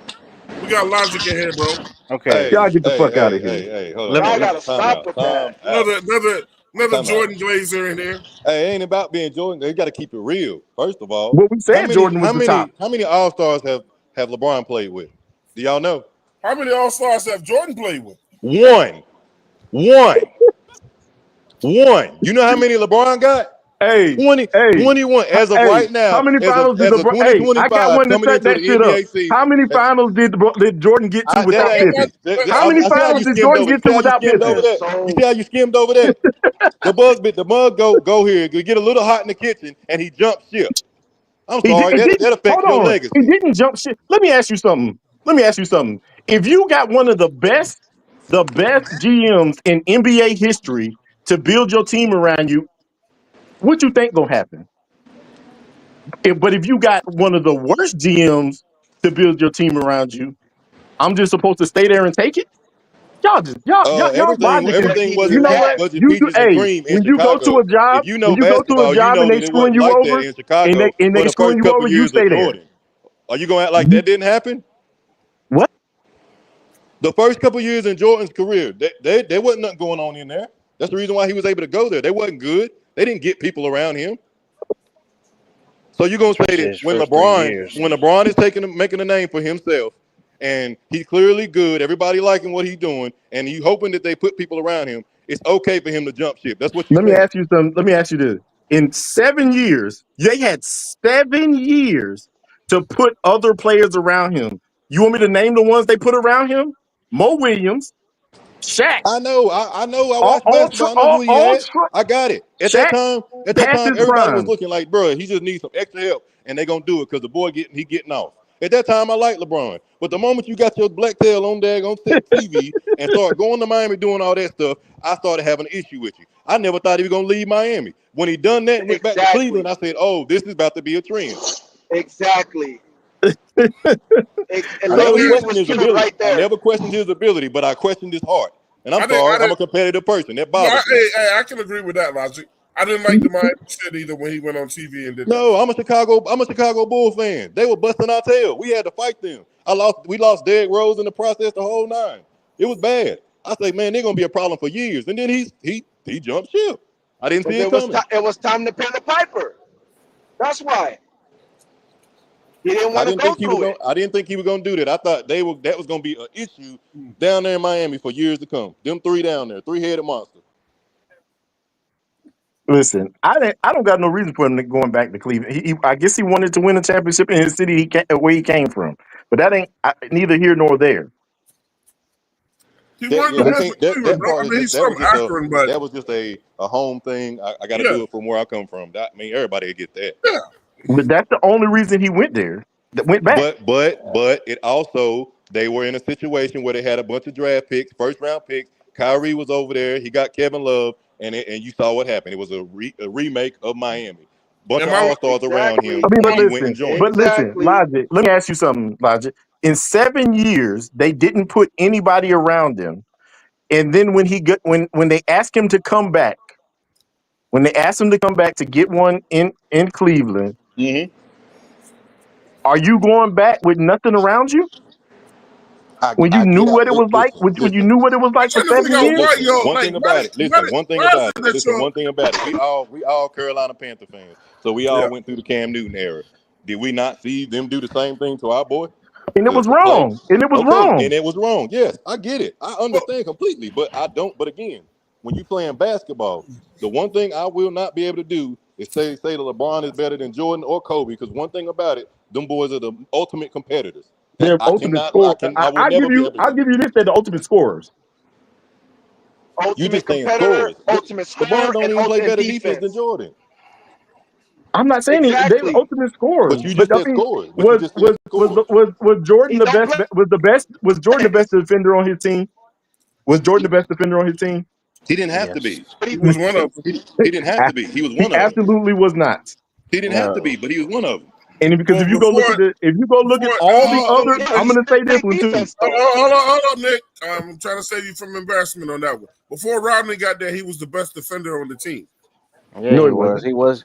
Yes, he was. Yes, he was. What was it? Bro, how many defensive players every other stat? I'm gonna say this right now. If you go look at this, look this up. You can go look this up. In all those finals all together, in the totality, every other stat, Pippen was led the way. Pippen did the dirty work. My thing is, even with the Miami shit that y'all be trying to, it was Bron. And it was Bron and motherfucking Wade. Yeah, Chris Bosh didn't live up to none of that shit. Yeah, you know I don't know why they. I don't even know why they brought Bosh in there. They could have found somebody else. He was still part of our top three, though. You can't act like Chalmers wasn't putting in work in a couple of those games. Though. Chalmers wasn't putting in shit. Ray Allen was putting in work. Y'all got to stop this, man. Y'all got to stop this, man. Mario Chalmers for real. Listen. When let me ask you, when they was about to get eliminated by Boston, who put up 50 on Boston? It wasn't damn Dwayne Wade. I'm glad you hold on. Wait. I'm glad you said that, right? Because when that happened, I said, "Oh shit!" This whole legacy legend that everyone's talking about with LeBron, it might be real. That was the only time I was a believer, and I said, "Damn, it might be real." But it never happened again.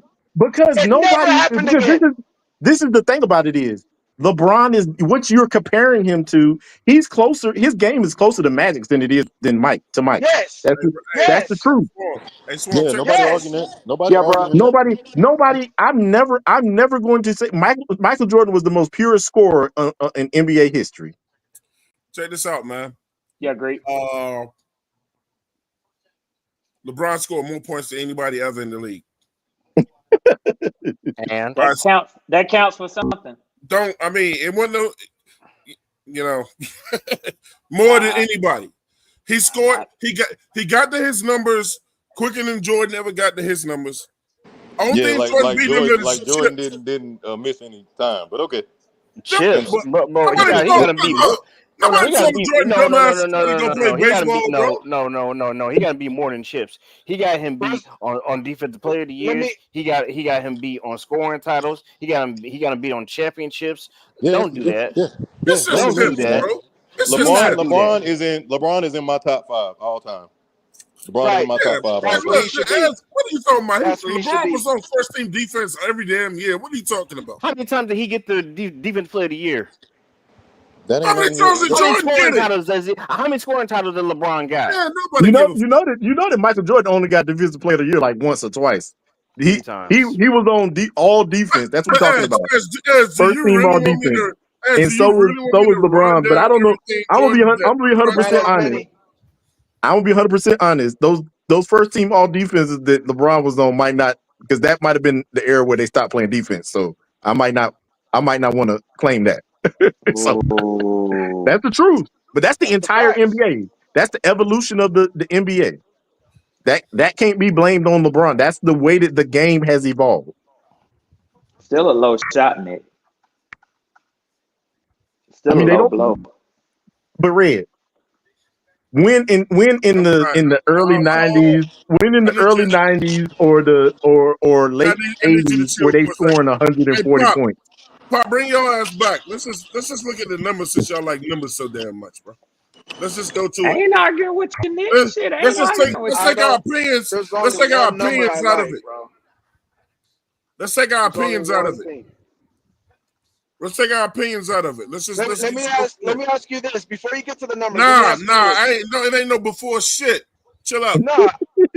Listen, who's the better wide receiver, Mike Evans or Jordan Julio averaged Jones? three more. Jordan averaged Julio three more Jones. points than LeBron. You know, huh? Does everybody agree? Who's the better wide receiver, Mike Evans or Julio Jones? Julio Jones. All right, then let's not talk about numbers then. Mike Evans. Facts. Let's not talk about numbers. Mike Evans when he Mike Evans is the best. More numbers than Julio, but Julio was all around better receiver. Yeah, man. Facts. Mike Evans. Hey, I just want to, but look. Ask Luke Kuechly that question though. Don't ask him now, because he might change your mind. Like I said, if you think LeBron's the best, then you got to think Mike is the best. That's all I'm gonna say. Hey, look at that bottom. Both gonna be in the Hall of Fame. Jordan got 6 championships. First team All NBA. LeBron 13, Jordan 10. I know what you're gonna say. LeBron's been playing longer. Nobody told Jordan smoky cigarette smoking ass to quit. And then he tried to come back with Washington and embarrass himself. All NBA 21-11. But all defense 6-9. But you said nobody told Jordan to go do that though. Jordan got one. But Jordan could do that. You know why? Look, fuck all these opinions. We going by the numbers. I understand. Jordan got one more MVP than LeBron. He got one more, and Jordan only won the Defensive Player of the Year once. I said it once or twice. He's talking about all defense, but LeBron got it 6 times, and Jordan got it 9. Finals MVP. Jordan got it all 6 times because they glazed the shit out of his ass then too. We're not gonna make it seem like they glazed LeBron. You want to talk about you trying to take shots? He bust their ass. He bust their ass. Don't do that. Don't diminish that. The man is superior. I ain't gonna do that now. Don't do that. I can't believe you just tried to do that. What we can't do is take away from his accolades like he wasn't busting people's asses. That's just. I will not take away from. I will not take away from Michael Jordan. You can't. Nobody can do that. I ain't never gonna try to take nothing away from Jordan, man. You just did. But you just said it was lazy. They just gave him that. Like he ain't earned that in them finals. Yeah, he earned it. Hey, look, man. Hold on. Twan, hold on. Time out. Would you agree that the early 90s basketball is more difficult than today's basketball? Would you agree? Absolutely. Hey, Twan, would you agree that the early 90s basketball is more difficult than today's basketball? Absolutely. Okay, so that makes it even worse to the fact that he was able to do that with all these great players from all these other teams. So we're gonna blame LeBron from when his mom had him. No, LeBron. Listen, at the end of the day, no. When LeBron came in, it still wasn't. It wasn't sweet, but it wasn't what we formerly seen. Did LeBron tell the motherfuckers to change the rules? Absolutely not. No. So let me ask you this: so do you think LeBron would have held his own during Jordan's era? No, I don't. Oh hell, I don't know about that. Listen. Hold on. I'm not just gonna say it and just not have a reason for saying it. Let me tell you something. The fact is, they didn't call all this checking and all this other stuff. They used to whoop your tail. Now, LeBron, hold on. Now, LeBron, especially coming from the late part of the Cleveland and the early part of the Miami time where he was there, turned into LaFlop. If you lie about and say he ain't do it, then I don't know what it is. At the end of the day, he became really, really soft for whatever reason. He tried to sell. He never become soft. He did flop a lot, but he won't soft. But I'm just saying. But you 6 foot, 6 foot something, 200 some pounds, and can run through and know pretty much anytime he decided to take the ball and put his head down and go to the goal, wasn't nobody stopping him. But Okay, instead of doing that, he throw himself on the ground right. and try to live from the free throw line. I had a problem with that. If you go into the NBA in 1990, 91, 92 and go and do your tail like that, I promise you, he ain't gonna survive. Hold on. Nick, hold up, bro. Logic, no. Let me Logic do this real quick. Oh, okay, Logic, you're absolutely correct. Nigga, I'm sorry. I forgot because LeBron didn't play the way y'all wanted him to fucking play. That means he's lesser than Jordan, bro. I'm so sorry he didn't play exactly how y'all felt he should have played, bro. Ain't nobody that big got no business laying all over the floor faking injuries. I'm sorry. It's just not the best way to play. What did he fake an injury? He fake, bro. Please don't do that. They got a whole goddamn 20-minute clip on YouTube of him faking. Please Man, don't do that. nobody has been in better shape than LeBron ever in the league, bro. One of the dudes busted him in the head and he was bleeding on the sideline. Come on now. Y'all got to stop You just named one legit injury. Like he really got hurt that time. The rest of the time, he's talking about his finger, he touching his eye, he rolling on the ground like somebody shot him. Come on, bro. Damn, Logic said like somebody shot him. Y'all know what I'm talking about, bro. Let me say this, Logic. I got one. Let me ask you this. That man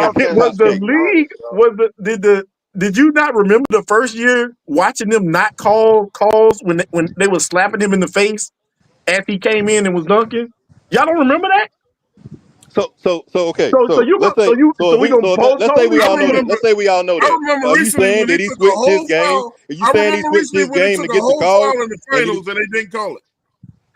I'm saying he clearly got the fouled. first couple of years him in the NBA, they didn't call anything when he was going downhill. Zero. First of all, and Swam old enough to know this, you couldn't even fucking blow on Michael Jordan without them blowing the whistle. You couldn't touch his jersey. Like, so the bad boys Pistons didn't try to kill this man. Exactly. Logic. While we talk about the rules, while we talk about the rules, have the defensive rules not changed? No, Nick. I'm waiting for Logic to respond. What did he say? Beat the bad boy Pistons. Might I add, he came back the next year and busted ass. And he couldn't beat the bad boy Pistons. He didn't beat him that season, but he got it done. Again, the most difficult era of basketball in NBA history. Yes, and he stopped multiple Hall of Famers.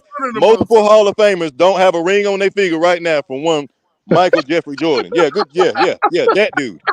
The bald-headed assassin. Yeah, that dude. I thought it was Jordan. No. I thought it was Jordan. I thought it was Scottie Pippen. I thought it was one of the best defensive players ever in Rodman. I thought it was Tony. Of course, it was a whole squad, but he's the key piece to that. You know the difference. You know the difference between Michael Jordan. You know the difference between Michael Jordan and LeBron. No, I thought sometimes you got to question. You didn't question who the leader was of the Chicago Bulls, but you can question it with Miami. You can question it with Cleveland. Like Jordan didn't have no help. No. Hey, nobody said he didn't have help, but he again. LeBron James had 21 All-Stars that he's played with, and you guys act like he ain't played with nobody. That's bullcrap, bro. Who did Jordan? Act like he was Allen Iverson. 21 All-Stars. The only All-Star Michael Jordan has ever played with in his entire NBA career is Scottie Pippen. Who did? Stop it. I'm not gonna just drop that ball. Who did? Don DeMarco. Bang. I answered your questions. Who did LeBron play with? That's the equivalent of motherfucking Scottie Pippen. You gonna diminish all these other coups? You gonna diminish all these other dudes? Crazy. No. Forget Pippen. That's crazy work. That's real crazy work. That's crazy work. Okay. So one guy for Jordan equals 21 other dudes. Is that what you telling me? Hold on. First of all, he didn't play with no 21 fucking All-Stars. Look it up, Twan. Don't make me start pulling the names up. I'm gonna give you one opportunity. You better leave it alone. I'll pull these names up. Hold tight. Who? Okay. I'm getting the names. You BS. I'm getting the names. You BS. I'm getting the names. No. Boy, y'all, wow. And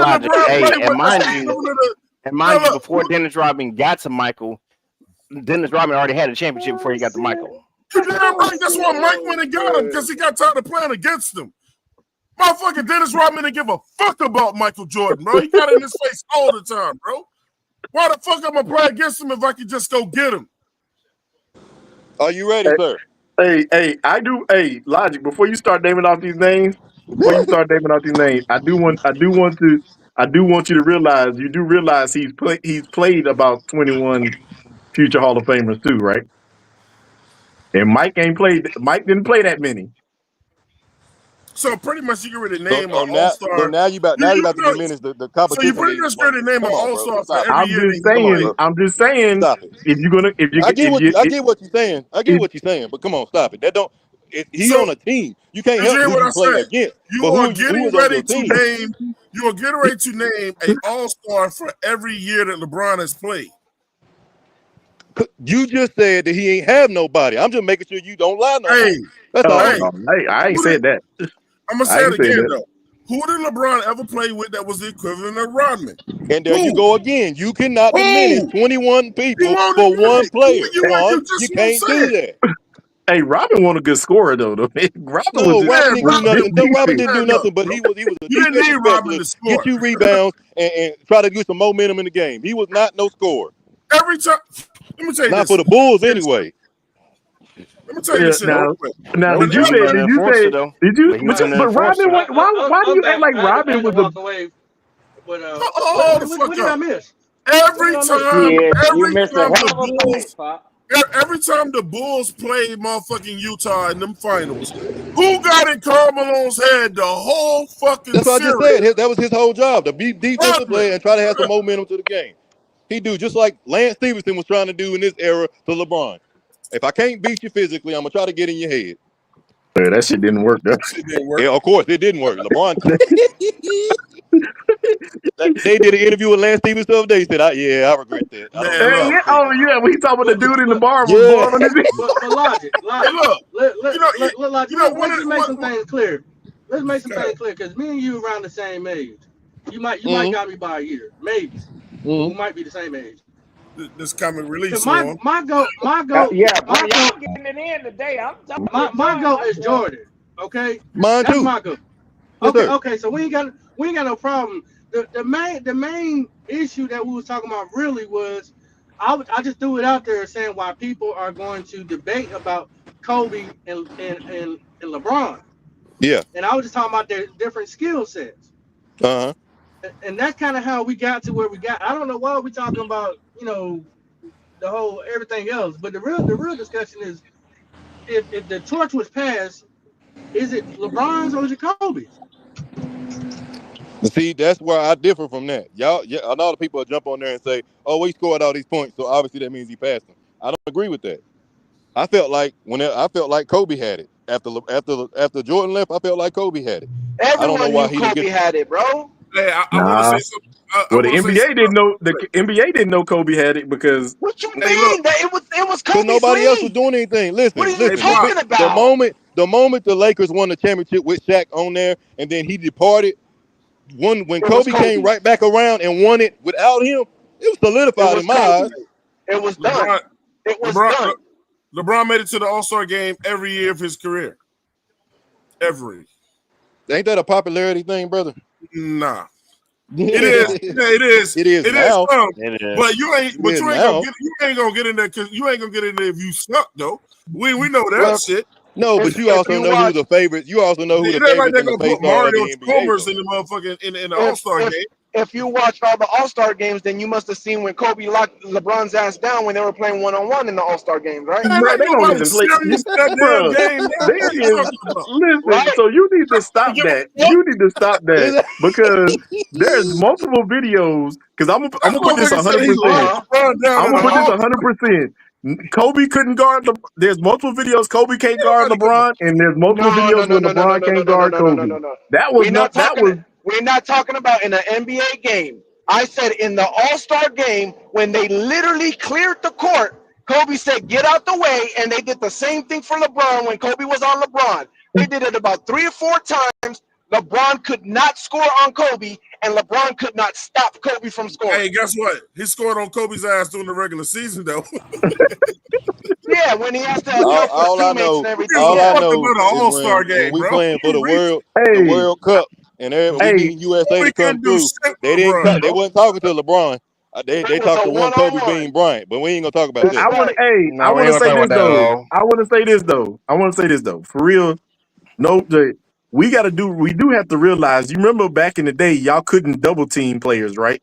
You couldn't play the zone back in the day when Mike first That started hip too. check shit.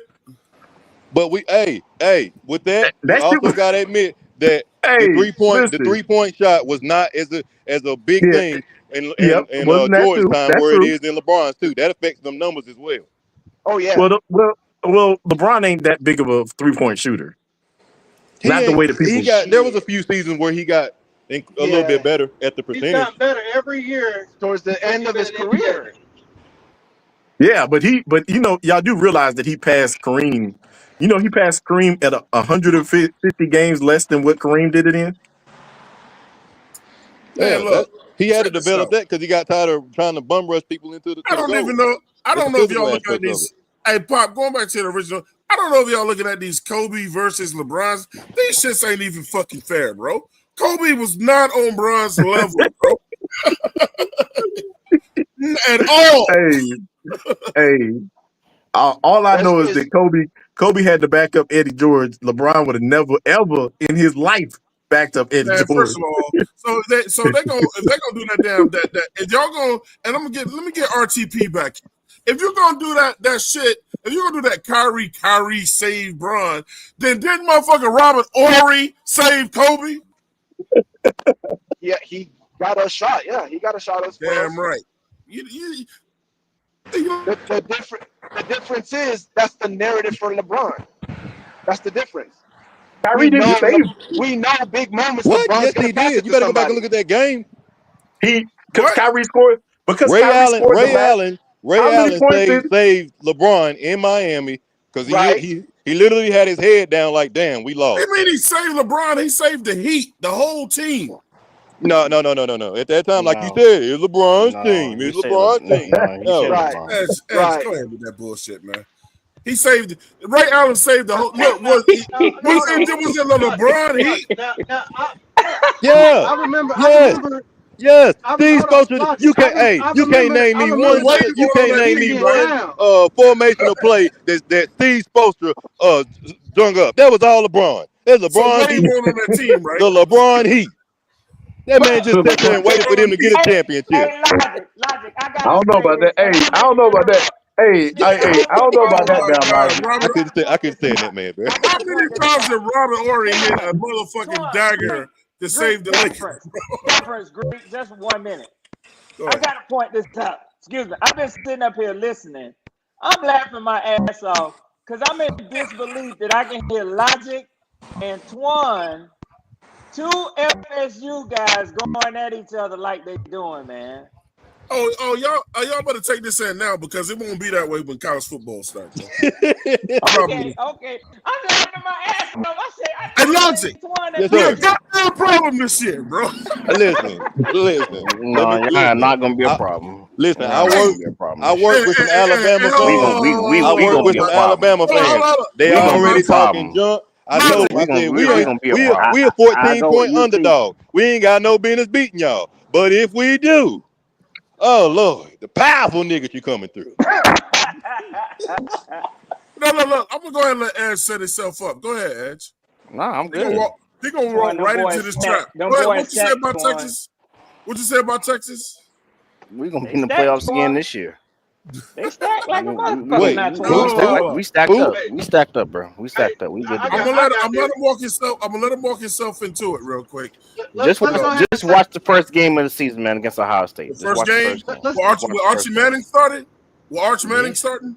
Yeah, and watch our defense. And watch our defense dominate too. Okay. Hey, Logic. Yes, sir. Come back here. I told you I was gonna let him set himself up, right? I ain't So set check this myself out. up. Look at this, Logic. Look who they got to play first, Logic. Oh shit! The national championship. Hey, look. Then they got to play. Then we got Florida. Hold on, they got to play Florida. Then they got to play Oklahoma.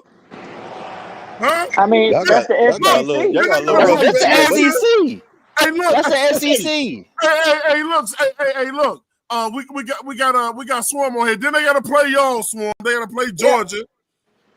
But They gotta no, play but Texas. Twan, let's keep it Texas A&M 1,000 is no though. beast this year. Let's keep it 1,000 though. That's every year in the SEC, Twan. But check this out. What I'm trying to tell you that my man Edge is not gonna tell y'all is that they got the fourth hardest schedule in the motherfucking NCAA next year. Y'all ain't going to no fucking playoffs. Not with Arch Manning, y'all not. I got a question. Let's separate this room. It's too friendly. Not with no Arch Manning, y'all not. Yeah, we are. Who got the best running back ever in our division? I'm gonna say the Carolina Panthers. We got the best running backs ever in our division. Huh? Whoa, hey. Are you? Hold on. I didn't hear that. Did you say currently or ever? Did you say currently or ever? Ever, like overall. In our history, ever. Ever in our Yeah. history. I think the Carolina Panthers got have had the best running backs out of our division. What's wrong Probably with Christian McCaffrey. I would put him up there. Yeah, I would put Christian McCaffrey up there. But who else are you trying to say best ever? D'Angelo, Jonathan. Let me I even throw Bianca Batuka in there if you want to. Let me just look at some of the best running backs in NFL. I throw Bianca Batuka out there if you want to. Hey, Bob. He said our division. Hey, hold on, Red. Don't take your light skin ass over there and pull up the best running backs in history. Oh, boy. Yeah, that's what I'm about to do. For our division, man. He said for our division. Let me see which one I come across in the NFC South first. Let's see. I mean, the NFC South, the first one is it'll probably be D'Angelo before any of the rest of them. D'Angelo before any of them. We finna see. All-time leading rusher. We finna see. Well, guess who I see first? Who that? Ray, you ain't got to see it. You've already seen it. You was there. Before Red can even start that bullshit up, bro. Hold on. I gotta make a point real one more time. I'm gonna say it for logic though. If you ain't RGP, you ain't got no dog in this fight. First one I see is Warrick Dunn. So that would either be Tampa Bay or Atlanta. You breaking up, Tampa Bay. Warrick Dunn in Tampa Bay. Warrick Dunn. FSU. Yeah. FSU. Yeah. Running back university. Absolutely. Let's see. This is shit that get me with Edge though. That motherfucker. Look, you remember when Texas was a fucking embarrassment? That motherfuckers just got back right here like they always been doing this. Well, Twan. Gotta go all the way back. Your boy Red down there did the same thing. Yeah. Georgia had some dark times. Just recently got Georgia had some dark time. Now them dudes is a mainstay in college. Now they acting like they the absolute bastards. Make me sick. What about your entire program? Hey, Red, them expensive ass puppies. Yeah. Oh, they damn sure expensive. You can't get one of them suckers cheap. God, ain't no way. Yep. And we did. We fell off for about a good 20 years. We did. Everybody got their time. Better go take a look at what Florida State, what we looking like this year. You better go take a look.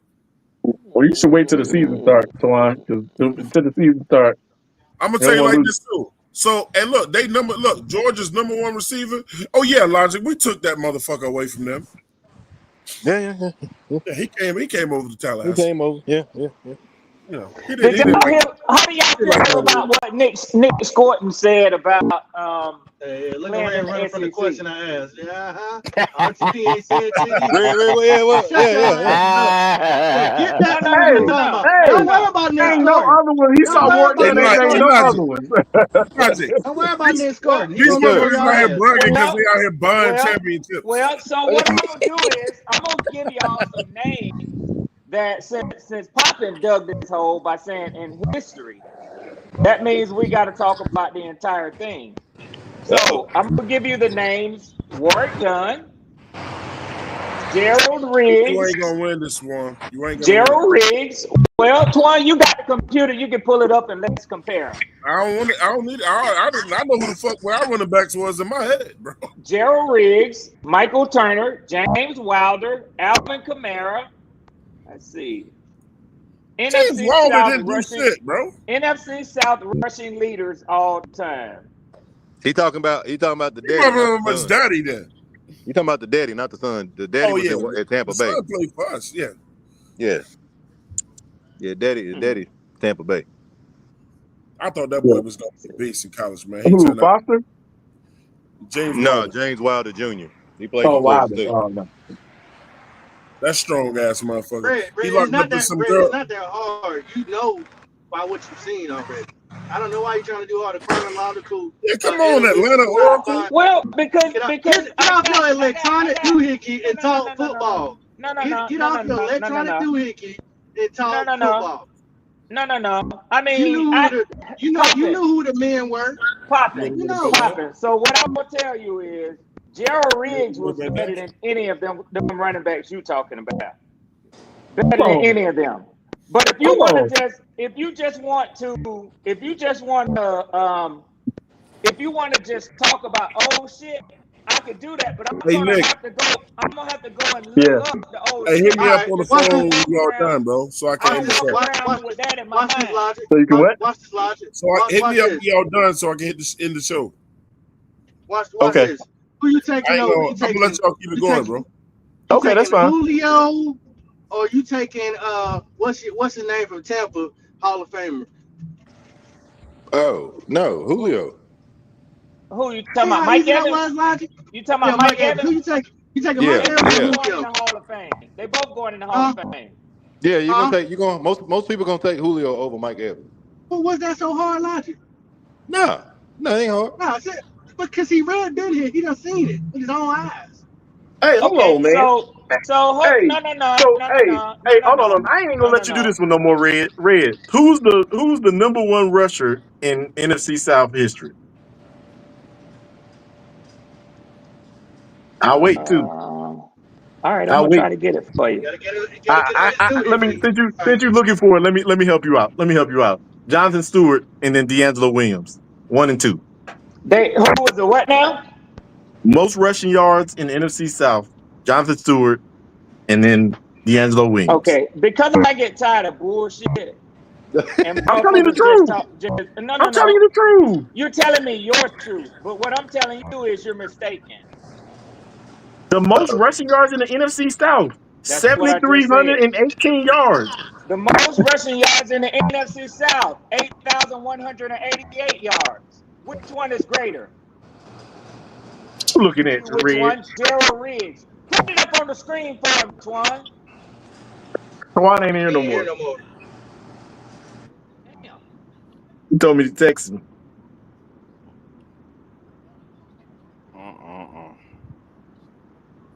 Who had one championship? Gerald Riggs. Who went to one Pro Bowl? Stewart. Who went to 3 Pro Bowls? Gerald Riggs. Who has one All Pro? Gerald Riggs. Who has 0 All Pros? Jonathan Stewart. Red, you're missing the whole point. No, I just made the point. Overall, as a collective group, we've had better running backs in the Carolina Panthers than any other division, any other team in the division. Period. I ain't talking about one individual. Okay, so I tell you what, Poppin, let's do this. Let's just disagree on history. But let me ask you a question. Fuck all that. Who got the best running backs in the NFC South now? That's what you really want to get to. It's to be determined. Right. I'm not really that. 100% honest. Let's be 100% honest. Let's be 100% honest. At the end of the day, this is what we have to do. We have to get Stathead Football from NFL, and we have to get PFF or other things to break the tie. Right now in our division, Bijan Robinson is the best running back in our division. Algier is the best backup running back in our division. And then y'all have to go to a third running back or a fourth running back, which ain't gonna see the field at all. I would say Alvin Kamara. For right now, yeah, Alvin. Alvin Kamara is their lead back. He's trying to say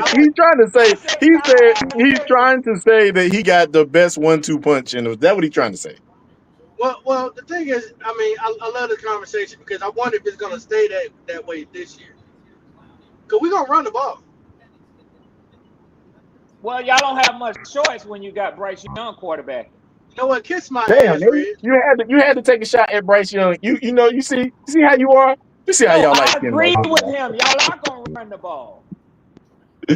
Dude, always got the light skinned dudes. Always got to hit low. Hey, no, that's what my take was too. You don't get an extra 1,000-yard back to sit here and air the thing out. You're gonna run the ball and work off play action.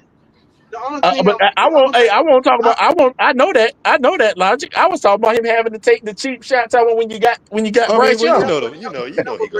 Oh, so you don't want to hear You it had from to me. add. I get it. You had to add the extra in there. I got you. But Logic, yes, sir. the thing is, we've been lied to several times. I've heard Canales say, "We're gonna run the ball. I want to run the Well, ball." this is the thing. But I hope he doesn't. ain't lying to us. I hope that's exactly what they're doing. Because you get out here trying to air it out, trying to get us in some type of shootout, it ain't gonna end well for us. I can promise you that. Well, listen. I think I'm gonna be 100% honest. I believe that he didn't want to run the ball as much as he said he was going to last year because he didn't have a second viable option. Yes. If Chuba went down, what the hell was going to happen? We screwed. Yeah, we were screwed. There was nobody else. So I think that he realized that, and he did. It is what it is. Yeah. Because if you actually look at it, even when you put freaking Miles Sanders in there, what the hell did he do? Nothing. Nothing. Hey, I got a hot take for you, Logic. I bet you that we're only gonna have one wide receiver to get 1,000 yards this year. You said how many? One. You said we don't think you said we don't have one, or we will We're have only one. gonna have one wide receiver to hit 1,000 yards this year. I believe that. I don't think it's all gonna of them. see more than one. I don't think I don't see more than one. I don't even think that's a hot take. I think that's that. Nah. I mean, You think what? You talking about McMillan? That's it. Yeah, they probably. That don't surprise me there. I don't think you can argue with that, man. Nah. He coming in being the number one option. Yeah. Hey, trust me, Logic. I can find somebody to argue with me about it. Trust me. I may not been on a lot of podcasts lately because I've been working, and today I got lucky to get on. But usually I can't get on till late on the evening. But I hear everything. Well, what I would tell you is this. I got money out there saying he won't go over 1,000 yards this season. Now he might get 700 or 800 yards, which would be impressive for a rookie wide receiver. But I don't see him going over 1,000. And if you lose your money because of Chet McMillan, I am gonna find it rather funny. Well, you can laugh if you choose to, but what I'm saying is I think Xavier Legette will have a better season than he had last year, and I think Adam Thielen will have a decent season. Adam Thielen gonna have a decent season regardless. Yeah, I'm about to say that. That's Mr. Reliable, man. That boy, everything you throw at him, he catches. Mr. Third down. One of the things that's gonna happen to Thielen is his playing time is gonna be cut into. He won't be the primary target. Yeah. And he's going to see fewer snaps because they're going to be trying to keep Thielen and XL and Ted and Coker and some of the younger players out there. They're gonna intentionally use Thielen less. Now, if they're using Thielen the same or even more, y'all got a real big problem with drafting in Carolina. Well, I agree with you, Red, because I'm gonna tell you why. That all fits into the concept of running the ball. When you got bigger wide receivers, they can help you set up the edge or set up the blocks. So that makes more sense. Thielen ain't no blocking wide receiver. If Adam Thielen, who's in his last year as a grizzled veteran in the NFL, is still getting 600 or 700 yards, y'all got a real problem developing the young talent in your receiving core on your team. I don't know if you've seen lately. Hey, what y'all been putting in their work this offseason, man? I think I actually do. I agree with you that I do believe Ted McMillan is gonna probably go off this year. I mean, not Ted. Xavier. The thing I'm trying to No, tell he Red, will. He is. Panther culture is whoever get paid is the one who play, and they pay him even more money. So it's not because they're not trying to develop or they can't develop. It's because they paid him more money. He's gonna be out there. I do believe that Adam. I really think that unless he gets hurt again this year, I do believe he's gonna have at least 700 yards. I do just believe that we're gonna get a lot of guys are gonna have a lot of yards this year. I don't think that if we have 1,000-yard receiver, I don't believe it's gonna be but one. That's 100%. I don't believe it's gonna be no more than one. But just like y'all saying, man, it's gonna be. I don't know, man. I was just looking. A lot of these guys, man, like Dan Chinchina's not out there. That means that mother probably about to get cut. He probably gonna get cut. I throw it out there too. I think Rico gonna have more passing catching yards. Chuba nice, and me and Twan argue about this all the time. But Rico got better vision, a little more wiggle, same amount of speed, and bro, he gonna be a problem. Yeah, I do And think he got better hands. He do got better hands. Yeah. I believe. Hey, Rico Dotto, I would say 100% is gonna be at least be our third down back, at least, because I do believe, just like y'all say, he got better hands. At least he's gonna be our third down back. But I just think we're gonna have a good running game, man, because it's a change of pace when you put either one of them out there. Sure is. Hey, fellas. Hey, I'm gonna have to head on out. I gotta get ready for work, but it was great debating with y'all. Enjoy it, Ed. Yes, sir. Fuck the Falcons. Fuck FSU. Go Longhorns. We win the chip, and I'm out. Hey, he said that shit after Twan left. He said that. I didn't say that shit when Twan was in too, but he already left. So you have to Hey, for me. He told me text him when we done debating.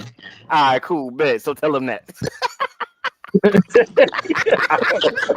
I'll tell him to watch it about 5:06. Look what Ed said. Look what Ed said.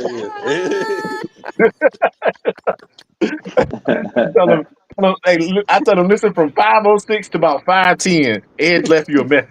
I got a question for Logic. And Logic, this just my mentality. I think your boy Princely on no interview because he about to Brycey poo out. He in trouble. He in trouble. Hey, actually, I'm gonna say this. I actually don't think he's in trouble because they showed the video, man. He tried to pull up. It was just. It don't matter. They don't do that narrative out there. And now that if he didn't really hit him like that, why would your coach stop practice? Nah, he didn't. He ran into his arm. He didn't. Okay. The way that people are making it sound, he didn't hit him. That arm is fragile, Nick. You can't. I could agree with you. I could agree with you there. Hey, Pop, and I do want to ask you a question though, and it's okay to be honest. Go ahead, brother. And again, like I said, it ain't gonna cause me to fall out with you. We still gonna be tight with each other. But does it bother you that like media and a lot of the sites that I'll show you and things like that think so highly of like Bijan Robinson, the Falcons running backs, the wide receiver core? Does that bother you? Oh God! Here we go with this loaded ass fucking question. Okay. I was just curious. I can't stand you. I swear to God, Red. Why would it bother me? Well, I mean, because you always like to juxtaposition it. You like to juxtapose it. You like to do a 1-to-1, and that sort of thing. And I mean, certain things I tend to, I think, be fairer about stuff. When y'all ask me about certain things, I try to not cap, right? I try You try to. not I to. try to keep I it try real. not to, but your ass be capping a lot. When asked about the interior defensive line, I said it ain't no question. It ain't shit that we got. Ain't nothing in the NFC South can compare to Derek Brown. I say that hands down. This week, I don't have a problem stating that a lot of people have come around and moved J.C. Horn from where PFF had him, one position behind AJ Terrell, all the fucking way up to being a top 7 cornerback in the NFL. I don't have a problem with admitting stuff like that. I haven't had a problem with saying that Chuba Hubbard is a 1,000 yard a season rushing running back. That you have a top 10 offensive line. But see, I don't get bogged down with trying to say, oh yeah, but shit, Ruka Romo, he did this. I don't do that.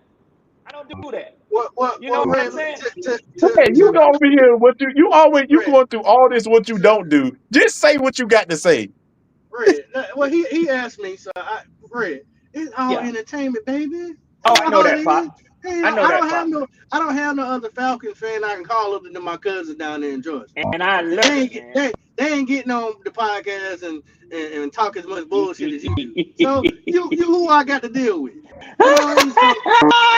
When we do have these nice gentlemen conversations without no violence, there you go. It's great. There you go. There you go. It ain't gotta be no violence. Ain't gotta be no violence, man. I like to act. No, niggas want violence. What you talking about? What you talking about, Red? I ain't never went nowhere with no violence. All right, Nick. That's because you carry concealed. That's all. Exactly, Poppin. Exactly. That's all it is. He fooling. I know I don't know what you talking. Hey, I don't know what you talking about. I don't know nothing about none of that. Yeah. I don't know nothing about none of that, man. Pleading the fifth, I see. I don't know nothing about none of that. I'm an upstanding citizen of the United States of America. Always have been, always will be, right? Upstanding. I don't do nothing. I don't do nothing to nobody. I'm one of the nicest guys y'all probably ever meet. Probably. I don't want no problems with nobody. Then again, you may not be. Then again, you may not be.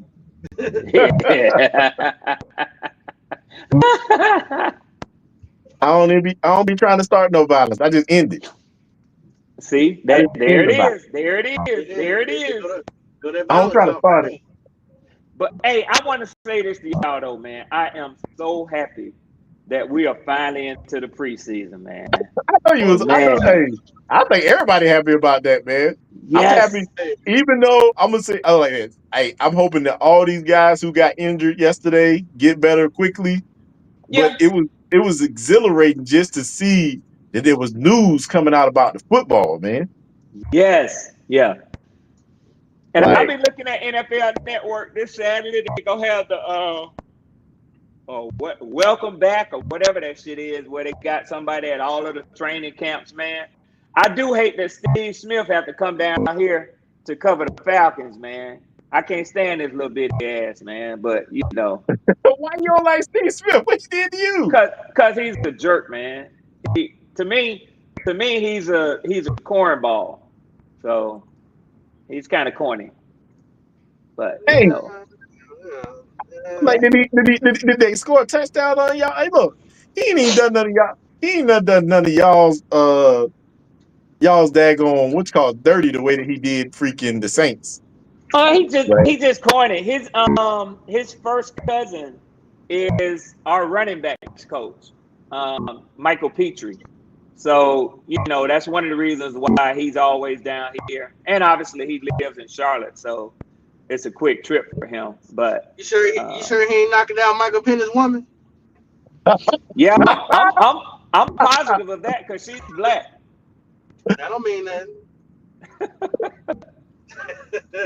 Hey, that means a whole lot to Steve Smith. You know as well as I do. He don't get down like that. That was a good one. Right yeah, Pop. You know, I leave it right there too. Moving on. Hey, I ain't even mad at Red for saying that one because it's true. Yeah. Man, That ain't his you flavor. That's all I'm saying. don't Ain't you nothing don't wrong know with when it. that man play his wee wee. Oh, yes, we do. Yes, we do. Hey, we all know that ain't none of them women we've seen look like any of the ones you probably. You've only seen him with two. You can't count the whole staff. You've only seen it with two. Yeah. So, Yeah, to each his own, but yeah, I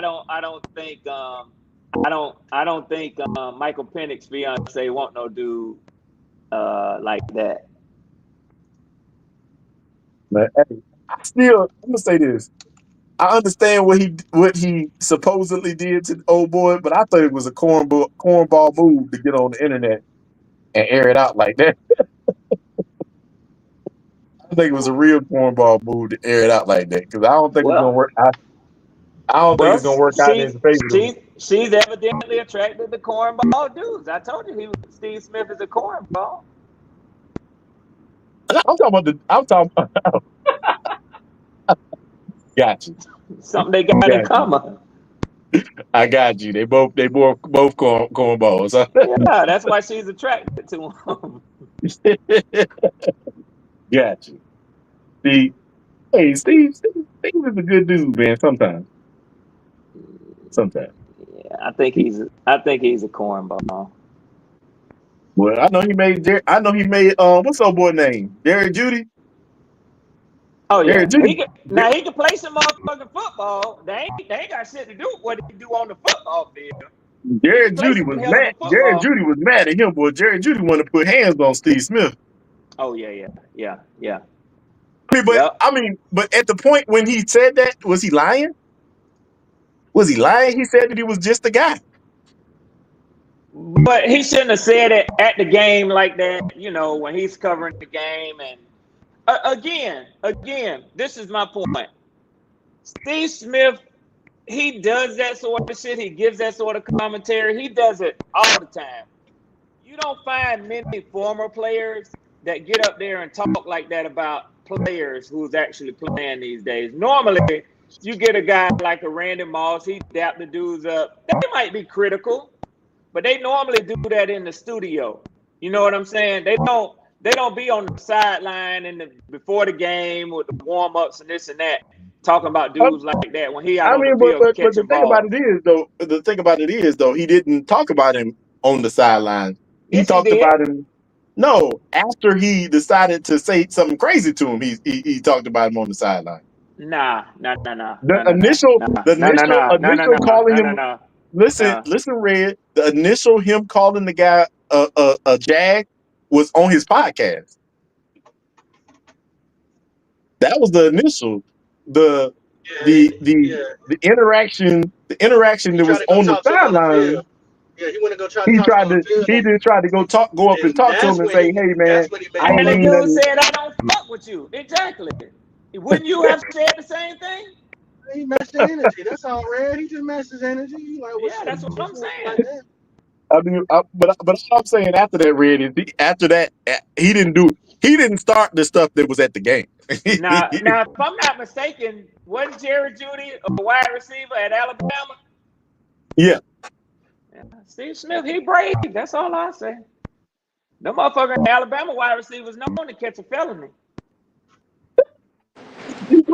God you know, Red, come on. Am I lying? No, Red. No, Red. I ain't even gonna let you. I ain't even. Dang, boy. You know, daggone well you shouldn't have said that one. It's true. It's true. It's damn sure true, third cousin.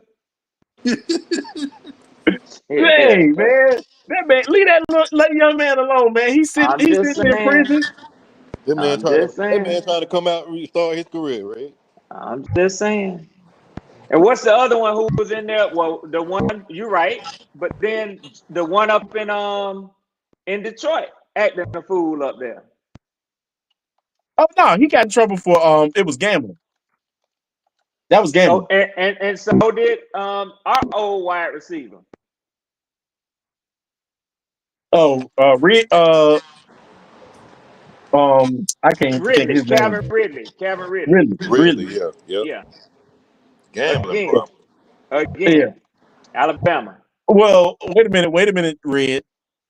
He got in trouble for gambling, yes. But old boy from Detroit, he wasn't betting on football. He was just on a betting app while he was in the facility. Okay, but Nick, also, that's one thing. But it also became public that he was on a IG account or some other shit with his homeboys, who his entourage up there, flashing guns also. I mean, I don't condone that stupidity. Right. Hey, just like, hey, oh boy, I think, oh boy, if he keep it up, he's going to end his career in NBA. Exactly. Yeah, I don't condone that stuff. Like, you don't need to be. I don't listen. Social media has turned people into absolute idiots. Yeah. And so, like, but I ain't got John Morant daddy looked like he a dummy, so it looked like it didn't fall from the tree. So. Hey, John Morant daddy too busy being his friend rather than being his daddy. Yep. Morant to Let that boy Morant's be defense young. though, that nigga in Memphis, man. Y'all know how it is in Memphis, man. Yeah, he better stay strapped. He better. Listen, listen, Logic. Nobody cares that he has guns. Nobody cares about that. You right. He ain't got to show him. You right. You ain't got to be out here brandishing the gun like, oh, I'm on the. Hey, make sure y'all know. You got enough money to pay for security anyway. That's my point, Logic. That's my point. Yeah. Yeah, we just need to be. But there go the issue. You can pay for somebody to go. You can pay for. These boy got egos. So they instead of be outside, for they say. the security, I gotta walk out here in these streets and let you know I'm a real one. That's right. That's right. But listen. This is what's wrong with something was wrong with our culture. You have moved on to another level. Why do you need to prove? Why you got to prove anything to anybody? That's a fact. That's a fact. That's a fact. You want to go out here in these streets with one of these dudes will kill you? What? Yeah. Man, I'm gonna tell you something. If my son had that type of money and was doing things, the neighborhood that he would live in, would nobody think twice when they see him riding by and all his fancy vehicles going up to his house, man. Because they'll have the same damn thing. Exactly. Right. Exactly. But they got that and they got that money, and they still want to feel like they could go to the same places they hung out at when they was 12 or 14 years old. You can't do it, homeboy. Ain't no way I'm taking that, man. These must be taking they goddamn Maybachs and into the hood and park. Boy, come on, bro. The first thing you ain't understanding, even if you feel like you ain't got no beef, somebody in that neighborhood feel like, man, why you want to flash in front of our face? They coming to get it, Logic. You think it's sweet over here, huh? They coming to get it. Yeah, because they take offense to it. I ain't got that. You got it, but you to come back here into the area that I want to get out of, and you flaunting on me. Okay, that right there. The last day that right there. Listen, not even that. Listen to this one though. Like I don't got they money, but I do well enough that I don't have to live in those type of environments. Yeah. Right. But you know what I drive when I go home to my mama's house? What's that? My damn truck. I don't blame you. I don't blame you. I don't need to show y'all that I didn't came up. I need to look just like y'all. Yeah. Yeah. You better blend in. I need to look just like y'all. Then my mama be like, hey, why you don't take the... I was like, my kids ain't from these streets. Thank you. Hey,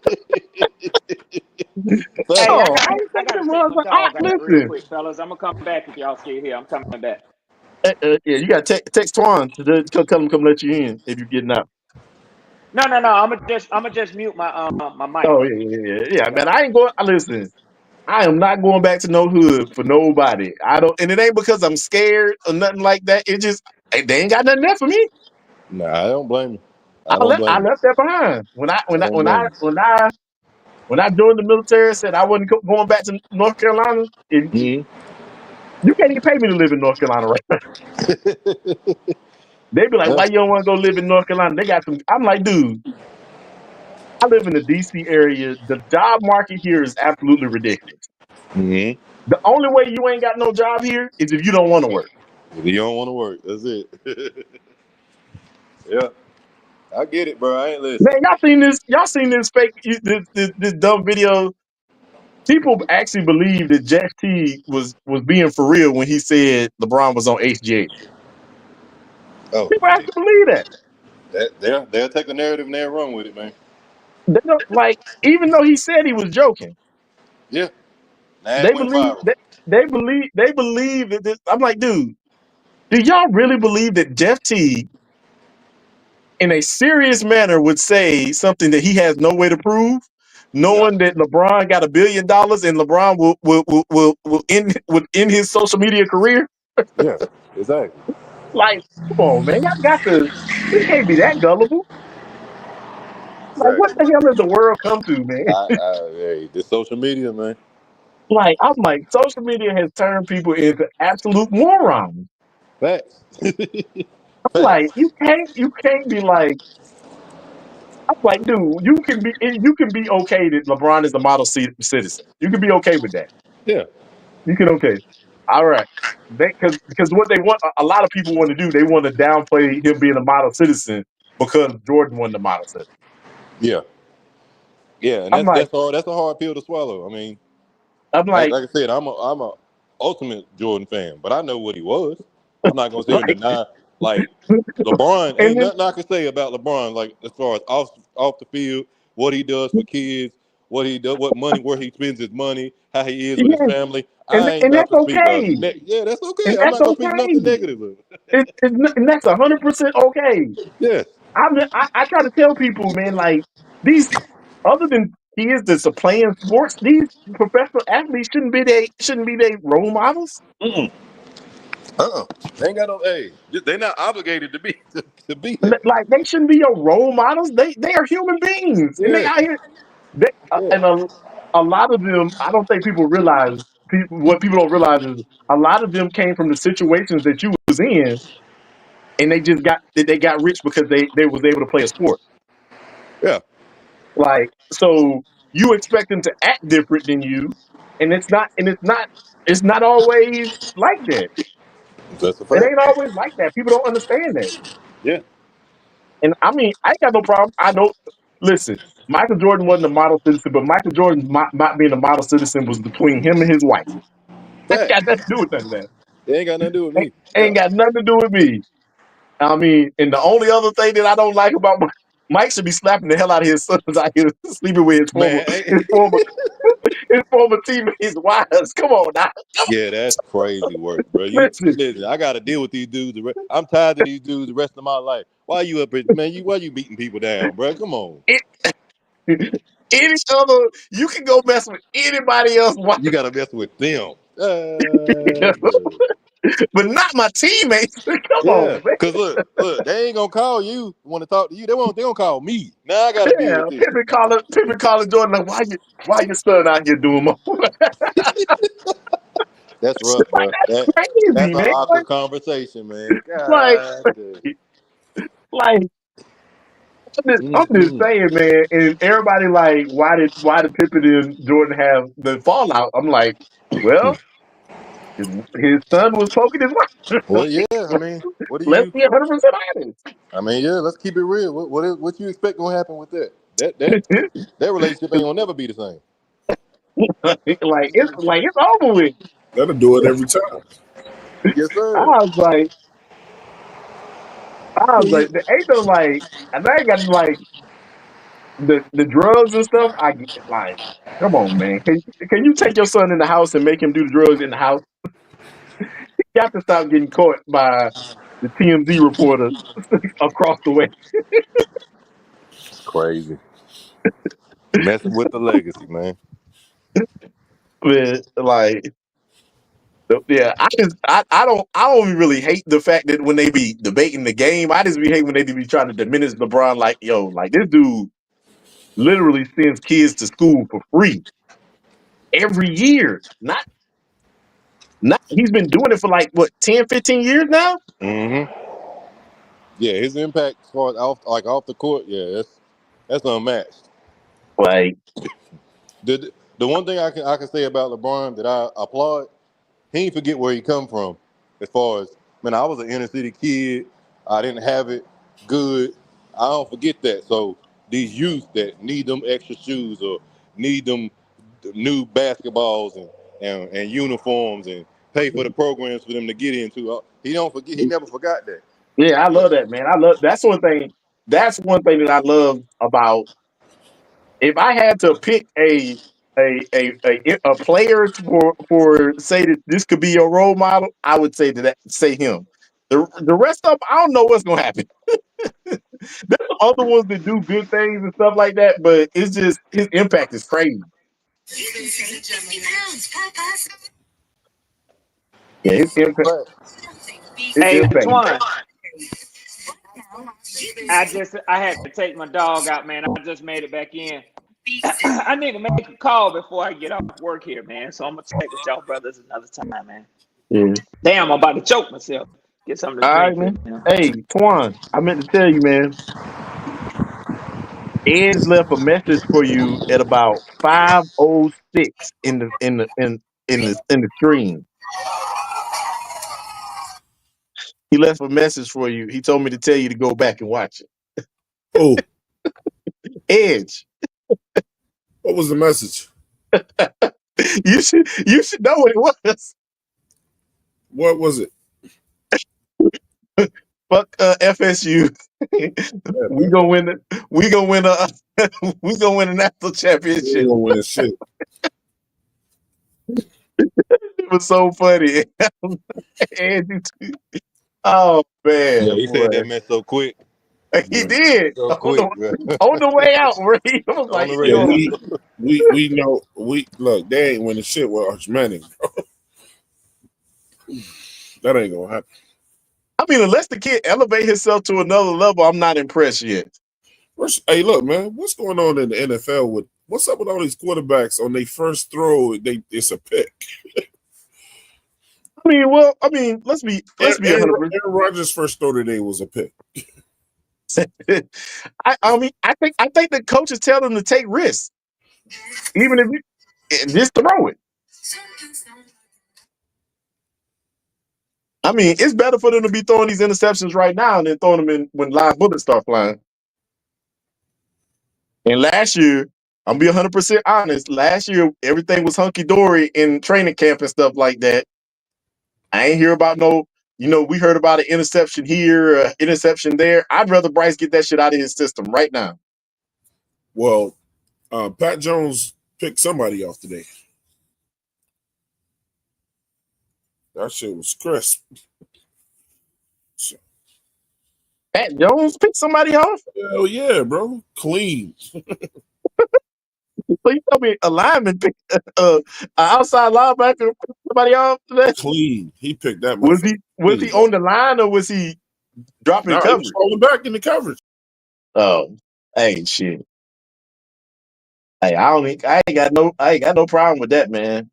The must like but Juan, you like to argue about linemen falling back in the coverage, so yeah, you got to go. It's on Instagram on Under the Panthers. It's Instagram. Where he was backpedaling. I don't know what the quarterback was because they didn't show. Oh, okay. But the angle he was at, it's no way they could have saw him. You say they no way they could have seen him? Yeah. Well, hey. I'm completely okay with that. Y'all later, fellas. I gotta shut down my shop and get ready for football practice. We about to get up out of here too, Logic, man.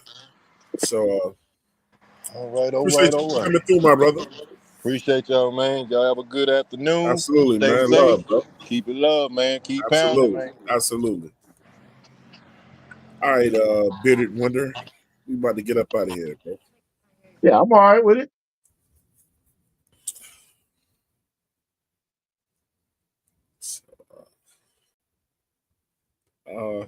Thank everybody for coming through to the 704 Charlotte Bound show. Nick, you want to any shout outs or anything like that, man? Before we hey, man, just shout out to everybody that was in the chat. Shout out to the great conversations we had with Red, RTP, Logic, Poppin, Nick Tri-State, Nick Tri-State, everybody that came through, man. It's a great conversation.